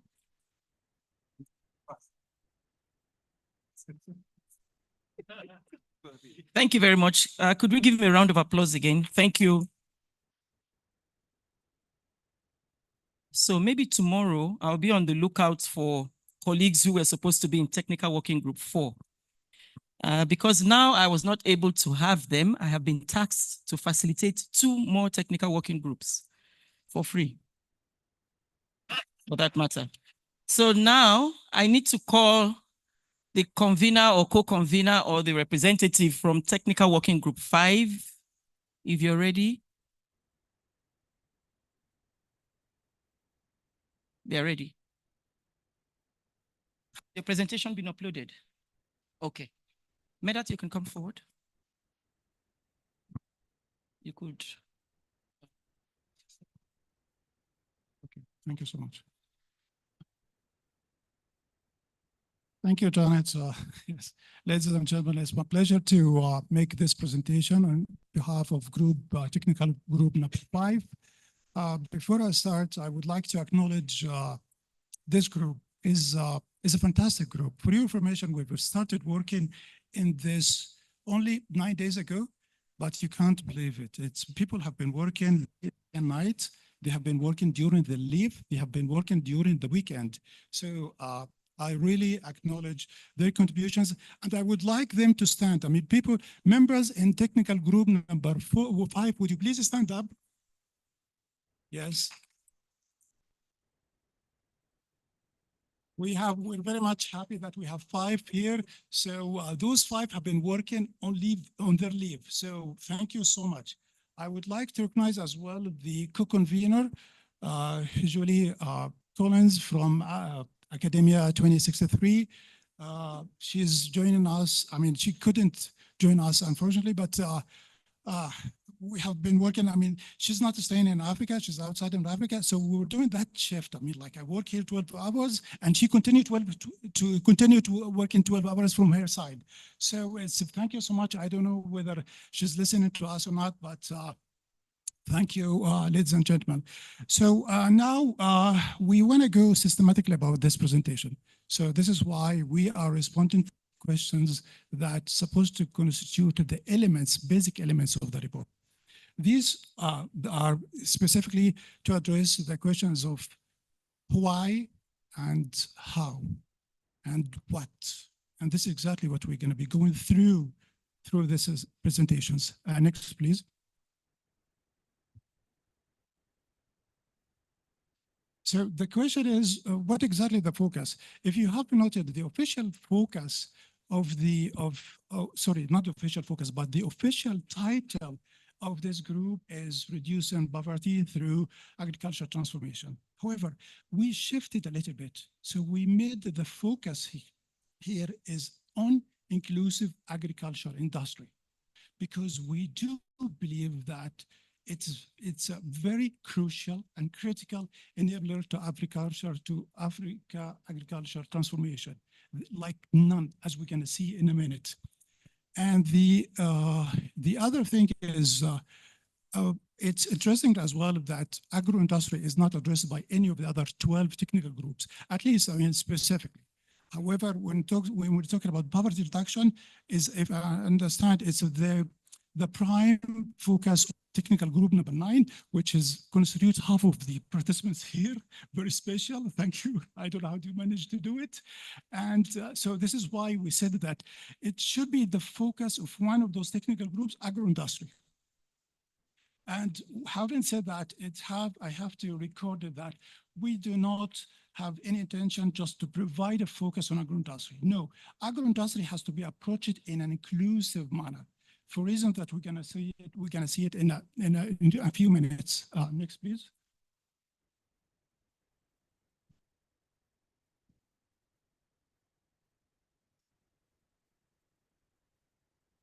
So the question now is why agro-industry is important? Why we so much believe on it in that group? So let me tell you, let me go through a number of reasons, but would you please bring there is a slide before this one. Would you please bring it?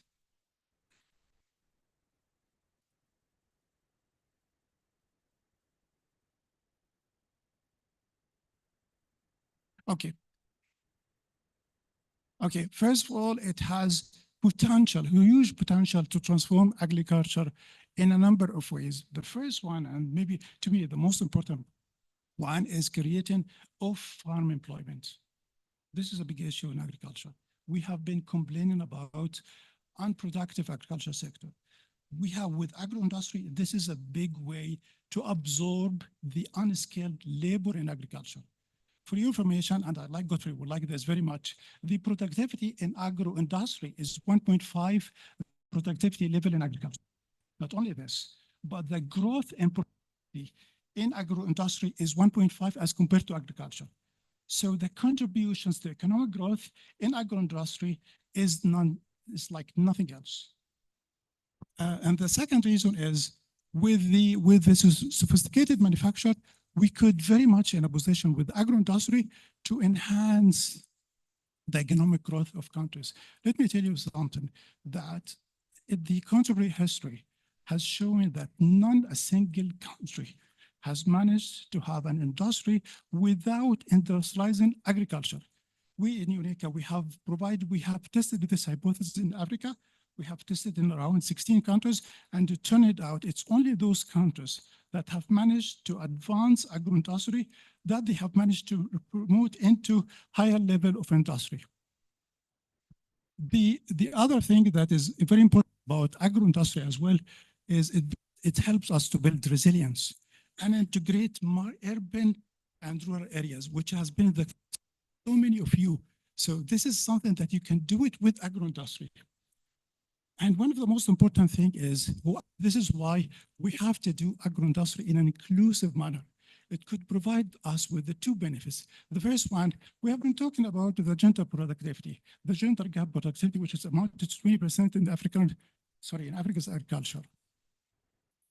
Agro-industry is one way to empower women to have access to productive assets. And the other one is, and all of us we aim to, is to have something called double win for food security and poverty reduction. This is very essential and very important, and it could be obtained through two ways. The first one is to enable income growth in rural areas by connecting farmers with markets. we have been saying that Africa's agriculture is dominated by subsistence farmers. The only way to turn out of this is to connect the farmers with the agro-industry market. This is one. And the second one, we have so much, 80% of the enterprises in Africa are classified as informal enterprises. Agro-industry provides them with a path to have access to empowered, to get into a path of profitability and higher employment. Next, please.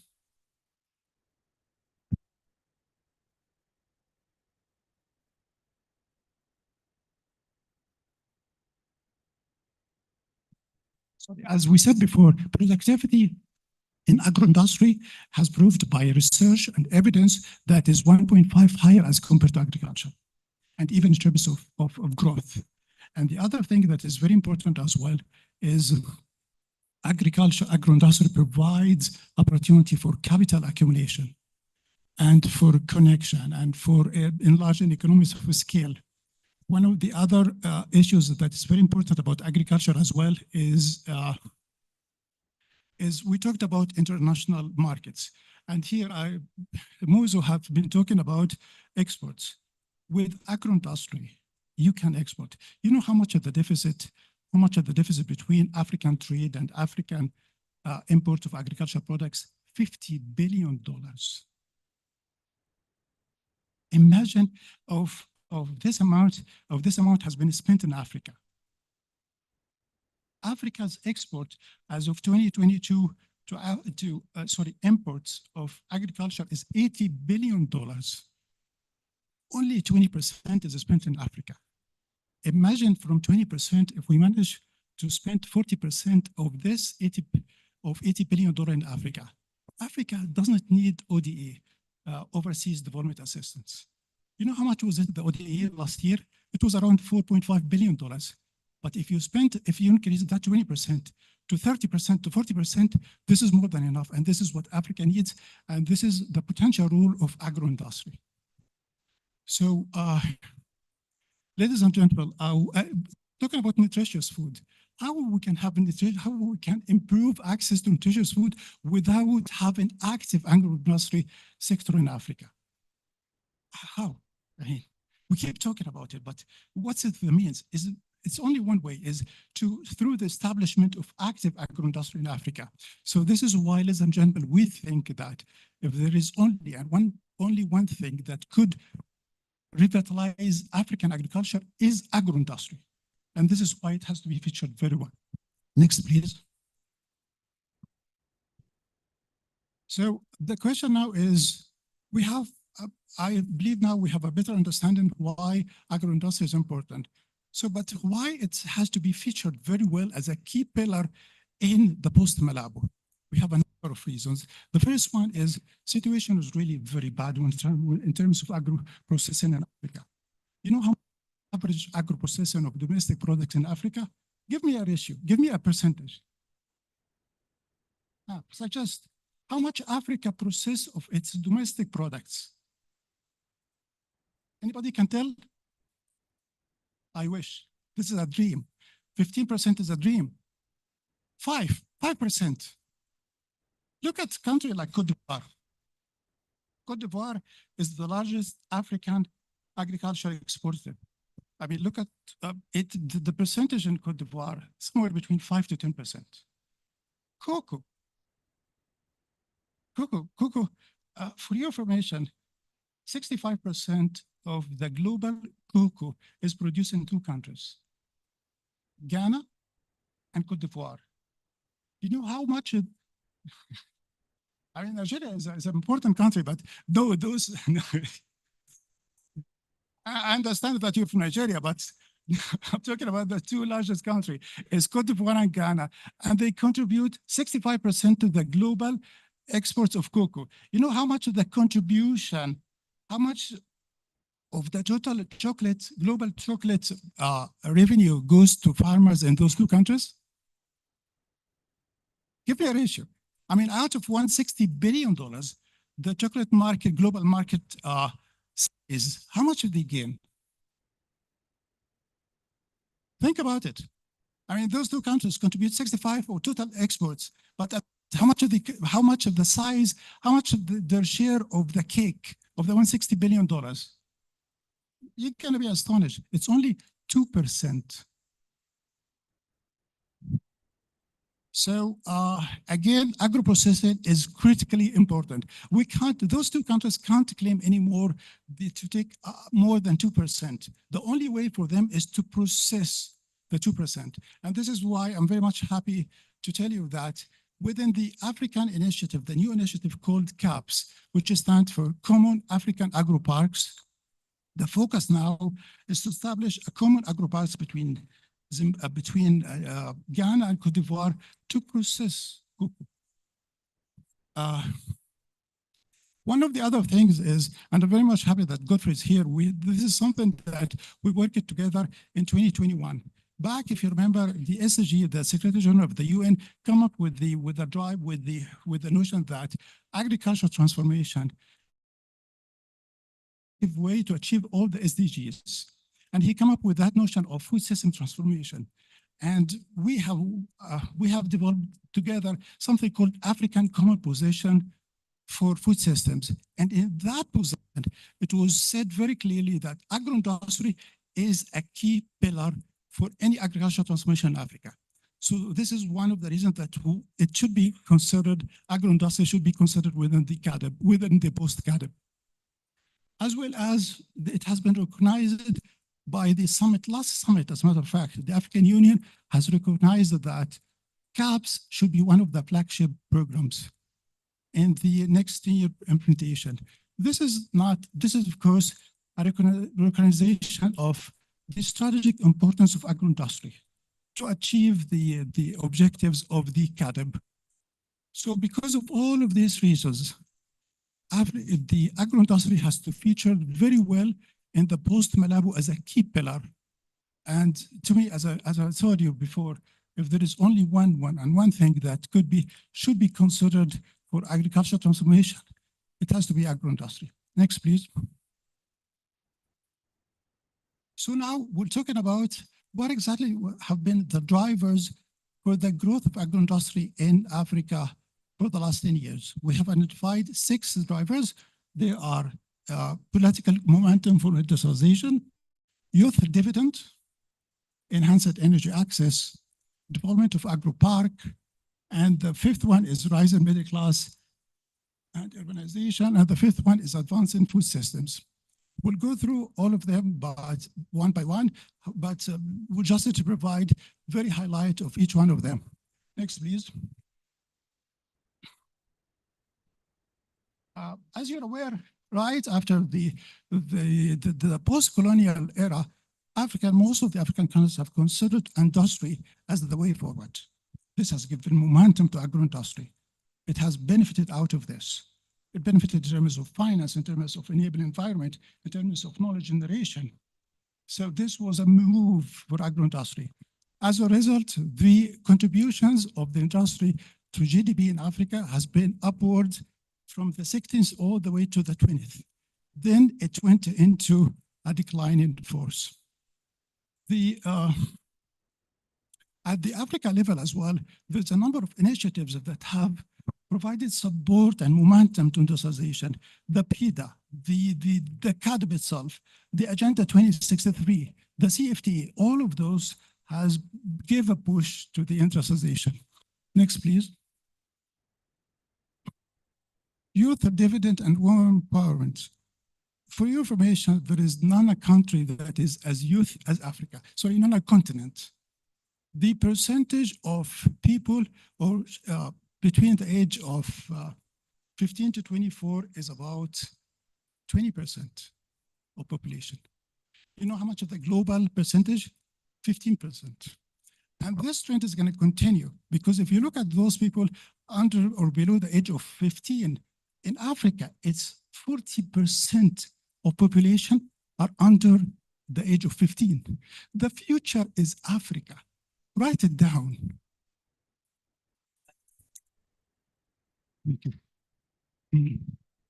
This is the 40% compared to 20% the global average.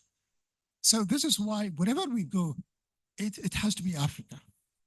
And the other thing, when it comes to however, let me tell you something, because we're very much happy about youth, and Africa is a youth continent. However, what matters is, does Africa have the capacity to provide jobs to those or not? Unfortunately, no. For your information, Africa can only contribute or provide 3 million jobs a year. You know how many youth get into the job market every year? Yes, out of 3 million. Sorry, not out of 3 million. Vis-a-vis the 3 million. How many youth comes to the job market every year in Africa? Who could say? And say it. We're talking about 10 million. Imagine this. While Africa has the capacity to create 3 million jobs a year, there is 10 million that comes to the job market every year. This is to tell you how important is agro-industry. It's the only sector, economic sector in Africa that can absorb unskilled laborers with high productivity and high growth productivity. Next, please. When it comes to population, we have the same issue as well. Is the future again is going to be Africa. The continent now, as we speak, it stands at 1.2 billion. By 2040, sorry, we're expecting a population to reach a minimum of 1.5 billion. Maybe I'm not, no, sorry, 2 billion. So imagine a single market where you have access to 2 billion.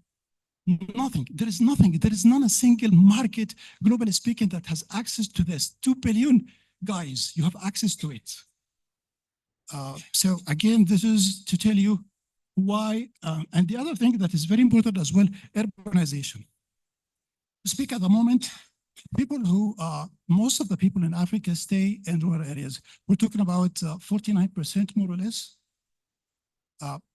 But sorry. We're talking about 57%.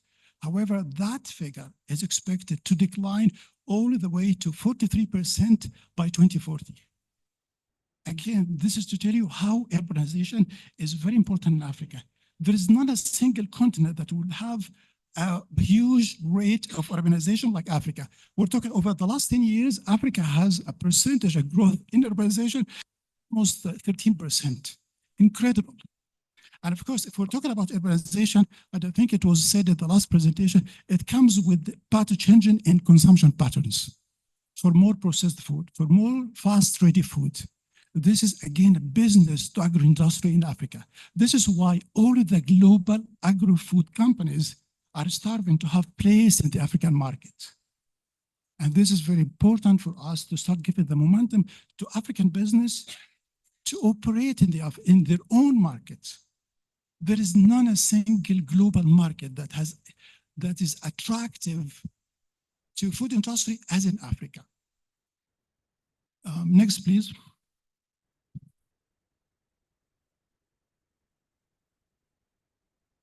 And coming to the other factor, enhanced energy access in Africa.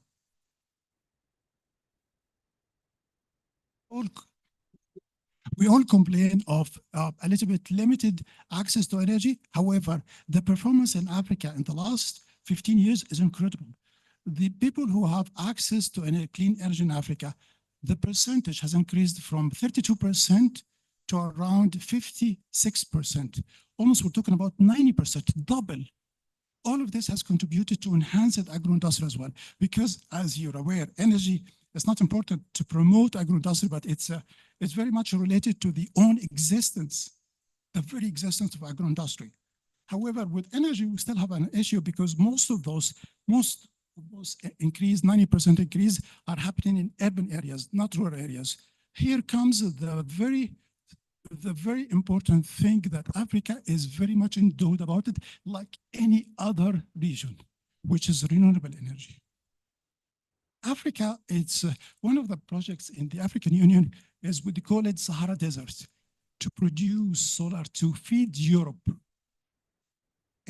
this is Africa has abundance of wind, of solar. And as a matter of fact, Africa has unlimited sun. So this is very important to integrate those renewable energies in something we call mix to feed into the agro industry. Next, please. Development of agro parks. African governments in the last 15, 20 years, they have recognized the importance of agro industry in Africa. And they have recognized as well as a way to attract investment. This is why it's not surprised that in the last 20 years, there is around 36 agro parks that have been established in Africa in 23 African countries, occupying around 3.5 million hectares. This is massive importance of our indication of the importance of agro parks. 23 countries go to 36 parks. However, this is not sufficient. As you see, this is only 23 African countries. This is less than expected. It should be, this is less than half of the African countries. So, and even with agro parks, there are a lot of concerns. Specifically, we're talking about concerns at the moment in agro park. It is an effective way. However, we have to take into consideration 3 concerns. The first one has to do with the performance itself, with the design. We as Africa, we have done studies on 16 African countries. There is a lot of issues in terms of performance and design. This is the first concern. The second concern is about sustainability. It's about social sustainability, economic sustainability. It's about land tenure. And the third one, it has to do with the intended objectives of the agro parks itself. I mean, the agro parks, for your information, agro parks are intended to achieve 3 objectives: is to generate export revenue, is to enhance the competitiveness, and what's the third one? I forget, it should be here. And is to strengthen the connection with the market. You're gonna be surprised that most of the agro-industrial parks in Africa do not really achieve most of those. So this is why there is a need for policy reform to ensure that these are well implemented. Next, please. Now coming to the food systems growing and acceleration. As it has been presented in the previous, with the previous speaker and the one before, food systems in Africa has achieved some growth over the last 20 years. If you look at the figures of agricultural productivity, has increased, agricultural production has increased. However, it comes with some challenges. Agriculture still in Africa, it has short-term, long-term challenges that have to be addressed. Next, please. Now, coming to what exactly the future of agro-industry in Africa? Here we're talking about 3 main drivers. We call them game changers. The first one, and it goes without saying, CFD. For your information, and I was very much honored to be part of the team that drafted the first text of CFTA that was presented from member state for negotiation. The objective of CFTA is not to increase the intra-Africa trade. No. The main objective is to increase diversification and industrialization by increasing economies of scale. This was the idea behind us when we developed the CFTA. And this is why it works very well for the agro-industry. In my institution, we did a study about the potential of CFTA on agriculture. It has been turned out that upon full implementation of CFTA, by 2045, Africa could generate about additional $60 billion in trade. $60 billion. Imagine this. And luckily speaking, most of those $6 billion are coming from processed products. This is a testimony that CFTA promote and could promote agro-industry in Africa. Second one is the common African agro parks. I'm very much happy that the commissioner is here. The commissioner is the one who has been steering this for the last couple of years, 4 or 5 years, and now it has been reality because of the commissioner. So thank you so much, Commissioner, for keep pushing for the common for this very important initiative. The initiative is not about just establishing or promote the establishment of common agri-park. No, it's about changing the landscape of agriculture in Africa by establishing transboundary parks. It does this. I mean, as a matter of fact, it's planned for the upcoming few years that 10 common parks will be established. We have started the first one here in this city, which is the first one between Zambia and Zimbabwe, a common agri-park. The second one is going to be between Cote d'Ivoire and Ghana. So this is to tell you how important is the gaps. This is for us. We should consider it as a way forward to promote agro-industry in Africa. Next, please.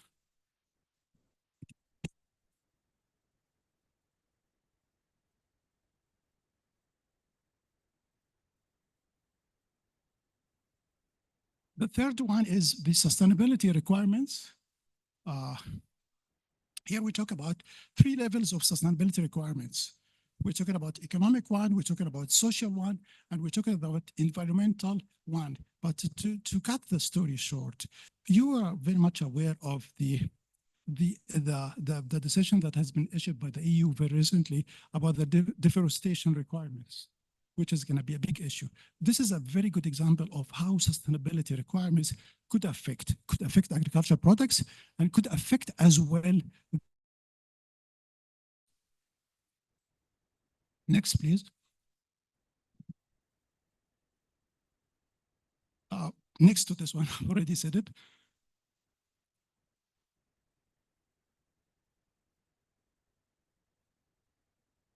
So if we are planning to promote inclusive agro-industry in Africa, exactly that is needed. Exactly what are the major issues that we need to consider? We have come up with 10 issues. I'm not going to go through all of them, but let me read all of them, just to read it to have a better understanding of what exactly that is needed to promote inclusive agriculture in Africa. Women and youth inclusion. Integration for small-scale producers. By the way, while I'm reading, please come up with, if you have different priorities, let us know. I mean, we're here to garner your expertise and insights. And the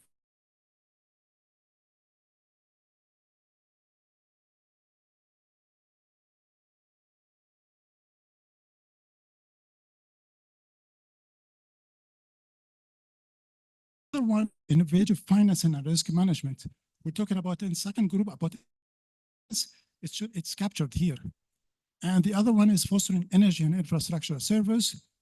8th is supporting partnerships. And 9th, to me, might be the most important one is private sector. You can't do agro-industry without active engagement of private sector. Next, please. Coming to the key goals of that has been set by this group. We have come up with 4 groups towards the promoting of inclusive agriculture, agro-industry in Africa. These ones are increased value added to agricultural commodities for domestic and export markets. And the second one is increased intra-Africa trade in agricultural commodities. And the third one, reinforced women and youth access to agri-food value chains. And the fourth one is enhanced foreign and domestic investment in the agricultural industrial sector. As you can see, all of those are the input as well as the output level. So now what exactly the associated smarts with those 4? These we come up with 10 indicators. If you look at the first half of them, those are at the output level, while the other 5 are at the level. We started by doubling the output of domestic agro-processing, reducing by 50% of the import of value-added agriculture. For your information, in 2022, Africa has imported around $115 billion agro-processed commodities. Imagine if Africa has only produced 30% of those $115 billion, we're talking about $40 billion to be spent here on Africa. This is for information. And the fourth one is tripling intra-Africa trade in agricultural commodities. And most likely this one is going to be captured by the next group. And the other one is increasing the production of nutritious processed food by 50%. 6, increasing youth and women entrepreneurship and employment. This is to ensure the inclusiveness of this approach by 50%. 7th, doubling the share of agro-industrial SMEs that operate in the formal sector.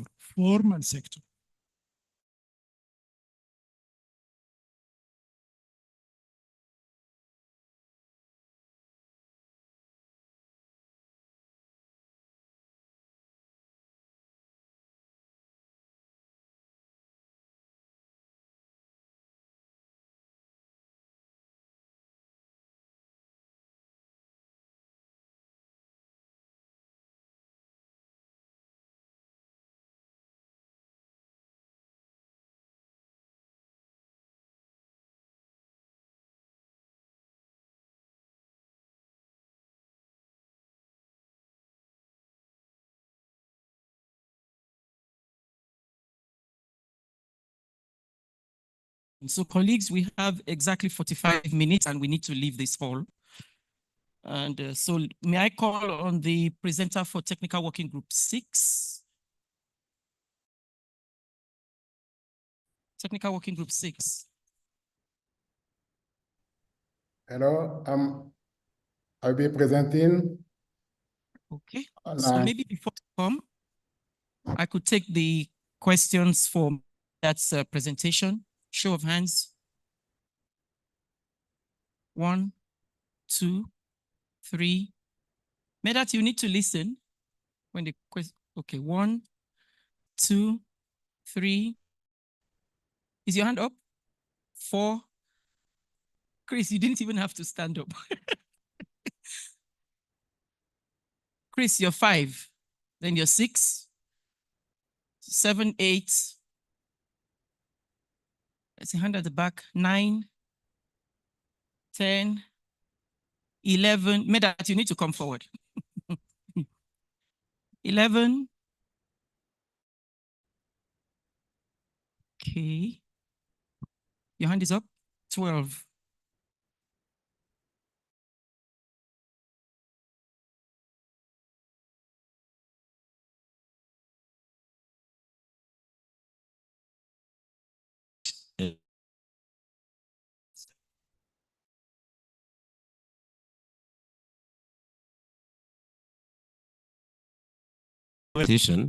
I see that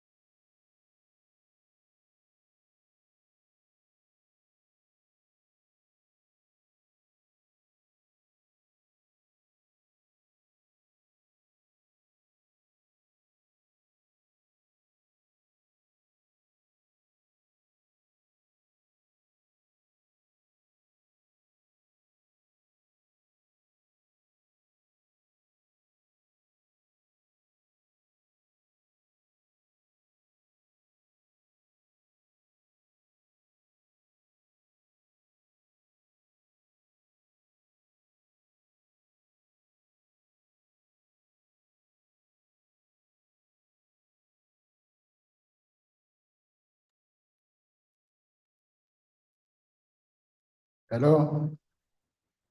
Can you hear me?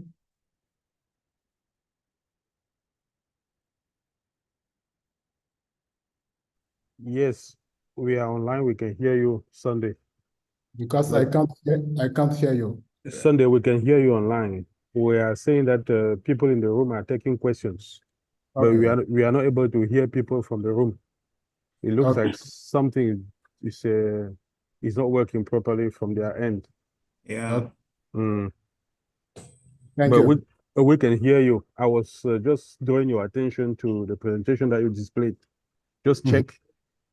Yeah. How can I check it? Yeah, you can go back to the email trail from Shahi, and you will see what I'm referring to. Thank you. Oh, sorry, Augustin. Am Yeah. I on Yes. presentation from here, or do they? Yes, I am saying that I don't know whether you had sent them your presentation already, but I'm telling you that the first slide that I saw is Yeah. suggesting that this is the old version of the presentation. I don't know if you are running it from online or they are doing it in the room. That one I don't know. Okay. Mm.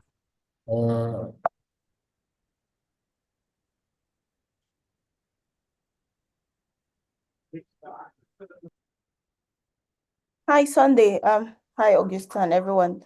If you have your latest version, I think it will be better for you to share your slides. But I think the people in the room, the muted themselves inadvertently. I see that. Goodwill is speaking. Yeah, We cannot hear him. they have muted themselves, and I don't think they realize themselves. I'm having issue with WhatsApp. Can someone from you guys let someone in the room to alert the technicians for the technicians to fix this? Okay, let me text Greenwell. Yeah, Greenwell is speaking. He may not hear you. He may not read the message now. Or you can just call him. He will probably be on silent mode, and he will let them know. Mm.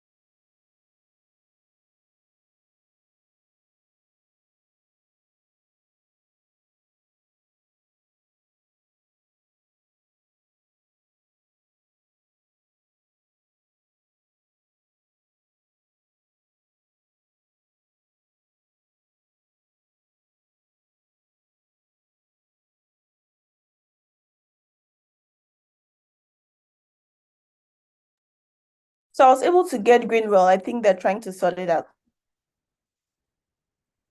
Thank you very much, Lai.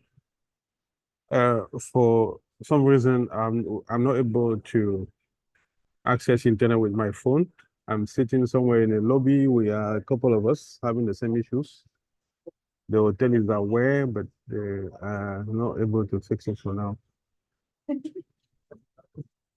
Oh, sorry about that. Mm.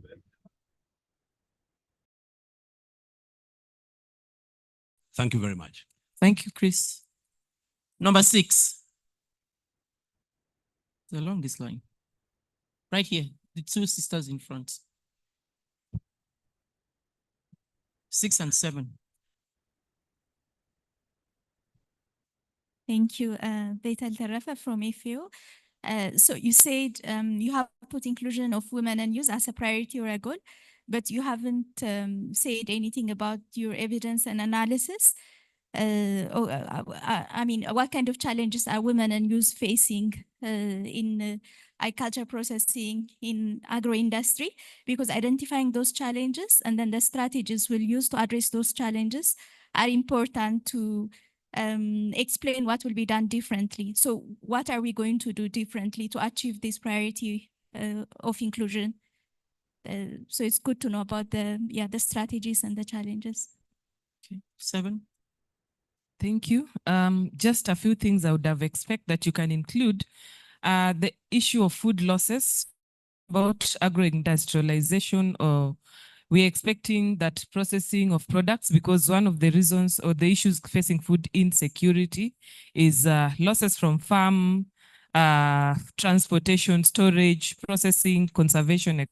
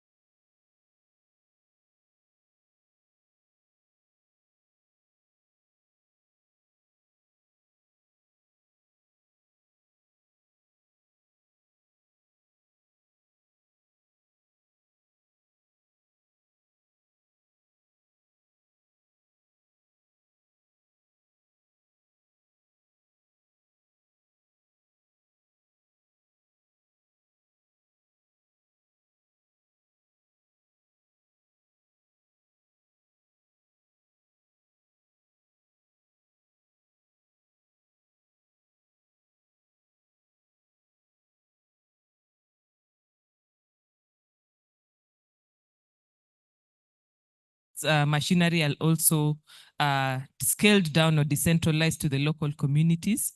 And one more point that I was to give for the first 2 or 3 groups was the issue of introducing food security, food systems curriculum being a new concept. That's one of the reasons probably uptake is low. Maybe curriculum should be compulsory, you know, climate education and food systems, right from, especially for basic university courses. Thank you. Okay, thank you. Number 8.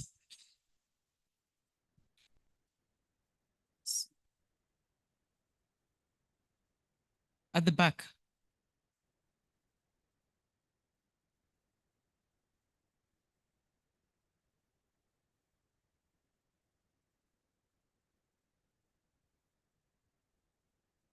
So thank you. I was going to concur that this indicator had left out the post-harvest and production components, because more than 40% of our agricultural produce is lost after harvest, and still we are drying using basic means like sun drying.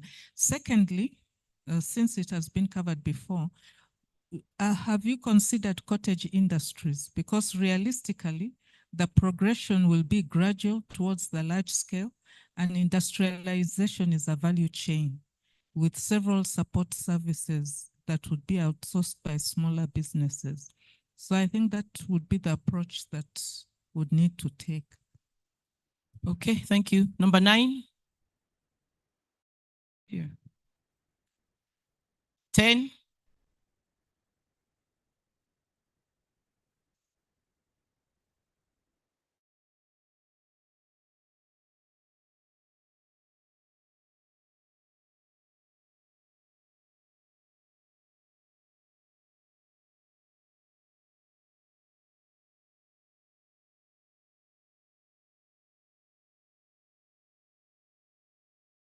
De agro-industrialisation, de qui parle-t-on et de quoi parle-t-on? Moi, j'ai des chiffres ici pour l'Afrique de l'Ouest qui montrent que sur le marché local, l'économie alimentaire génère 260 milliards de dollars, soit 15 fois plus que le marché à l'export. Et donc, il y a un gros potentiel sur le marché local.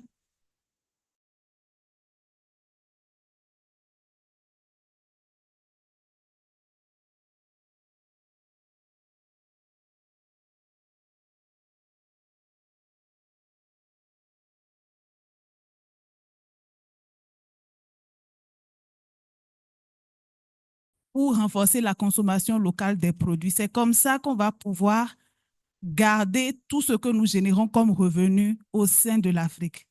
Un autre paradigme est de faire venir des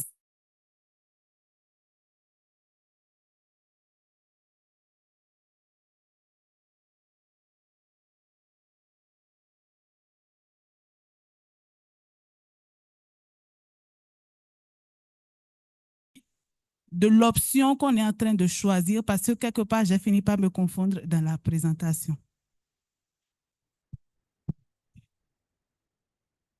Eleven.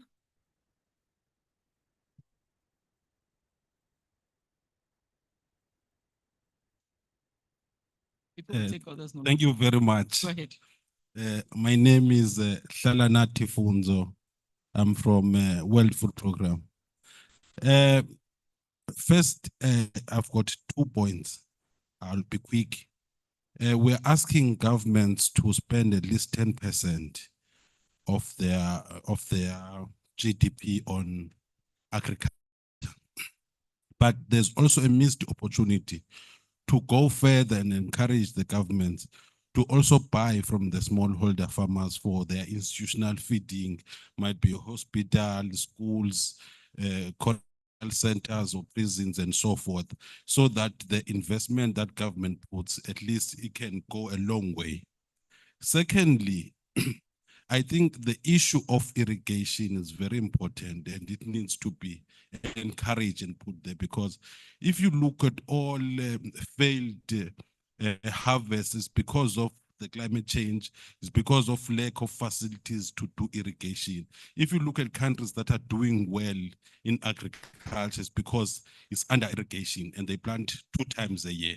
So also for young people, if it's not profitable enterprise, agriculture enterprise, they will not be interested. We'll forever have old people or people after pensioning, they go to agriculture as a hobby and all that. So we should also make it profitable and use the latest technology, that is the smartphones and all that, your drones and many other things that attract young people into farming. So it cannot be business as usual.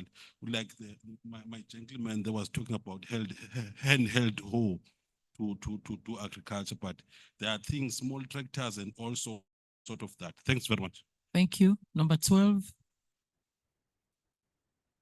I have 2 extra hands. I had when I was taking down the list. We need to give some time for the presenter to be able to respond. Yes, go ahead. Please make it brief so that others could have a chance. All right, thank you very much. My name is Kinde, I'm from Agra. I really appreciate the presentation. It's very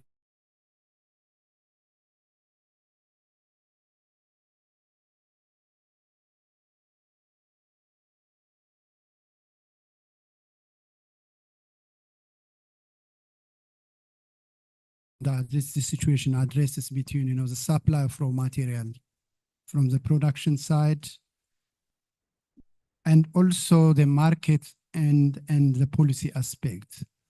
For example, if you take coffee, one of the problems for African exporters is that the importers do not want processed coffee. They want simply raw coffee. That kind of policy issue is influencing the agro-industrialization development in this one. It applies true for other exported crops for Africa. So I think we need to look at the nexus between all those factors. The second one is, I think the suggestions presented for action are very good.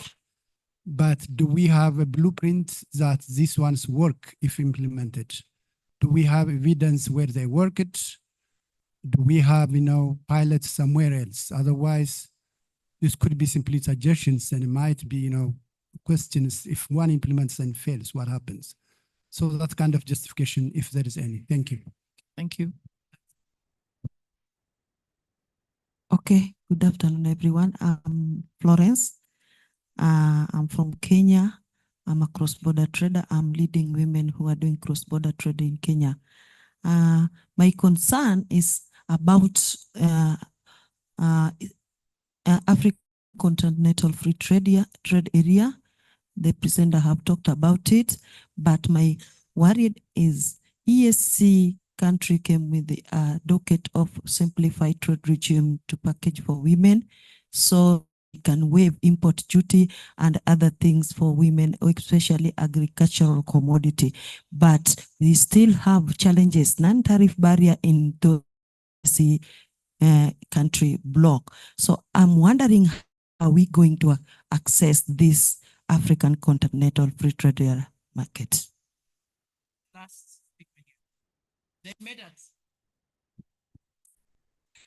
All right, thank you. I want to tweak the title a little bit, and I say, given the issues of emissions from the agricultural sector and the issue of climate change and environmental sustainability, maybe we want to look at green agro-industrialization rather than the traditional agro-industrialization.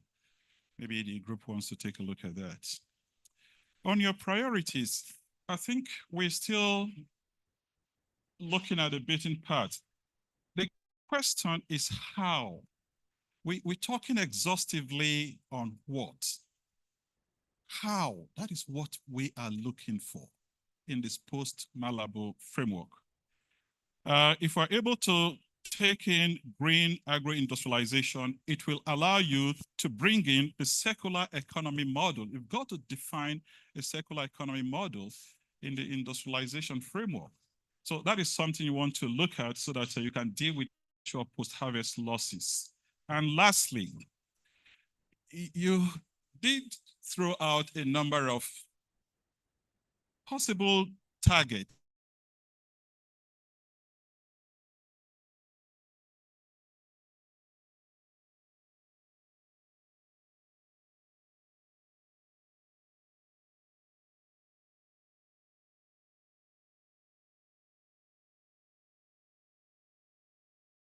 So much. This is impressive, and as a matter of fact, I have to admit that I learned so much from these questions. So I will take, like myself and the group here, I mean, we're five representing this group, we'll take these questions for further inclusion. However, I have to here to comment to specific points. First of all, this is going to be, we are supposed to provide inputs to a continental document, which is going to be replacing the Malabo Declaration. So with my due respect to many of your questions, we cannot really go into the nitty-gritty implementation process. We can't, this is a kind of sovereignty to countries. I mean, all what we can say, for example, I mean, that women and youth have to be included in value chains.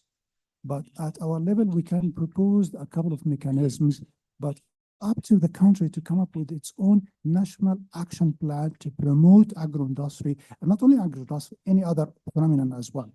So this is in response to some of your questions. At this level, we can't really get into the details. No, I mean, it's this is a continental document. I mean, you can't have a silver point to say that to promote agro-industry, to include, sorry, forget about agro-industry, to promote the inclusion of women and youth. This is what you have to do, all the 55 African countries. Every country has its own context. So really, we can't, at this level of continental, we can't prescribe something that is going to be a silver point that is going to be working in all countries. And this is my understanding. I might be might be not correct. So this is one, and I'll pick some of the questions because we have a list of 16 questions. I mean.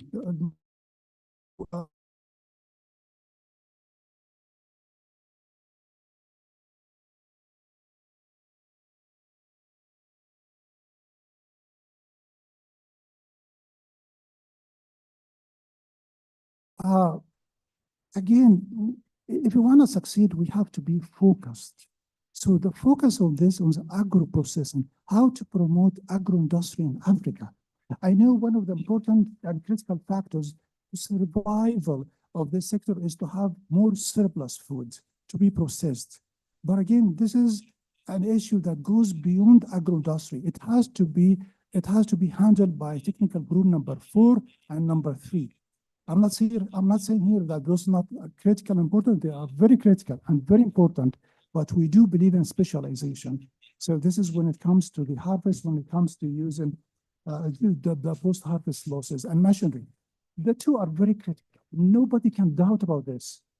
But again, it has to be considered more by technical group number 4, because it's very easy for us to come up with an indicator, oh yeah, reducing post-harvest by 50%. But what exactly that we can do for agro-industry to do this, in addition to providing the machinery, the mechanics to do it. But one of the issues that if you want to really reduce post-harvest losses in Africa, you have to enhance energy access to rural areas. Do you think this should be one of the issues that could be handled by this group? This is very critical, and it's a driving force. Now, let me go very quickly. The question on non-tariff barriers, this is very important. And for your information, CFT has been designed, forget about the tariff. It has been designed to remove the non-tariff barrier. Let me give you this information. For COMESA, you know who's the largest African country trading agricultural products with COMESA? It's not a member of COMESA. It's South Africa. So which means that it managed to export a lot of products into COMESA with tariff paid, as compared to Kenya, as compared to Egypt, as compared to Zambia and Zimbabwe. So it's not, what matters in Africa is not the tariff, but rather is non-tariff barriers. And CFT is supposed to provide technical capacity to African countries. Now, at the moment, as we speak, we, the African Union Commission and the United Nations Economic of Africa, we are developing something called national CFT strategies, and we have developed in 42 countries, and we're going to implement to help countries to implement those strategies. So this is very important for the non-tariff barriers. For the policy reform, it's very crucial.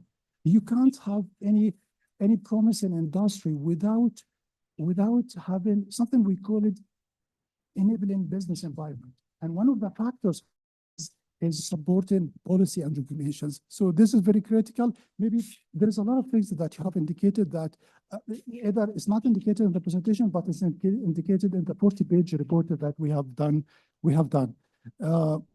Yes, it's one of the issues that I missed to do it to include is the blue economy. It's again one of the things that has to be considered not only within the agro-industry technical group, but with the other groups as well. It's very crucial and very important.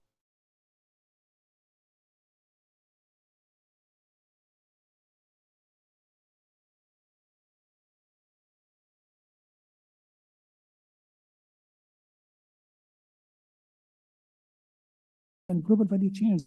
So we needed to move into exporting raw materials or semi-processed raw material into processed material.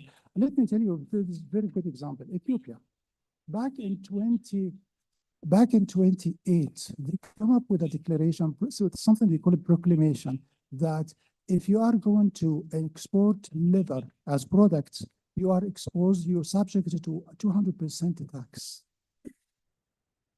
Ladies and gentlemen, in 2 years, the export strategy of leather products has been reversed. From 90% exported as raw material, it has been 90% more or less exported as semi-manufactured and manufactured area with one decision. So this is what we call it. This is the importance of regulations and policy incentives.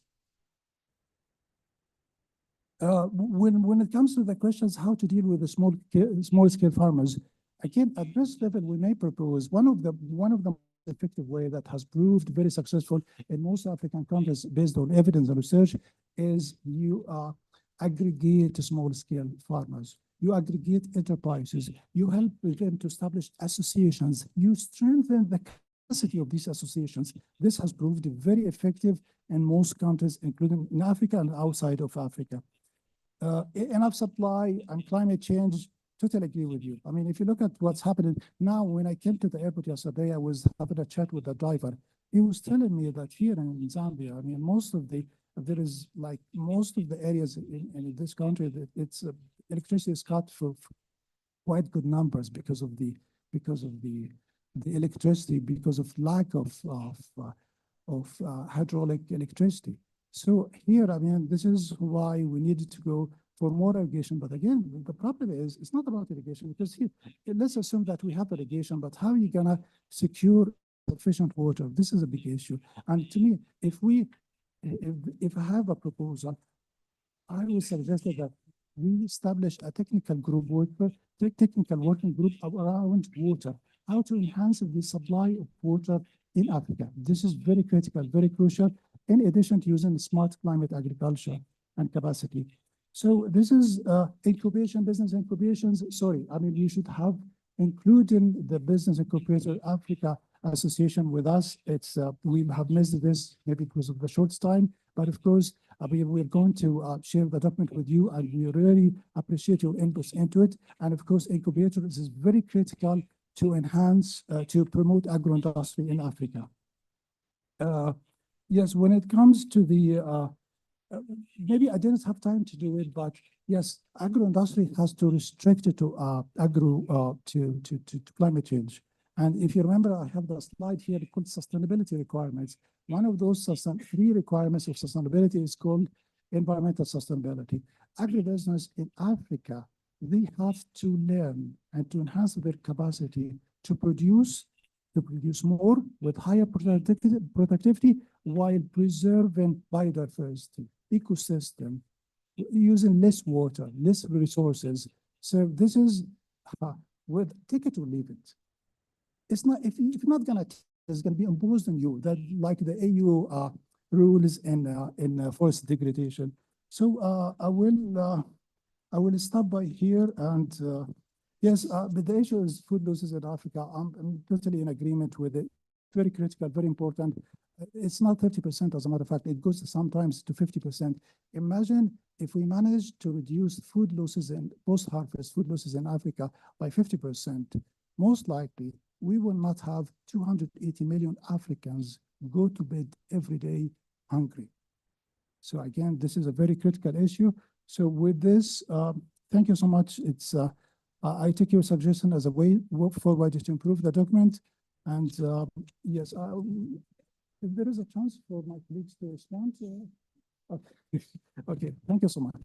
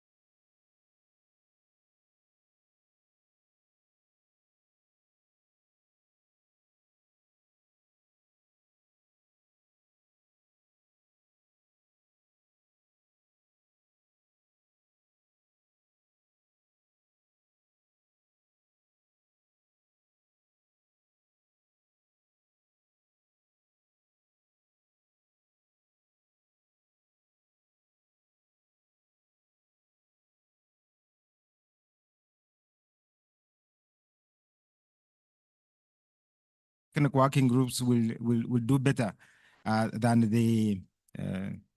today. But I really want to emphasize, colleagues, the issue of evidence. So as you work on your presentations, as you work on the reports, please, as much as possible, make sure the narrative that you are putting together is informed by evidence. And that evidence has to be with sources. You can't just put a number, 45% GDP of the country, and you can't cook up data, okay? We need sources of information that you are putting in those documents, because we should be able to go back there and actually check what you quoted is correct, because this is African Union.